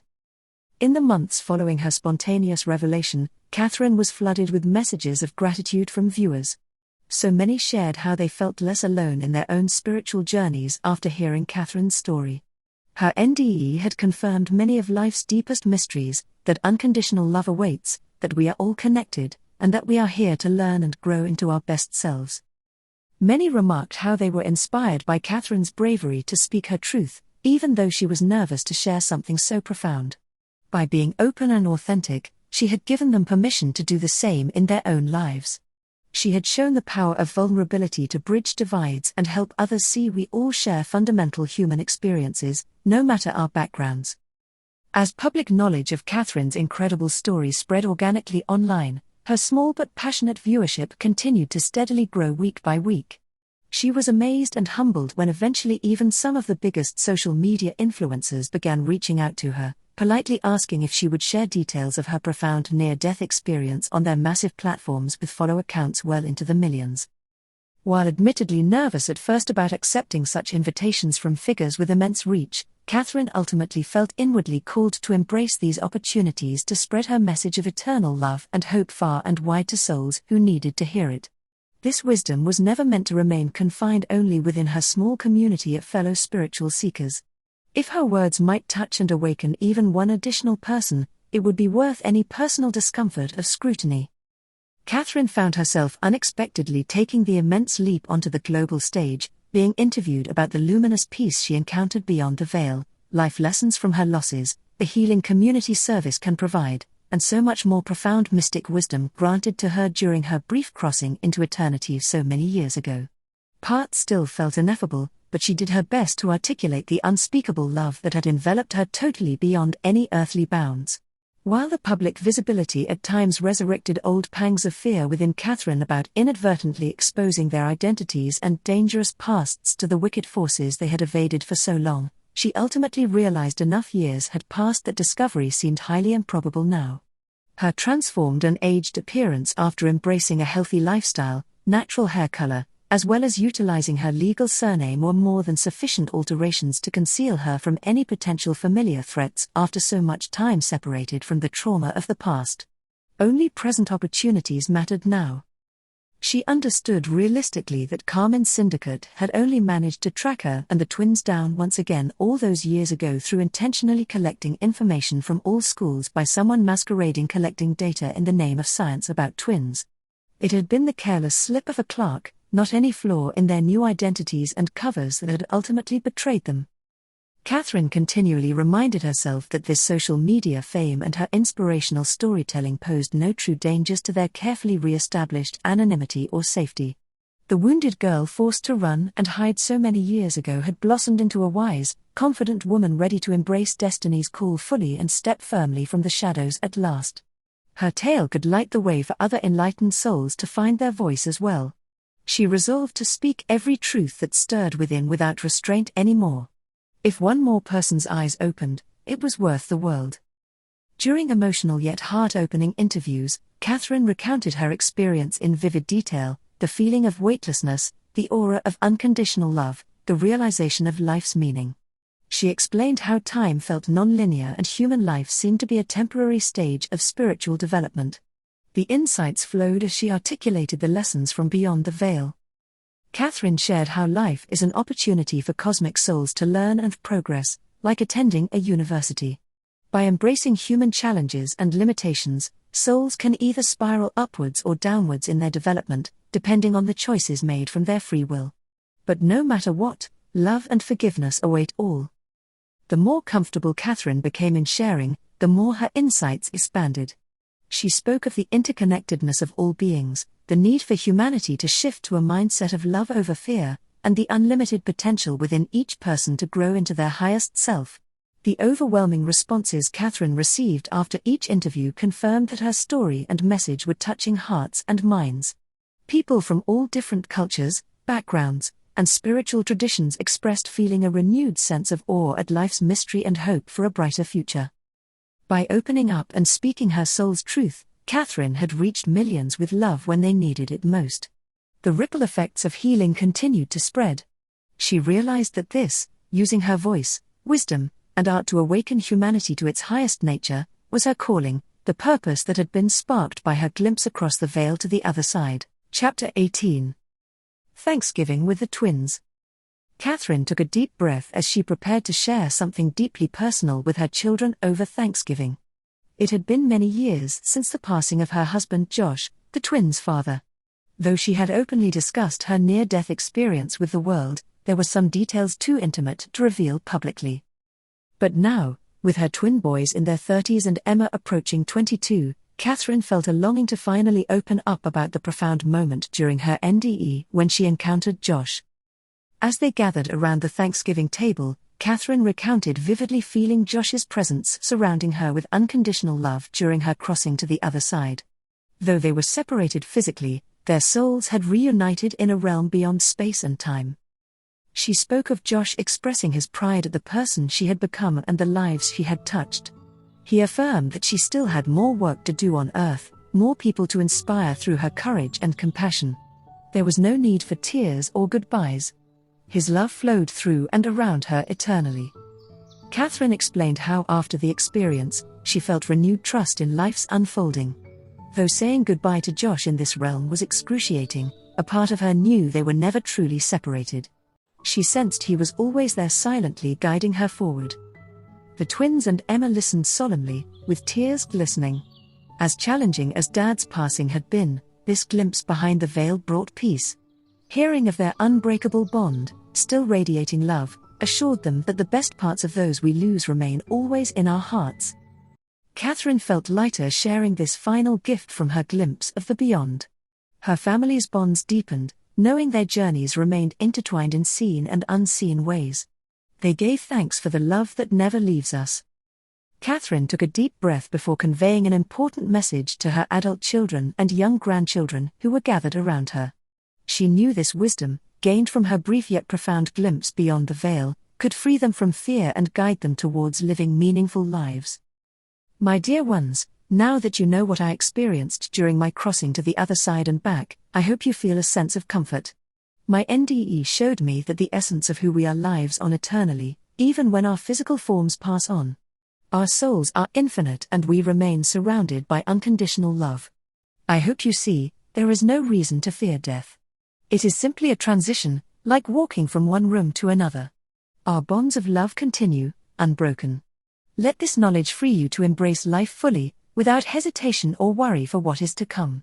We all have limited time in these bodies, make the most of it by living with passion and purpose. Which brings me to what I feel is most important, that each of you discover your unique reason for being here. Use your talents to make a positive difference, help others, and work towards leaving the world a little bit better. Bring more light, more joy, more healing. You were not put on this earth aimlessly but rather to learn, grow, and evolve as souls. In doing so, worldly measures of success such as status, careers, or materials possessions often will not bring you lasting fulfillment. It took me too long to realize that outward validation could never substitute inner purpose. Find what sets your soul on fire and pursue it tirelessly. In this way, your time here will not be wasted. Know that magic happens when we move towards our calling, which always aligns with serving the greater good. Lift others up on your path, even in small ways, through kindness and compassion. See the beauty in all beings. Together we can heal humanity's pain through the light we shine. Of course, challenges will come, but you now have the tools to handle them with grace, the art, the breathing, the centering practices I have taught you. Difficult times summon our greatest strengths. Have faith in your resilience. And always remember how loved you are. My wish is for you to carry forth this new vision, to live fully without fear, discover your passions, spread hope and light everywhere you go. Instill these truths gently in your own children. Guide them to see that within each of us shines a divine spark meant to illumine humanity. We all have a role to play in making this world a brighter place. This is the greatest purpose we can fulfill during our temporary time here. Katherine paused, allowing her words to settle into their hearts and minds. She hoped this message delivered from beyond the veil would provide comfort, inspiration and a new perspective on life's meaning to guide her family's journey.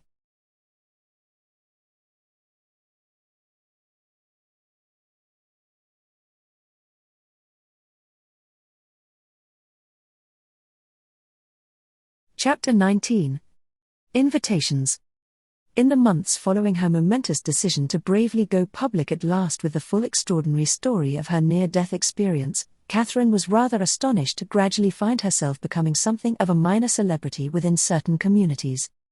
She received a steady stream of invites to speak about her experiences as a guest on various niche paranormal podcasts, small radio shows, and New Age online programs. There were also requests to be interviewed by journalists and reporters from obscure spirituality blogs and alternative newspapers, looking to feature her unique gifts and unbelievable life journey for their curious readers. Before long, Katherine even found herself being asked to appear as a highlighted speaker at New Thought conferences and events held around the country, sharing her gifts with rapt audiences of fellow empaths, lightworkers, and spiritual seekers who drew immense comfort and hope from hearing her profound story of trauma, loss, survival, and finally stepping fully into her purpose. While occasionally painful or draining when required to relive and articulate intense periods of her past trauma and exploitation in order to illuminate the heights she had overcome, Katherine remained wholly committed to sharing her story with those who intuitively sensed its message could act as a light leading them out of their own struggles with fear and adversity. She intently focused on magnifying the same universal messages of love, courage, and purpose she had instilled gently within her own children over the years. Do not fear inevitable death when you know eternal love awaits you on the other side. Be relentlessly kind, compassionate, and forgiving in the face of cruelty. Search deep within your soul to identify your unique calling that only you can fulfill rather than living for status, wealth, or the validation of others. Katherine urged her audiences to tenaciously follow the whispers of their own hearts, for only by living in alignment with your authentic being can you experience true peace, contentment, and make your highest contribution during this fleeting human lifetime. We are all spiritual beings simply here in these impermanent forms to learn and spread as much light as we can. Meditate often to increase self-awareness and empathy for all living creatures. Use creativity as an outlet for charting growth and releasing negativity. Reframe past pains as lessons rather than punishments. Forgive yourself for perceived mistakes or inadequacies, they do not define your worthiness. You are loved eternally as you are. These profound universal truths now flow directly from Katherine's spirit to any soul yearning to receive them without filter. The wisdom she had dearly bought through decades of adversity was blossoming freely to guide others still walking in darkness. She hoped her story could help awaken and liberate them as well. These public speaking opportunities also allowed Katherine chances to further expand her messages of empowerment, often adding more context and rich details from her journey for these receptive audiences. She went deeper into her experiences across the veil during clinical death, beautifully describing the ineffable love and unity that permeate our eternal souls in between Earth lives. She vulnerably shared memories of the immense grief and darkness that dominated after losing Josh so tragically, only to ultimately surrender and realize that our departed loved ones forever surround us, simply beyond our limited physical senses but never truly gone from the eternal fabric of our being. Katherine compellingly recounted miracles of the kindness of relative strangers like Eleanor, who had intervened at her darkest hour out of pure compassion for a mother and her children fleeing unspeakable shadows from the past. She spoke of the quiet heroism of simply persevering through grief and adversity one small step at a time until the light gradually returns. Whether relating mystical crossings between realms or much smaller personal moments of grace, Katherine's story resonated with truth and hard-won wisdom. Her steady faith in light through the darkest nights offered others kindling to reignite their own flickering inner sparks. Even just one listening soul comforted and awakened validated all she had survived. The more she gave of herself to elevating this community of outcasts, misfits, and trauma survivors just like her, the more Katherine received priceless gifts in return: profound purpose, meaningful connection, fuller embodiment of her long-suppressed identity. By speaking her soul's truth after a lifetime of silence and secrecy, she stepped fully into the power of her authentic being at last. This new visibility and exposure did have some unexpected ripples and consequences in Katherine's life. One day, while recording a live video podcast interview over Zoom, the friendly host forwarded her a rather shocking direct message during a commercial break. "Hey Katherine, not sure if this is anything real, but we just got a message come in from a man named Gavin who saw your interview recently on YouTube. He says he feels absolutely certain that you and him must be long-lost siblings, possibly even twins separated at birth," the host explained, looking intrigued. "Here's his contact email and number if you want to follow up." Could be an incredible story. Katherine sat stunned and speechless for several moments after reading Gavin's brief but impassioned message, barely even remembering to smile and nod along appropriately during the last segment of the podcast interview, her mind swirling with the startling possibilities. A twin brother out there somewhere that she never even knew existed? It seemed impossible, though she had indeed been adopted as a mysterious infant from circumstances her adoptive parents refused to discuss. But could this man's claims possibly hold any truth? She searched within her conflicted soul, yet something buried deep down resonated in hushed affirmation, an indescribable intuition whispering that against all logic, this stranger's shocking assertions just might in fact be real. She could almost picture his face vaguely when she closed her eyes, like catching a fleeting glimpse of someone in a half-forgotten dream. Was it her imagination conjuring phantom visions, or truly a mysterious soul connection stirring from across the years and distance? Katherine's spirit whispered insistently it was the latter. That night, Katherine restlessly turned the perplexing idea around and around in her mind, debating whether she dared to tentatively reach out to this alleged stranger brother of hers or if it was some cruel, elaborate hoax designed to manipulate her perceived gullibility and notoriety. The skeptical, self-protective part of her nature urged caution, believing such wildly improbable claims from a random admirer of her increasingly public story. Yet her intuition could not be silent. This stirring in her spirit when she reflected on Gavin's words felt significant beyond mere coincidence. The next morning, emboldened by her mystic hunches that insisted there were no accidents, Katherine sat down before she could overthink and typed out a brief but open-hearted message to Gavin about her murky adoption history, her own swirling premonitions at his words, and her recent public storytelling journey. She made it clear she harbored no expectations that this alleged kinship would prove true, yet neither could she ignore the possibility or the silent hope now ignited within her. She needed to know either way if her life might possibly have unfolded quite differently had fate not torn their profound bond apart before she drew breath. It was a gamble, but her intuition refused to be silenced or dismissed. With trembling hands, Katherine hit send, never imagining this bewildered plea would elicit any actual reply beyond awkward sympathy at best, cruel mockery or extortion at worst. When her phone lit up almost instantly with an effusive, emotionally charged response from Gavin doubling down on his absolute certainty of their connection from the moment he saw her image, she could only sit and read his words through vision blurred with sudden tears. But reply Gavin did, immediately and emphatically. He movingly described how the moment he came across a video of Katherine recounting her story, he instantly recognized her face on a soul-deep level, like discovering a vital missing half of himself. He had been overcome by the most powerful and inexplicable feeling of profound kinship, though they had never met. Gavin explained he too had endured an oppressive childhood of exploitation by wealthy powerful figures for his unique intuitive abilities. Though adopted by a well-connected family whose prestige and influence had shielded him from worse fates thus far, he had still suffered trauma from being viewed as a lucrative asset rather than a vulnerable child. He described being sent away at a young age to an elite boarding school in distant Switzerland for safety and secrecy after one too many alarming incidents had exposed the extent of his gifts and nearly led to his capture. Since then, Gavin had lived a parallel lonely existence, believing himself completely isolated in harboring this rare perception that set him painfully apart from the world, unable to trust another living soul. Hearing Katherine bravely share her own suppressed experiences with abilities and trauma had given Gavin the sense of glimpsing himself reflected back across space and time. Two kindred spirits sundered by circumstance, each carrying deep wounds and secrets too risky to reveal over eons navigating the world alone, misunderstood and exploited for what they could do, never simply accepted as they were until now. He ended his heartfelt message with this simple but devastating postscript.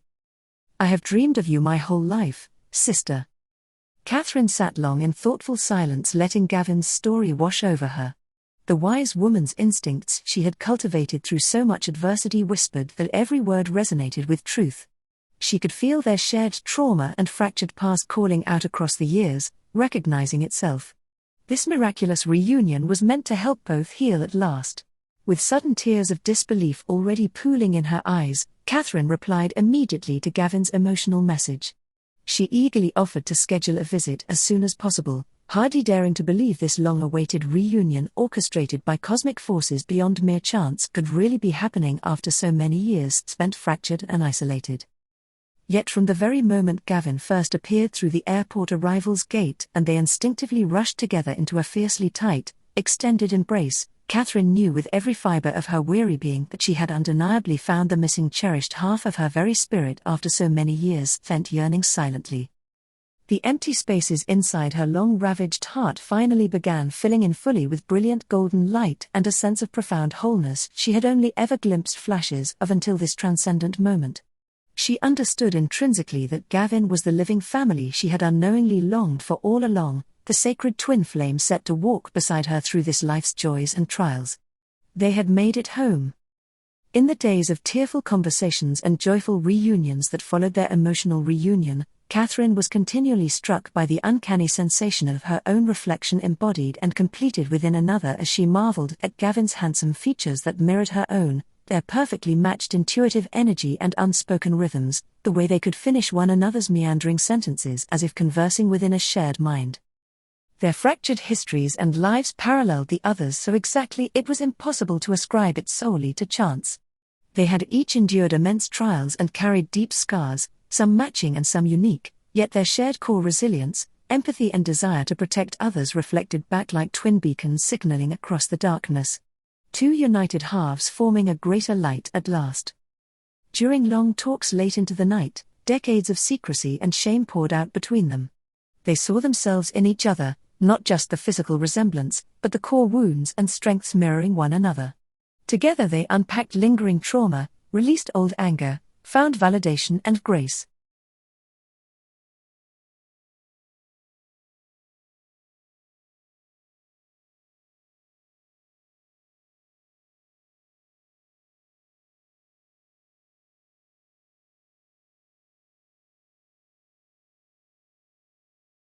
Chapter 20. Meeting Uncle Gavin.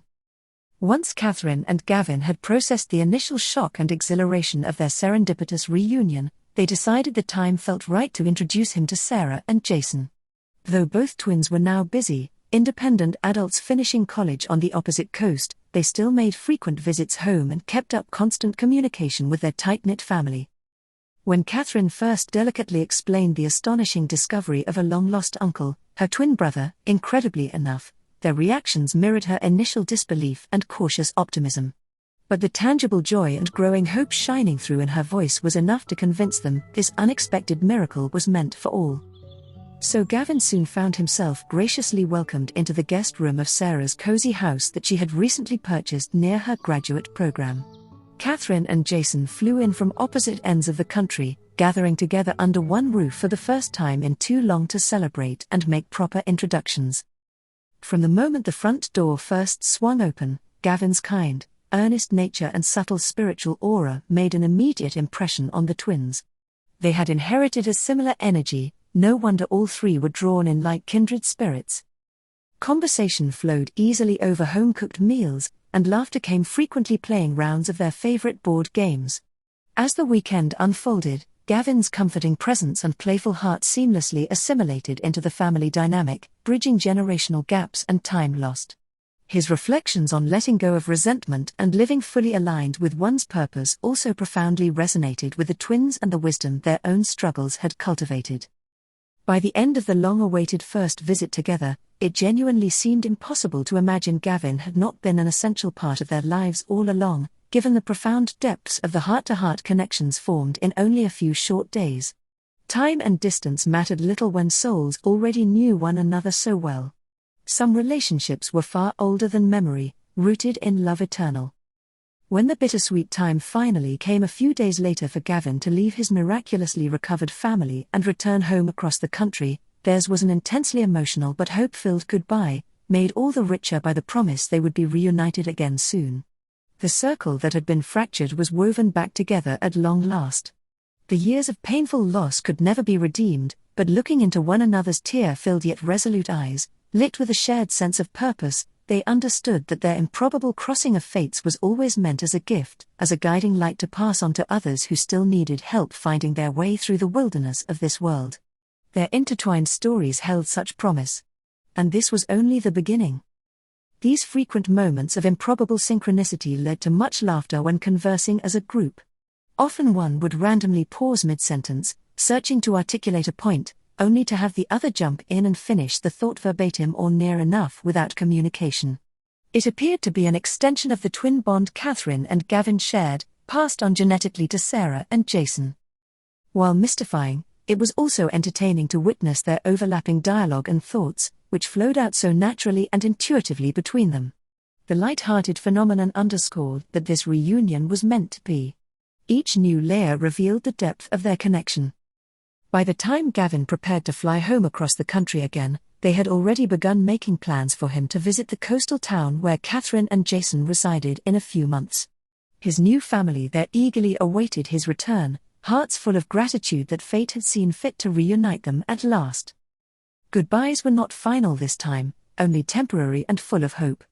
Their fractured circle was made whole. When Gavin arrived after the school year ended to spend a month with Katherine and Jason in their oceanside community, he settled into the cozy spare bedroom as though he had always been there. His thoughtful, creative soul felt an immediate kinship towards the laid-back coastal town, its colorful artistic community, the breathtaking wild beaches, and slow pace. During the days, Katherine went to work at the local elementary school where she had recently been promoted to vice principal. Meanwhile, Gavin explored around town, frequenting cafes and galleries, strolling the waterfront, chatting with the friendly neighborhood locals who quickly welcomed him into their midst.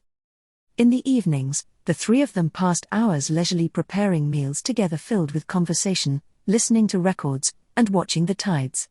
On weekends, they explored beyond town, hiking windswept trails and tide pools, kayaking out to nearby islands, combing isolated beaches. These tranquil rhythms of sharing laughter, memories, and comfortable silences day after day washed away the residual sting of decades spent separated. Time could not erode their bond now that they had found home in one another. Nights when Katherine was busy catching up on work, Jason would often linger over dinner with Gavin, surprised at how their wide-ranging conversations seemed to flow so seamlessly for hours. They touched on everything from science and philosophy to art and music, probing the mysteries of life in the universe through each unique lens.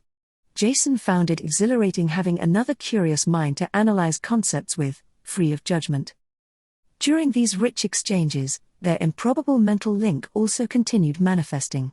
Frequently one would pause mid-sentence, grasping for the right phrase or analogy, only to have the other intuit and articulate it perfectly.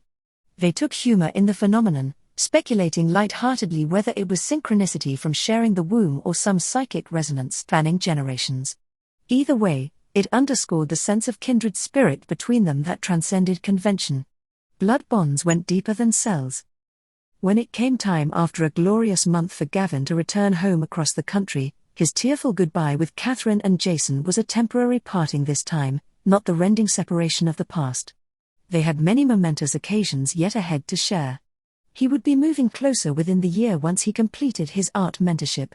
Their fractured circle was woven back together, unbroken. The years of loss could never be redeemed, but looking into one another's eyes alight with purpose, they understood this reunion was a gift to guide others through darkness until they too found their way home. All paths lead there eventually when we walk in faith. Their time had come at last. In the months after that momentous first meeting, Gavin quickly became a treasured fixture, seamlessly blending into the family Katherine had cultivated over the years in her sleepy coastal town. With Sarah and Jason grown and embarking on careers on opposite ends of the country now, Katherine was thrilled to gain not just a brother, but a kindred spirit who understood her on a deeper wavelength than most could conceive. Gavin's thoughtful, deeply creative soul felt an immediate pull towards the relaxed community of this oceanside haven when he first arrived. There was a thriving art scene, breathtaking wild beaches to wander for inspiration, a slower rhythmic pace in tune with his own. Before long, he knew this was where he was meant to plant roots beside the only family he had left. Gavin turned the cozy guest bedroom in Katherine's cottage into a sunlit studio space filled with canvas, paints, and inspiration on the walls.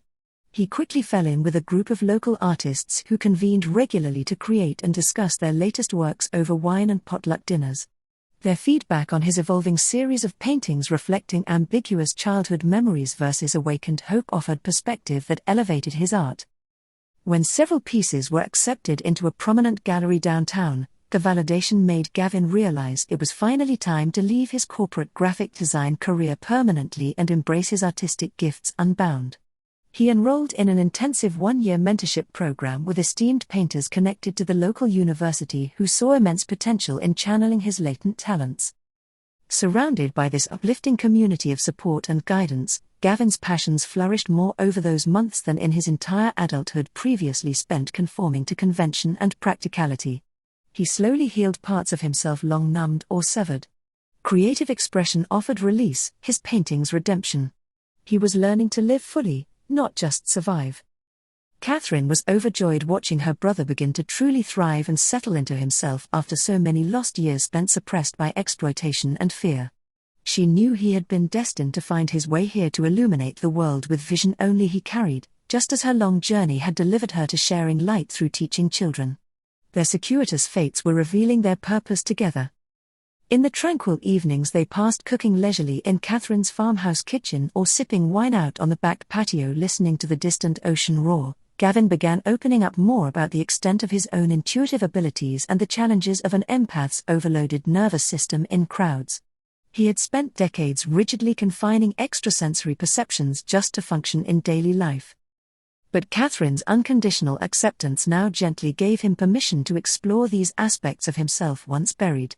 Their gifts had brought such suffering, yet still contained such potential for spreading light if allowed to develop healthily. He felt only safety bearing these vulnerabilities to his soul twin, not judgment. They learned together how to set boundaries around energy and channel it for good. Over lunch one day, while Gavin described a vivid dream of their late mother calling to him from a sunlit shoreline, softly reassuring him he was never alone, Katherine reached out and tightly squeezed his hand, overcome with empathy. "She visits me too," Katherine admitted, wiping a stray tear away. They had forged an unbreakable bond. When Sarah and Jason would visit on holidays and summers, Gavin immediately cherished the opportunity to grow closer to his niece and nephew who had clearly inherited much of his and their mother's innate sensitivity and creativity. They gained not just a playful, warm-hearted uncle in him, but also a spiritual confidant and kindred spirit who understood them on a deeper wavelength than most could conceive. Katherine's heart swelled constantly seeing all her beloved family together at last, sharing long meals, reminiscing, wandering their wild stretches of beachcombing for treasure, playing board games into the night, heads bent together conspiratorially sharing secret jokes. It was all she had ever prayed for, to have those she cherished most near and safe after the years of rupture and chaos. They were whole. In the unguarded moments when she would glimpse a residual haunted shadow pass through Gavin's familiar eyes, Katherine was reminded that she bore that same spectre within. The lingering echoes of their traumatic past still reverberated, perhaps always would on some level.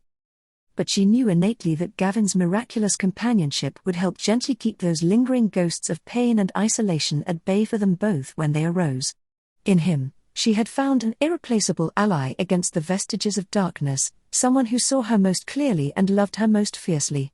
Their devotion would help guide the others they loved through future storms yet to come. Of this she was certain. They had been destined to reunite in this life to spread light where once there was only loss and fracture. The seasons of secrecy and exile were over at long last. Their time was just beginning. When she paused to take in the remarkable synchronicity of it all, her cherished son, daughter, and twin brother reunited here with her against all odds after lifetimes of loss, Katherine knew in her soul that even her most traumatic trials and grief along the way had held purpose. Each experience, as horrific as it felt in the moment, had ultimately been meant to slowly cultivate her fortitude, compassion, wisdom, and desire to guide others out of darkness. And to eventually bring together what fate had torn asunder so they could stand as living proof that no matter how broken each spirit may become, love always lights the way home where we are seen and safe. She could finally glimpse how every winding turn along her long road had indeed led her to exactly where she belonged. On a tranquil evening not long ago, as an amber sunset slowly melted into indigo tide pools speckled with reflections of the first few evening stars, Katherine stood barefoot on the back porch absorbing the scene alongside her family, Sarah and Jason home for a long visit, Gavin's arm wrapped around her shoulder in easy camaraderie, a little dog yipping playfully underfoot chasing fireflies winking in the dusk. A timeless sensation washed over her in that endless moment. Here, surrounded by those she loved most, whose presence she had once feared losing forever, Katherine felt the profound fulfillment of her most precious hopes at last: freedom, understanding, acceptance, enduring bonds of family. With her hand gently resting atop her brother's, she pensively surveyed their small but sacred gathering of misfits, outcasts, and survivors. So much had been sacrificed to reach this long-awaited safe harbor together. Lifetimes of tumultuous seas now calm. Katherine whispered a silent prayer of gratitude up to the emerging stars, making peace with her weary spirit. They had endured wounds from the treacherous wilderness journey here to their haven slowly healed in light. She knew now that they could weather whatever lay ahead in this life so long as they continued walking side by side. She was finally home.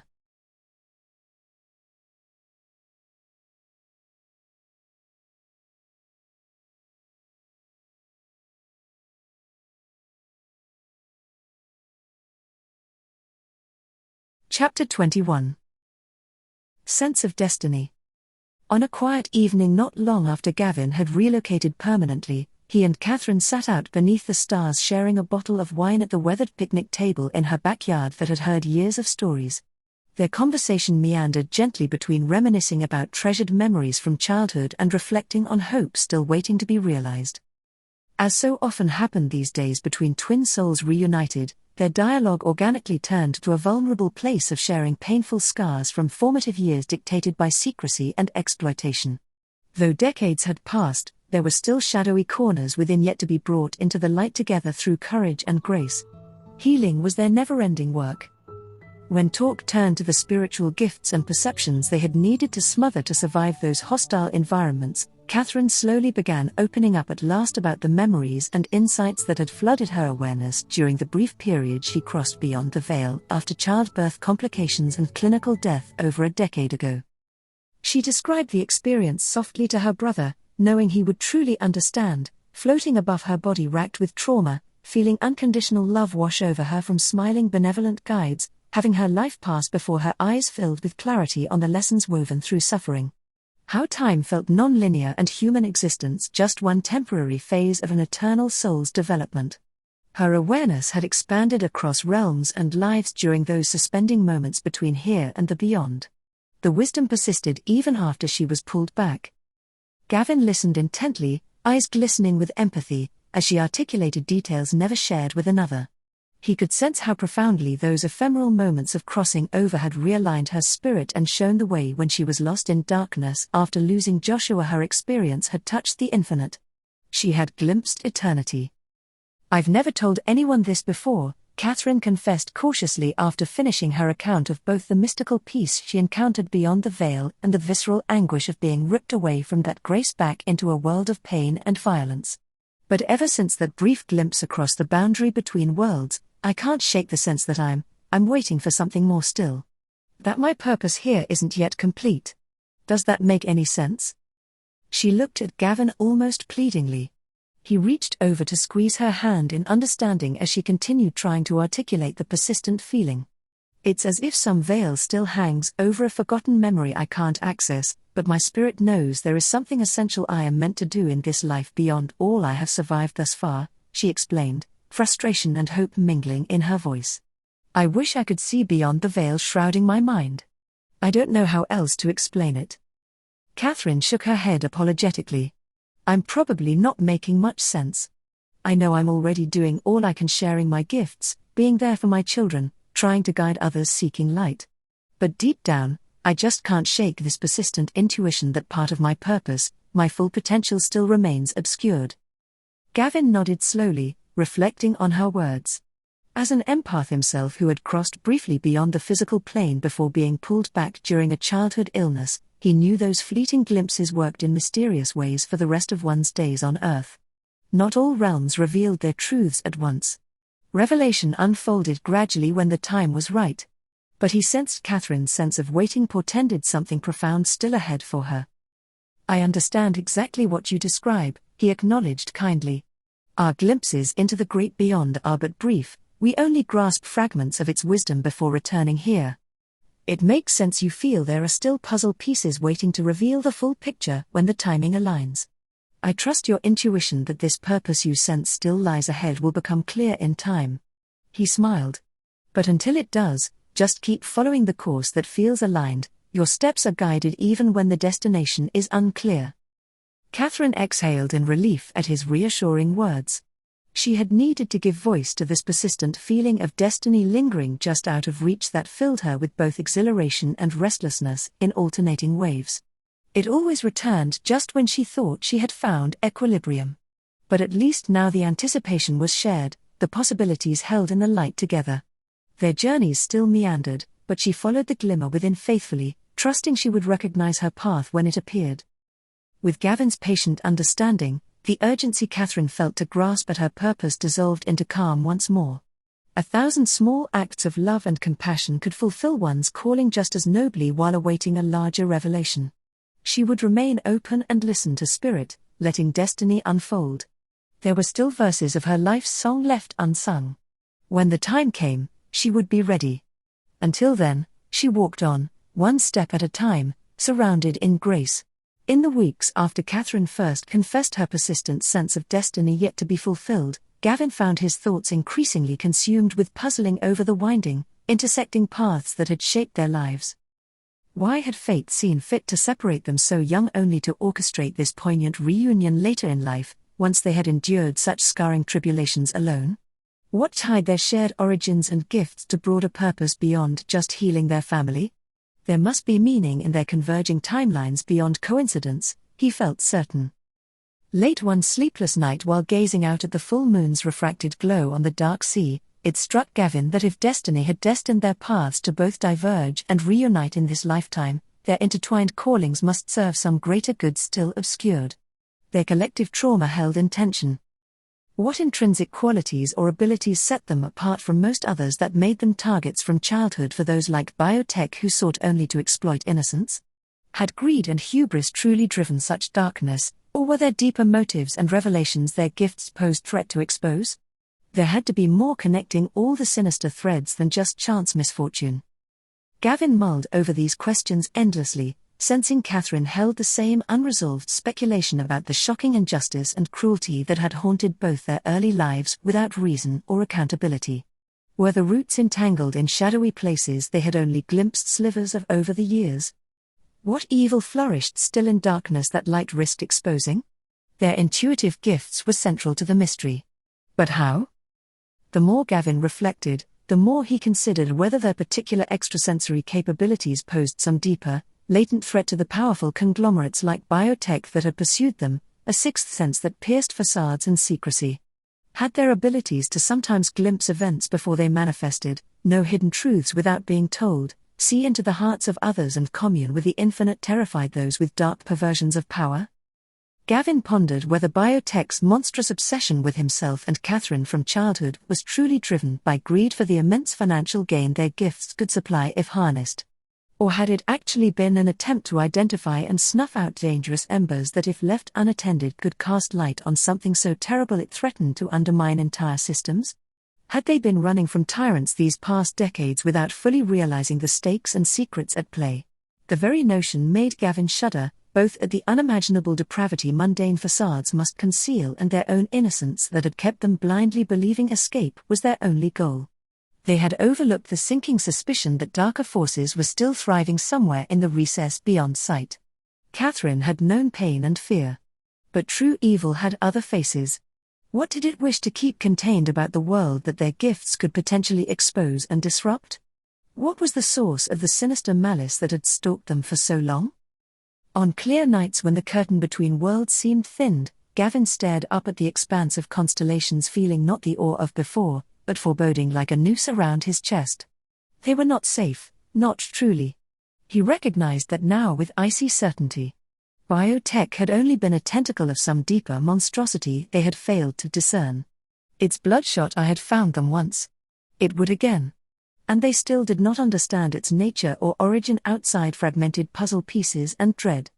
There were revelations still awaiting them just beyond reach. Until those hidden truths were illuminated, Gavin knew any sense of security was tragically naive.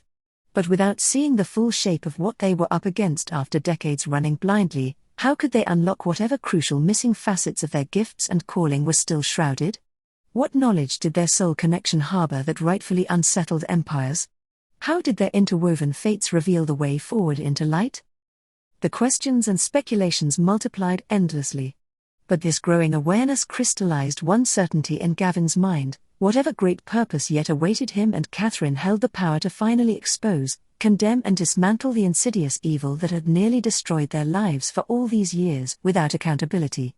They were born for more than just survival. Their time had come to confront darkness where it thrived and drag it into the light. The reckoning was upon them all, ready or not.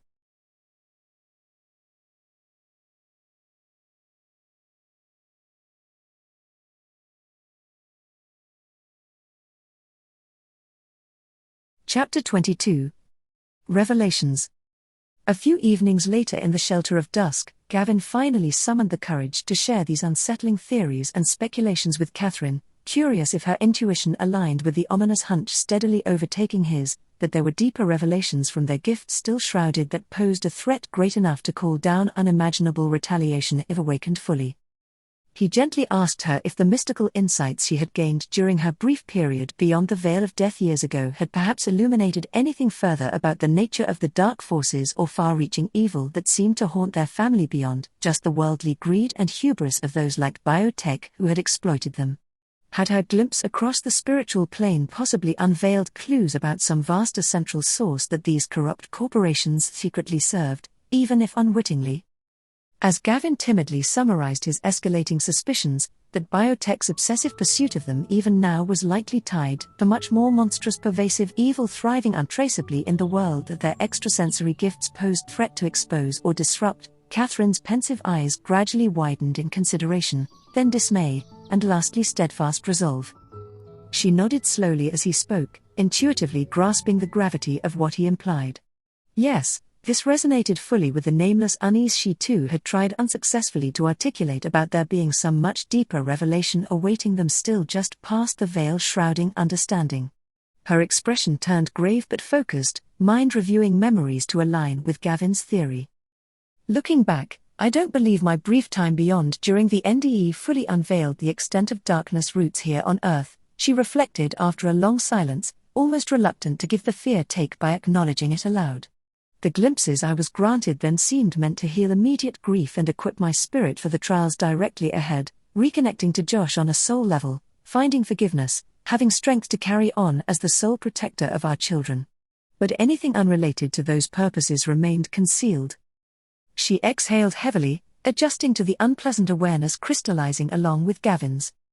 You're likely right that since my return and increasing ability to publicly share light with others affected by trauma, I am now seen as an amplified threat that must be snuffed out by these forces of evil, Katherine conceded solemnly.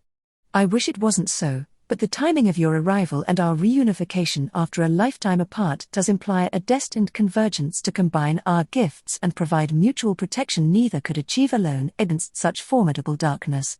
She reached over and gripped her brother's hand tightly, resolute. But I am no longer the naive, isolated victim of before. Whatever abominations yet lurk just out of sight, I am ready to stand and face them for the sake of what is right. And together, I know we are far stronger and wiser than those who operate from hatred and hubris. Her eyes flashed with righteous fire.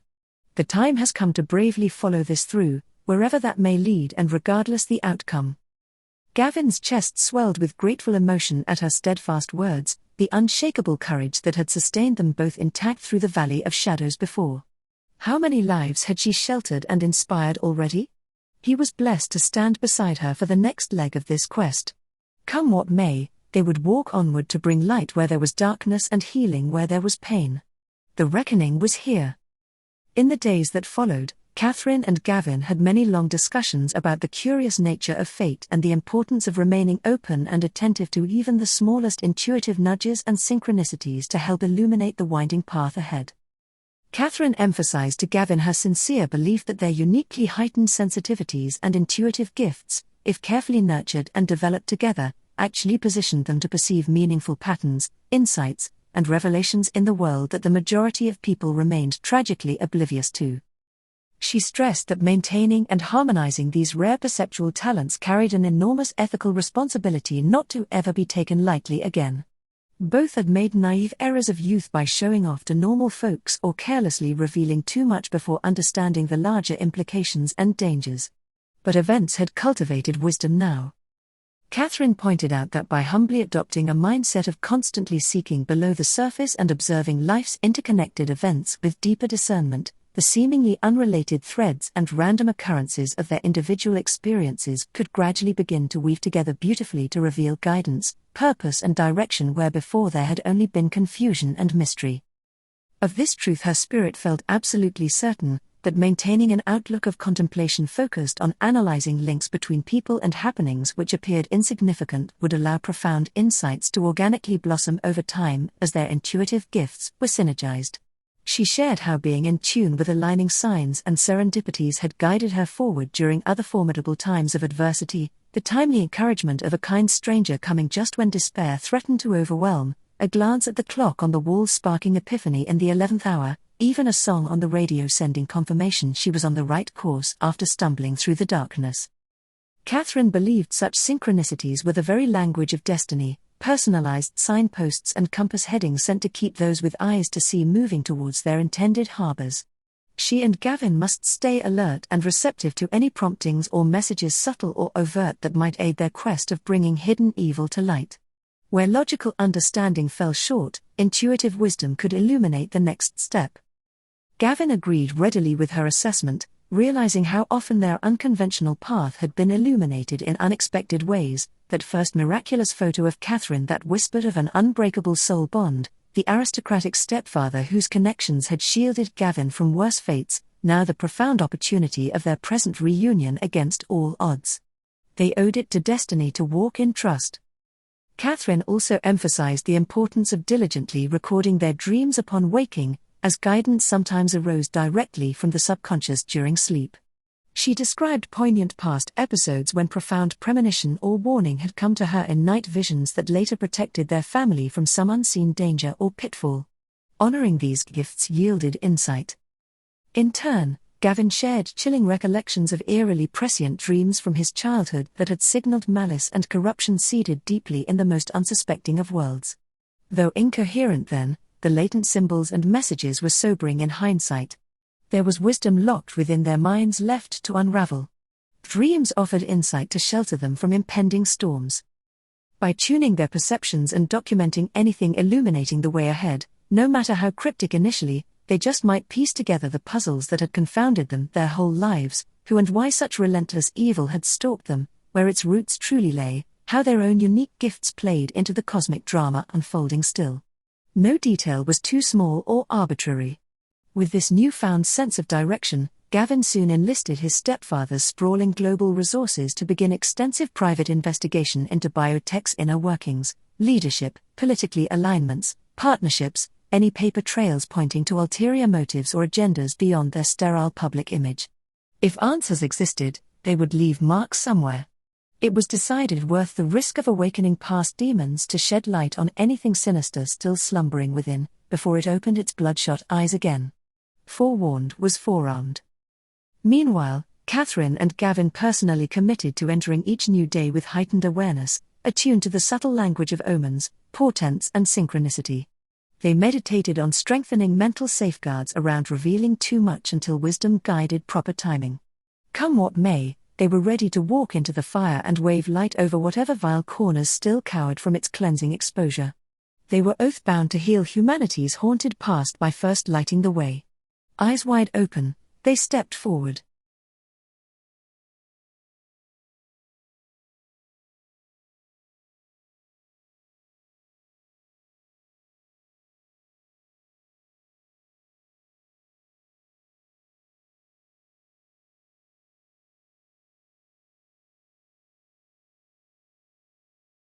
Chapter 23. Synchronicities. On a quiet Saturday afternoon, Katherine was randomly browsing YouTube when she stumbled upon a startling independent documentary investigating the alarming rise of cancer rates over recent decades and its potential correlation to the prolific usage of sugar, chemical preservatives, and other concerning FDA-approved additives found in the vast majority of modern processed foods. As the investigative reporter cited one disturbing statistic after another, Katherine felt her alarm rising. The list of chemical compounds banned across Europe yet still widely present in American food supplies was frighteningly long.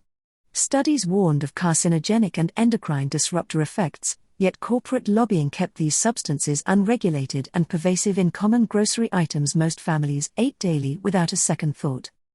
Even more concerning, the documentary also highlighted the fact that trace amounts of estrogen-mimicking compounds found in contraceptives had been detected in random sampling of fast food across the country by research labs.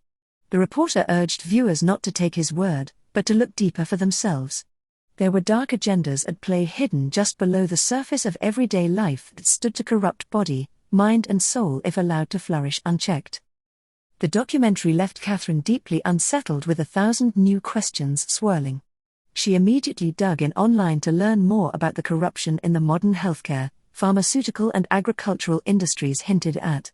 The more she uncovered through credible medical journals and rare honest physicians willing to defy lucrative norms, the more alarming the profit-driven lack of ethics seemed. It became clear that cancer and scores of other modern illnesses thrived due to corporate greed, not lack of scientific knowledge on prevention and cures. Therapies with excellent clinical results continued to be dismissed, research on nutrition suppressed, any who dared speak out discredited and stripped of credentials. The system was undeniably rigged in favor of these disease epidemics worsening, not improving. Too much power and money depended on keeping the masses uninformed and sick. The hardest truths for Katherine to swallow centered around children.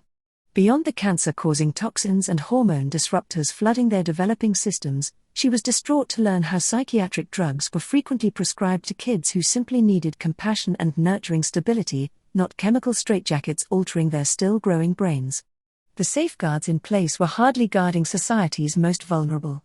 Furthermore, the reporter's insinuations about children's media potentially quietly grooming behavior sent Katherine down another unsettling investigative rabbit hole regarding the executives and early financiers behind such beloved shows and characters. The recurring predatory themes made her skin crawl in hindsight. What was being subtly planted in young minds on an unprecedented scale? Clearly, immense evil had woven itself invisibly into every aspect of modern existence, from the food supply, to medicine, to entertainment targeting kids. The dark forces they had glimpsed during childhood were not confined to a few rogue corporations like biotech. This insidious corruption had metastasized quietly across entire industries. Its toxic roots had entangled society's trusted foundations, body and soul.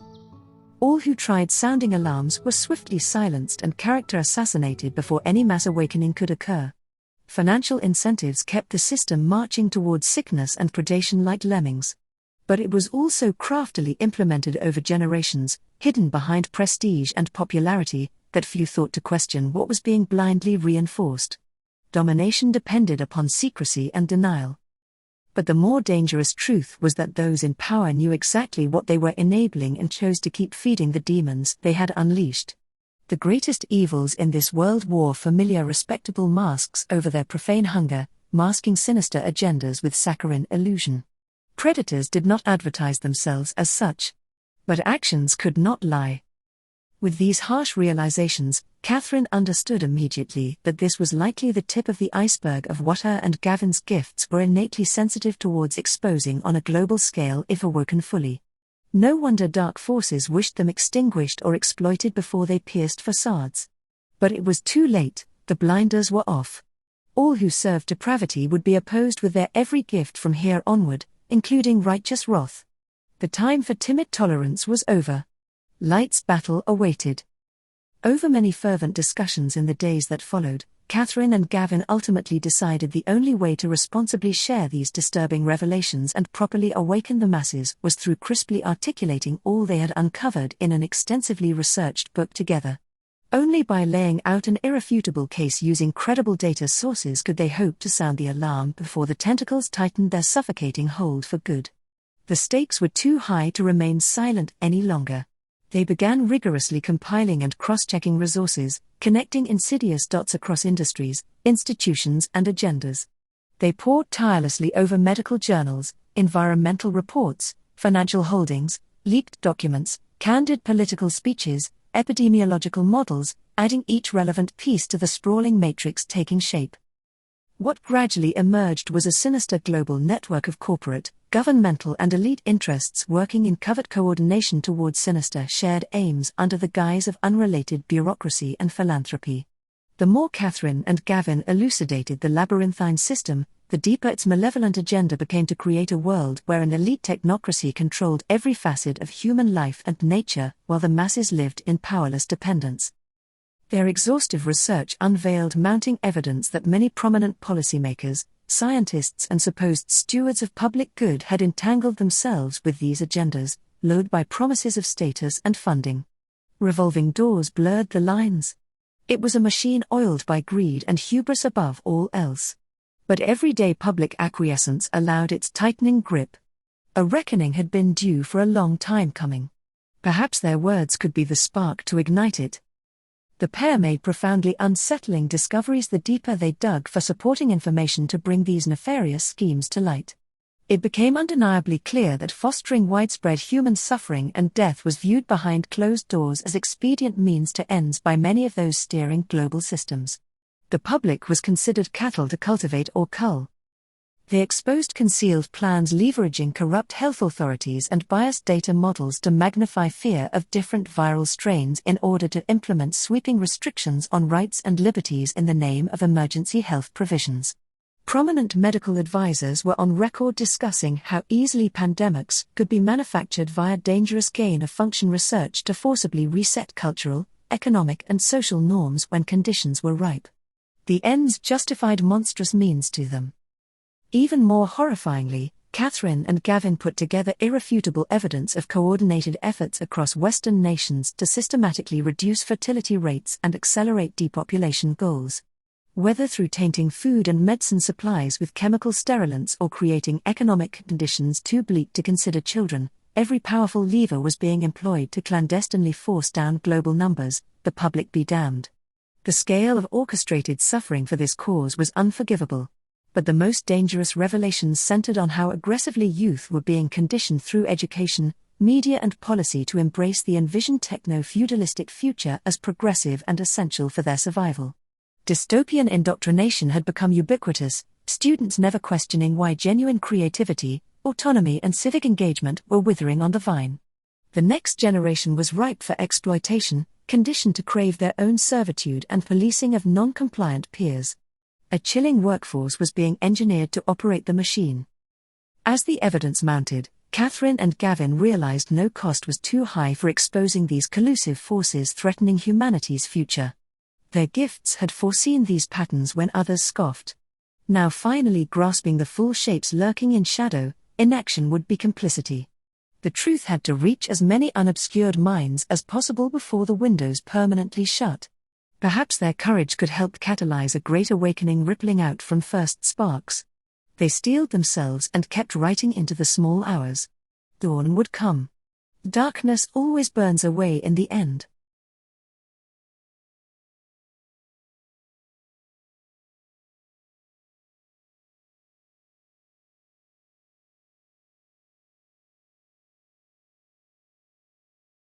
Chapter 24.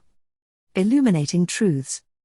After nearly a year spent tirelessly researching, writing, and editing, Katherine and Gavin finally held printed copies of their meticulously compiled book exposing the sinister forces they had spent decades unknowingly fleeing, illuminating darkness, the hidden agendas and networks threatening our freedoms. Its substantial weight felt symbolic, though they knew true impact would be measured by the light it shone into shadowy corners, not page count. Bracing themselves, they arranged for copies to be sent to a select group of trusted independent journalists, political representatives on both sides of the aisle, medical professionals willing to defy lucrative norms, outspoken academic contacts, and influential leaders across spheres of business, technology, and entertainment. Their accompanying messaging was simple: please examine the enclosed contents closely and use your platform to inform the public if you deem the findings warrant urgent and immediate discourse. We believe humanity's future depends on awakening to what has festered in darkness.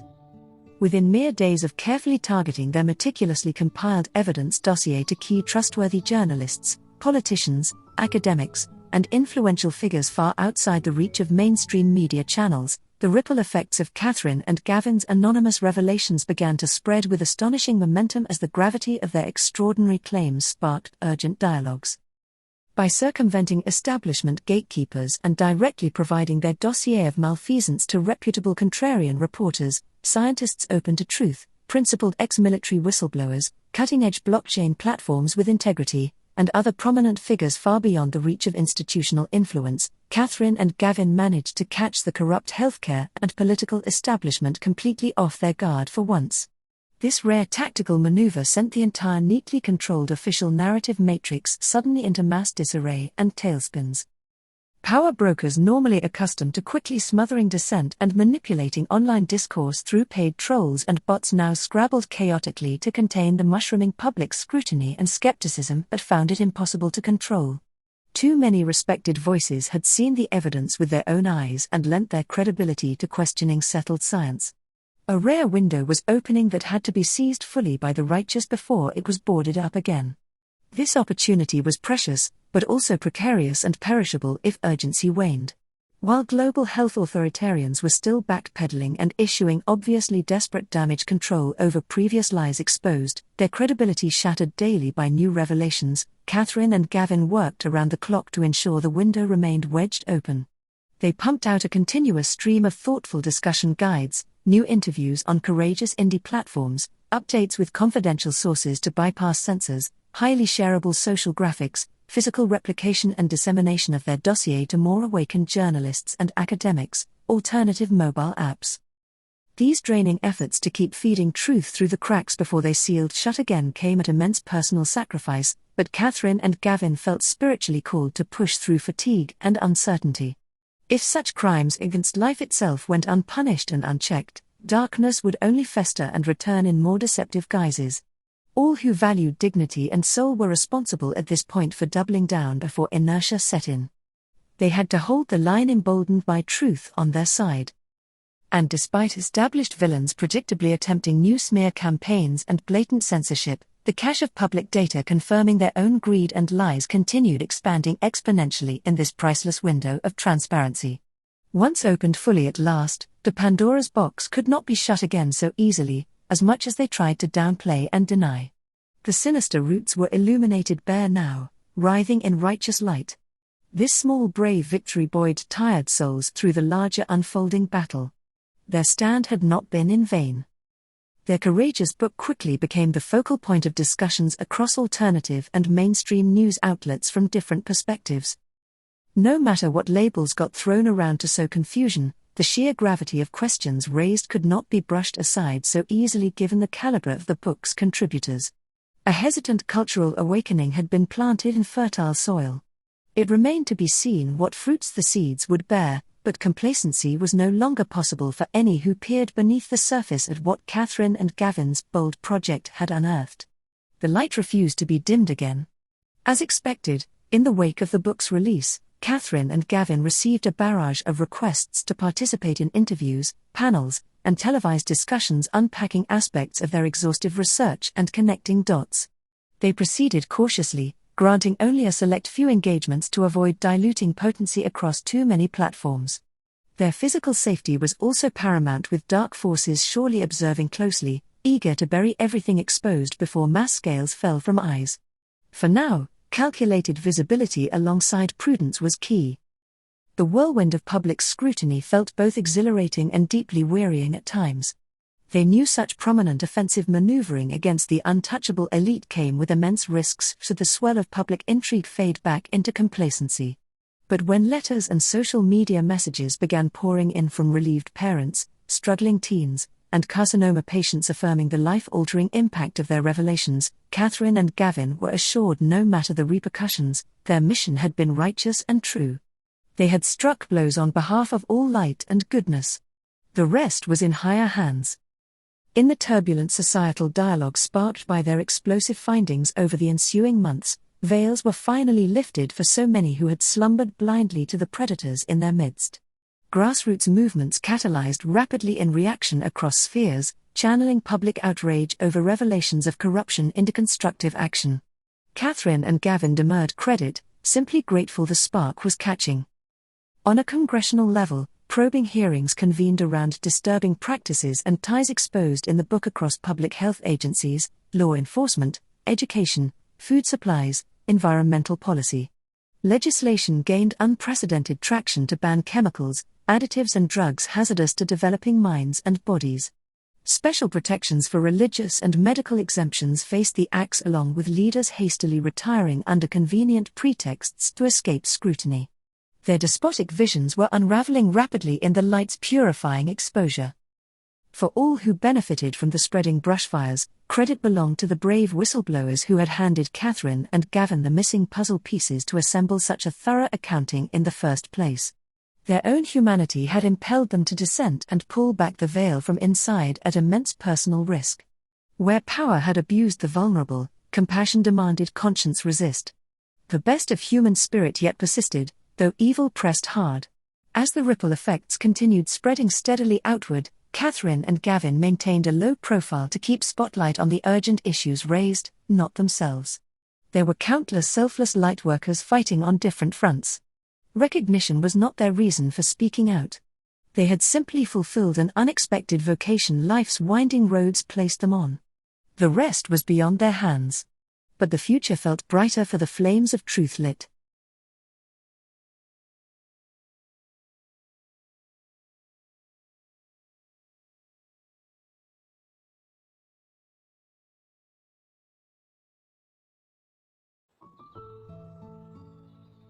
Chapter 25.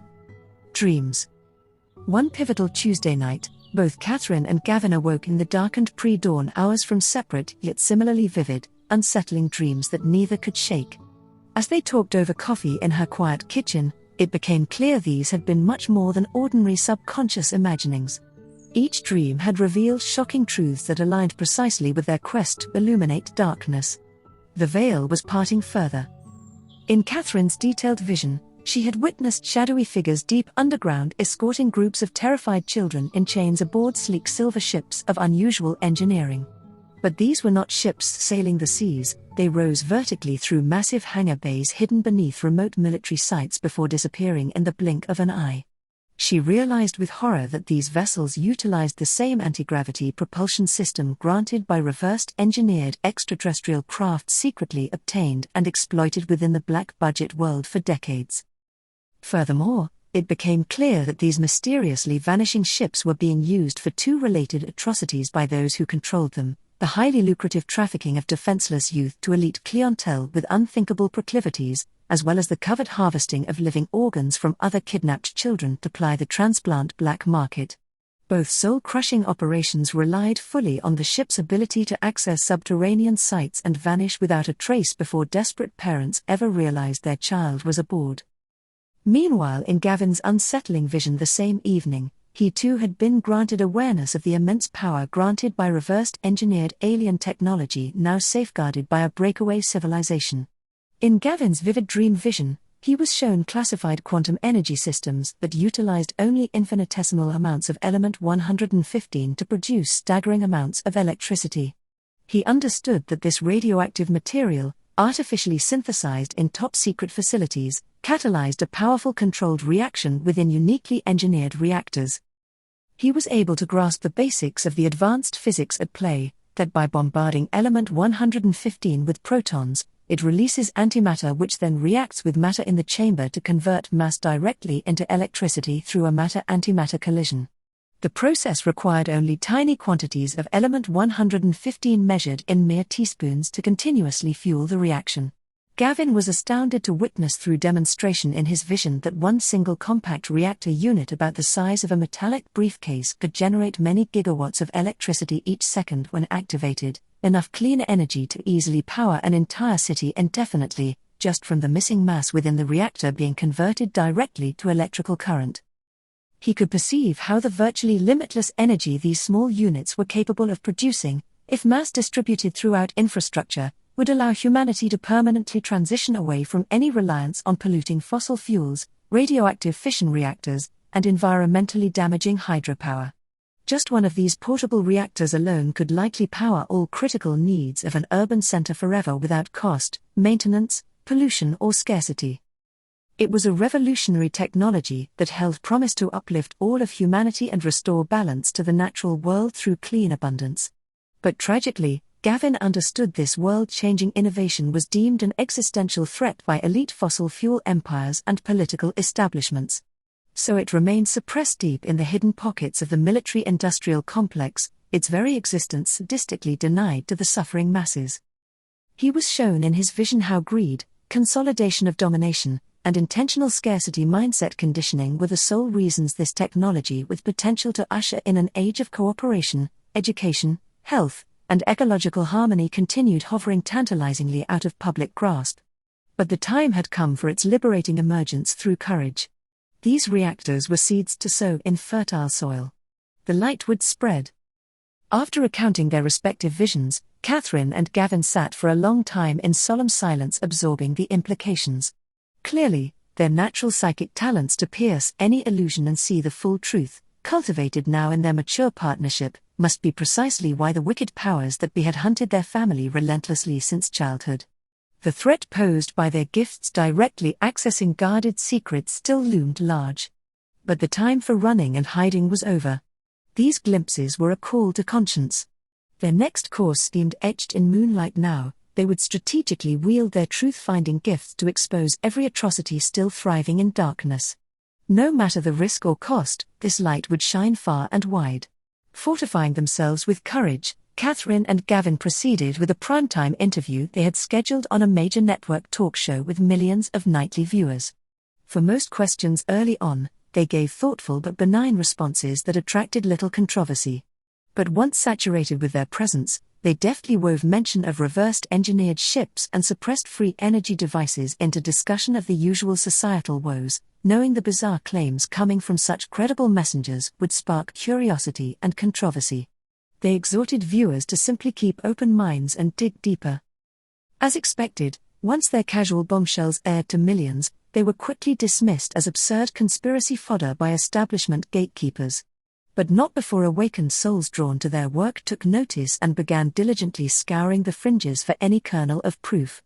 And scattered across the globe in isolated pockets, brave whistleblowers with pieces of forbidden knowledge also perked up, sensing kindred spirits at last who might amplify their own muffled cries. This was the crack Katherine and Gavin hoped to open. In the days following, they were contacted by a smattering of former defense contractors, aerospace engineers, ex-military operatives and humans whose wider perspective granted them special knowledge about the doomsday ships and exotic energy systems being developed and deployed secretly for decades as the public slept. Most handed over meticulously compiled evidence at great personal risk, leaked documents, clandestine photographs, detailed testimonials regarding the suppressed technologies and those exploiting them for terrible ends. Each courageous truth-teller knew exposure was the only path to halting the juggernaut of cruelty. At their next key interview, Katherine and Gavin slowly unveiled this irrefutable evidence between commercial breaks when they knew elite handlers could not quickly censor the footage. They ended their segment urging citizens to evaluate the materials directly rather than blindly trusting any mediated narrative. The truth belonged to all humanity. Thousands of souls never returned called out desperately for justice from the shadows. There was no more time to waste. The social impact was immediate and seismic. Within weeks, mounting public outrage forced reluctant politicians to convene emergency congressional hearings on issues related to black budget programs and facilities concealing these great sins against humanity and nature. Key figures were subpoenaed to testify under oath, with refusal to appear grounds for incarceration. The dams had ruptured. Nothing could stop the cleansing deluge now. One by one, the perpetrators and profiteers were dragged into the blistering light, leaving them no choice but to throw more benign colleagues under the bus to save their own skins. Cut off from their cloak of secrecy, the monolithic evil melted rapidly. Puppet rulers cowered behind combat troops fearful to fire upon countrymen. A bloodless rebellion had taken hold. When the swirling chaos finally cleared, a chastened new era of transparency, compassion and commitment to uplifting human dignity took shape from the rubble. There was much rebuilding left to be done, but the people had united with wise new allies offering technology to prosper in peace. Greed's empire had fallen. But mercy yet rose. In the exhilarating months following the public awakening and policy changes sparked by their revelations, it appeared at first that the malevolent forces behind decades of atrocities and suppression were finally collapsing in the blinding light. Their misdeeds fully exposed, the perpetrators scrambled desperately to cover tracks and shift blame, but the public outcry for justice would no longer be denied. It seemed a monumental victory had been won. But gradually, Katherine and Gavin realized that true darkness could never be eradicated fully. It was a balanced counterpart anchoring humanity's growth. Just as light requires shade to be perceived, good needs evil to define its form. They are two halves of the same divine whole. Destroying darkness entirely would end the human experience. The enemy's purpose is to test convictions, build wisdom, and expand courage. This deeper realization affirmed that the wicked cabal had not dissolved entirely in the aftermath, but rather had simply been driven back further into shadow. And though forced by public scrutiny to close some of their more brazenly inhumane programs, these tenacious power-mongers remained plotting in obscurity to regain world influence when collective vigilance lapsed. Subversion was their relentless craft. Darkness's empire simply had to shrink in the light's glare. But Katherine and Gavin now knew that illuminating truth would always ultimately expose any secrecy, unmask any disguise, override any illusion conjured up in darkness.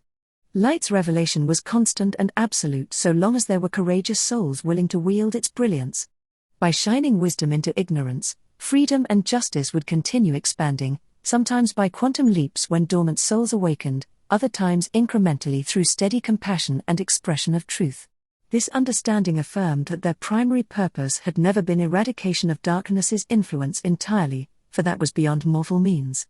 Rather it was tirelessly focusing light's penetrating power to reveal and dissolve secrecy, falsehoods, exploitation, and manipulation wherever such injustices took root through human weakness and indifference. Greed's empire was continually beaten back, then rebuilt elsewhere. But the light still grew ever brighter, nurtured by humanity's shared longing for liberation. Moving forward through the cycles of complacency and crusades, Katherine chose to continue channeling her gifts into uplifting humanity through means like therapeutic writing centered on self-love, mindfulness, and personal growth. Her immensely popular self-help books offered gentle wisdom that awakened intrinsic worth and resilience from within. They became beloved tools for psychological and spiritual strengthening against adversity's tested blows. The affirming techniques and emotional insights contained in her volumes proliferated organically due to rave reviews. Slowly over years, these practices took root as standard curriculum in schools, community programs, corporations and beyond. Where there was stress, disconnection or misalignment, her words became salve, realigning perspectives with liberating truth through simple shifts available to all. Rather than engage in rancorous political or reactionary battles with temporarily humbled establishment forces, Katherine worked to proliferate light through loving means, empowering books, hopeful media, non-profit initiatives, Choose Love clothing. She focused tirelessly on spreading practical wisdom to help troubled souls transform themselves through her gentle guidance. Darkness could not thrive under the glow of service to others. Similarly, once the intensity of the public awakening campaign began to stabilize, Gavin funneled his prodigious energy into leaving the corporate world behind in order to launch an ethical technology startup focused on creating tools aimed at fundamentally expanding human creativity, ingenuity, and innate potential rather than artificially limiting it through manipulation or suppression. He assembled a small trusted team of like-minded developers devoted to designing apps, meditation aids, mindfulness programs, and immersive software that enhanced cognitive and emotional intelligence through techniques including sound, light, virtual modeling, and biofeedback. Their innovations empowered everyday people with new modes of learning, collaboration, and self-actualizing discovery.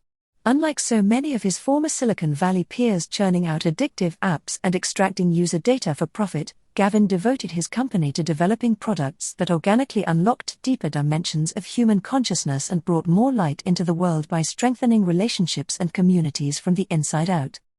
While Katherine's work uplifted through inspirational books and outreach, Gavin pioneered technical tools for convening human hearts and minds in shared spaces unfettered by physical constraints. Their synergistic skill sets and passions proved potent complements for elevating humanity's collective vibration from opposing angles. Both sought to nourish latent creativity and potential.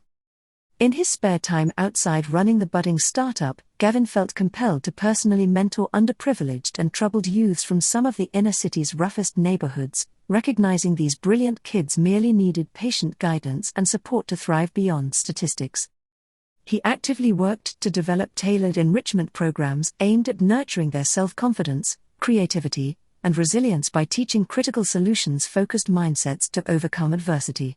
The technologies his company engineered during the day became part of engaging workshops for teens to foster cooperation, accountability, and civic engagement after school hours. Gavin continually reminded these impressionable youths they possessed limitless inner reserves of untapped potential to manifest positive change in their communities and lives despite external challenges. And with each new skill and accomplishment achieved through his hands-on tutelage, their confidence and faith in themselves as valuable vessels of hope and catalysts of growth steadily expanded. Soon graduates of Gavin's programs returned to ignite change as mentors themselves, spreading opportunity. He derived immense joy witnessing individual lives transform firsthand when supported sincerely. The impact radiated outwards in ripples. Between Katherine's evolution of personal emotional healing techniques and Gavin's pioneering of external tools for awakening consciousness and realizing potential, their combined influences succeeded in reaching and uplifting so many weary or complacent souls at scale. But they remained grounded always in the knowledge that lasting societal improvement still depended on one heart choosing to shine light onto one fellow human needing hope in that given moment.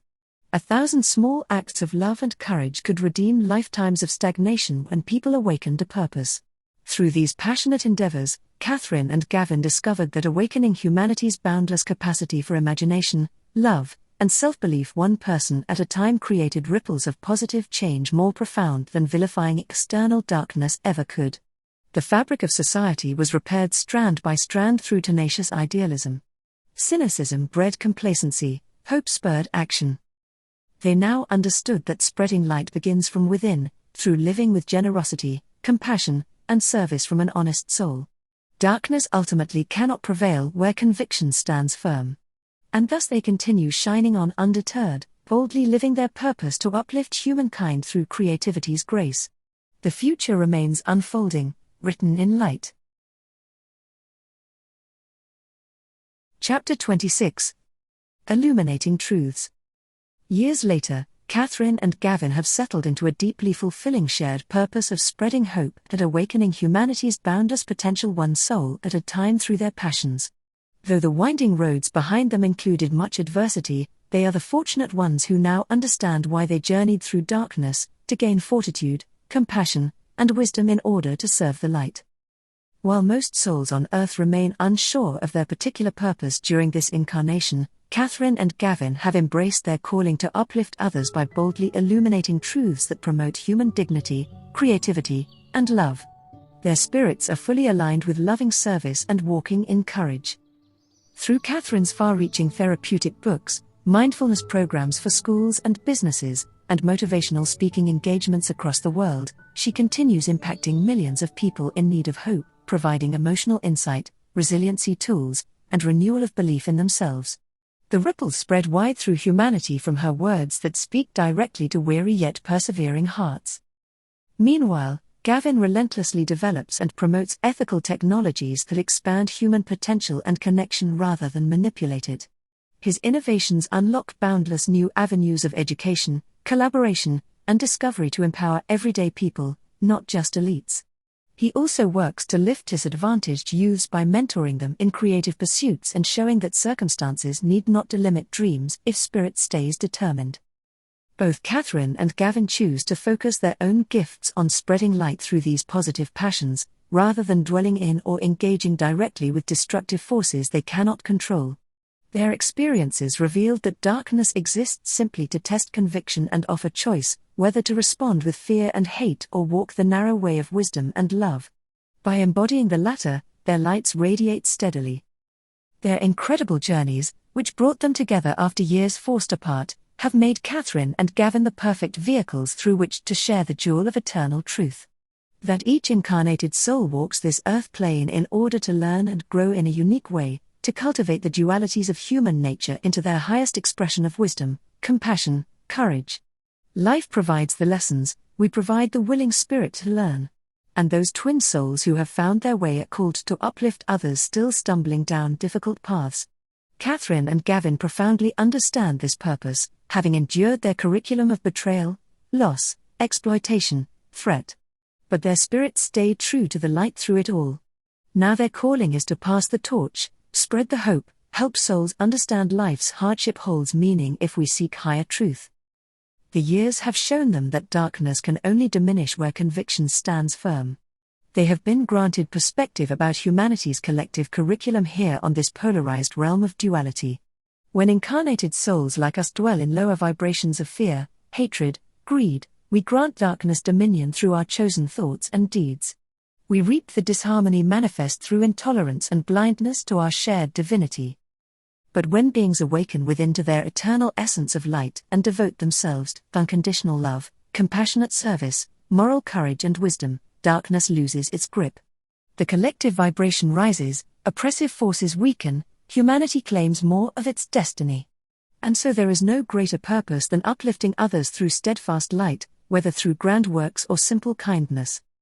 Looking back now on their extraordinary entwined journey, Katherine and Gavin see clearly how even their most painful trials held purpose, to forge the tools of empathy and strength they needed to share hope from the heart.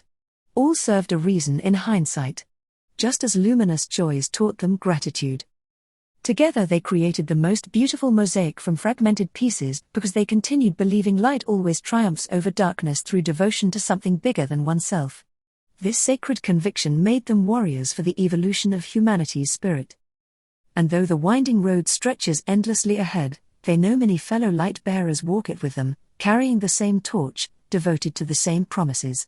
Each small act of love redeems more darkness. This purpose never ends. They walk on, hands clasped, boldly living their truth whatever obstacles arise. On this challenging but cherished quest called life, Katherine and Gavin have fulfilled true soul work. They showed others the way home. That night, Katherine stood alone gazing up at the expanse of twinkling stars overhead. A peaceful sensation washed over her as she recalled the profound meeting with her beloved Joshua during her near-death experience so many years ago. She had crossed over to the boundary between realms and there he was, waiting for her. Though gone from the physical world, his spirit had remained her steadfast guiding light. In that mystical moment suspended across time and space, Joshua had reaffirmed her core calling, to share her gifts, speak truth, spread hope to others still stumbling in darkness. Katherine whispered now into the starry heavens, "My darling, I've done it. I finally embraced my life's purpose you revealed to me that day beyond the veil. It's brought me such fulfillment these years, helping uplift so many weary souls and watch them rekindle their inner light. My spirit is joyful and my heart is full. But none of this would have been possible without you there inspiring me along the way." She smiled softly through glistening tears. "So, thank you for being my guardian, my inspiration, my guiding star. Not a moment goes by that I don't feel your light within me. This life has had such challenges, but also profound beauty because your love remained through it all. I'm so thankful we still walk this road together, if only in spirit now." Katherine blew a gentle kiss skyward to Joshua shining down from among the blanket of stars. Though their time on earth together had been cut short, their journey remained entwined for eternity. He had awakened her highest calling, she had stepped fully into its grace. Two souls illuminating as one.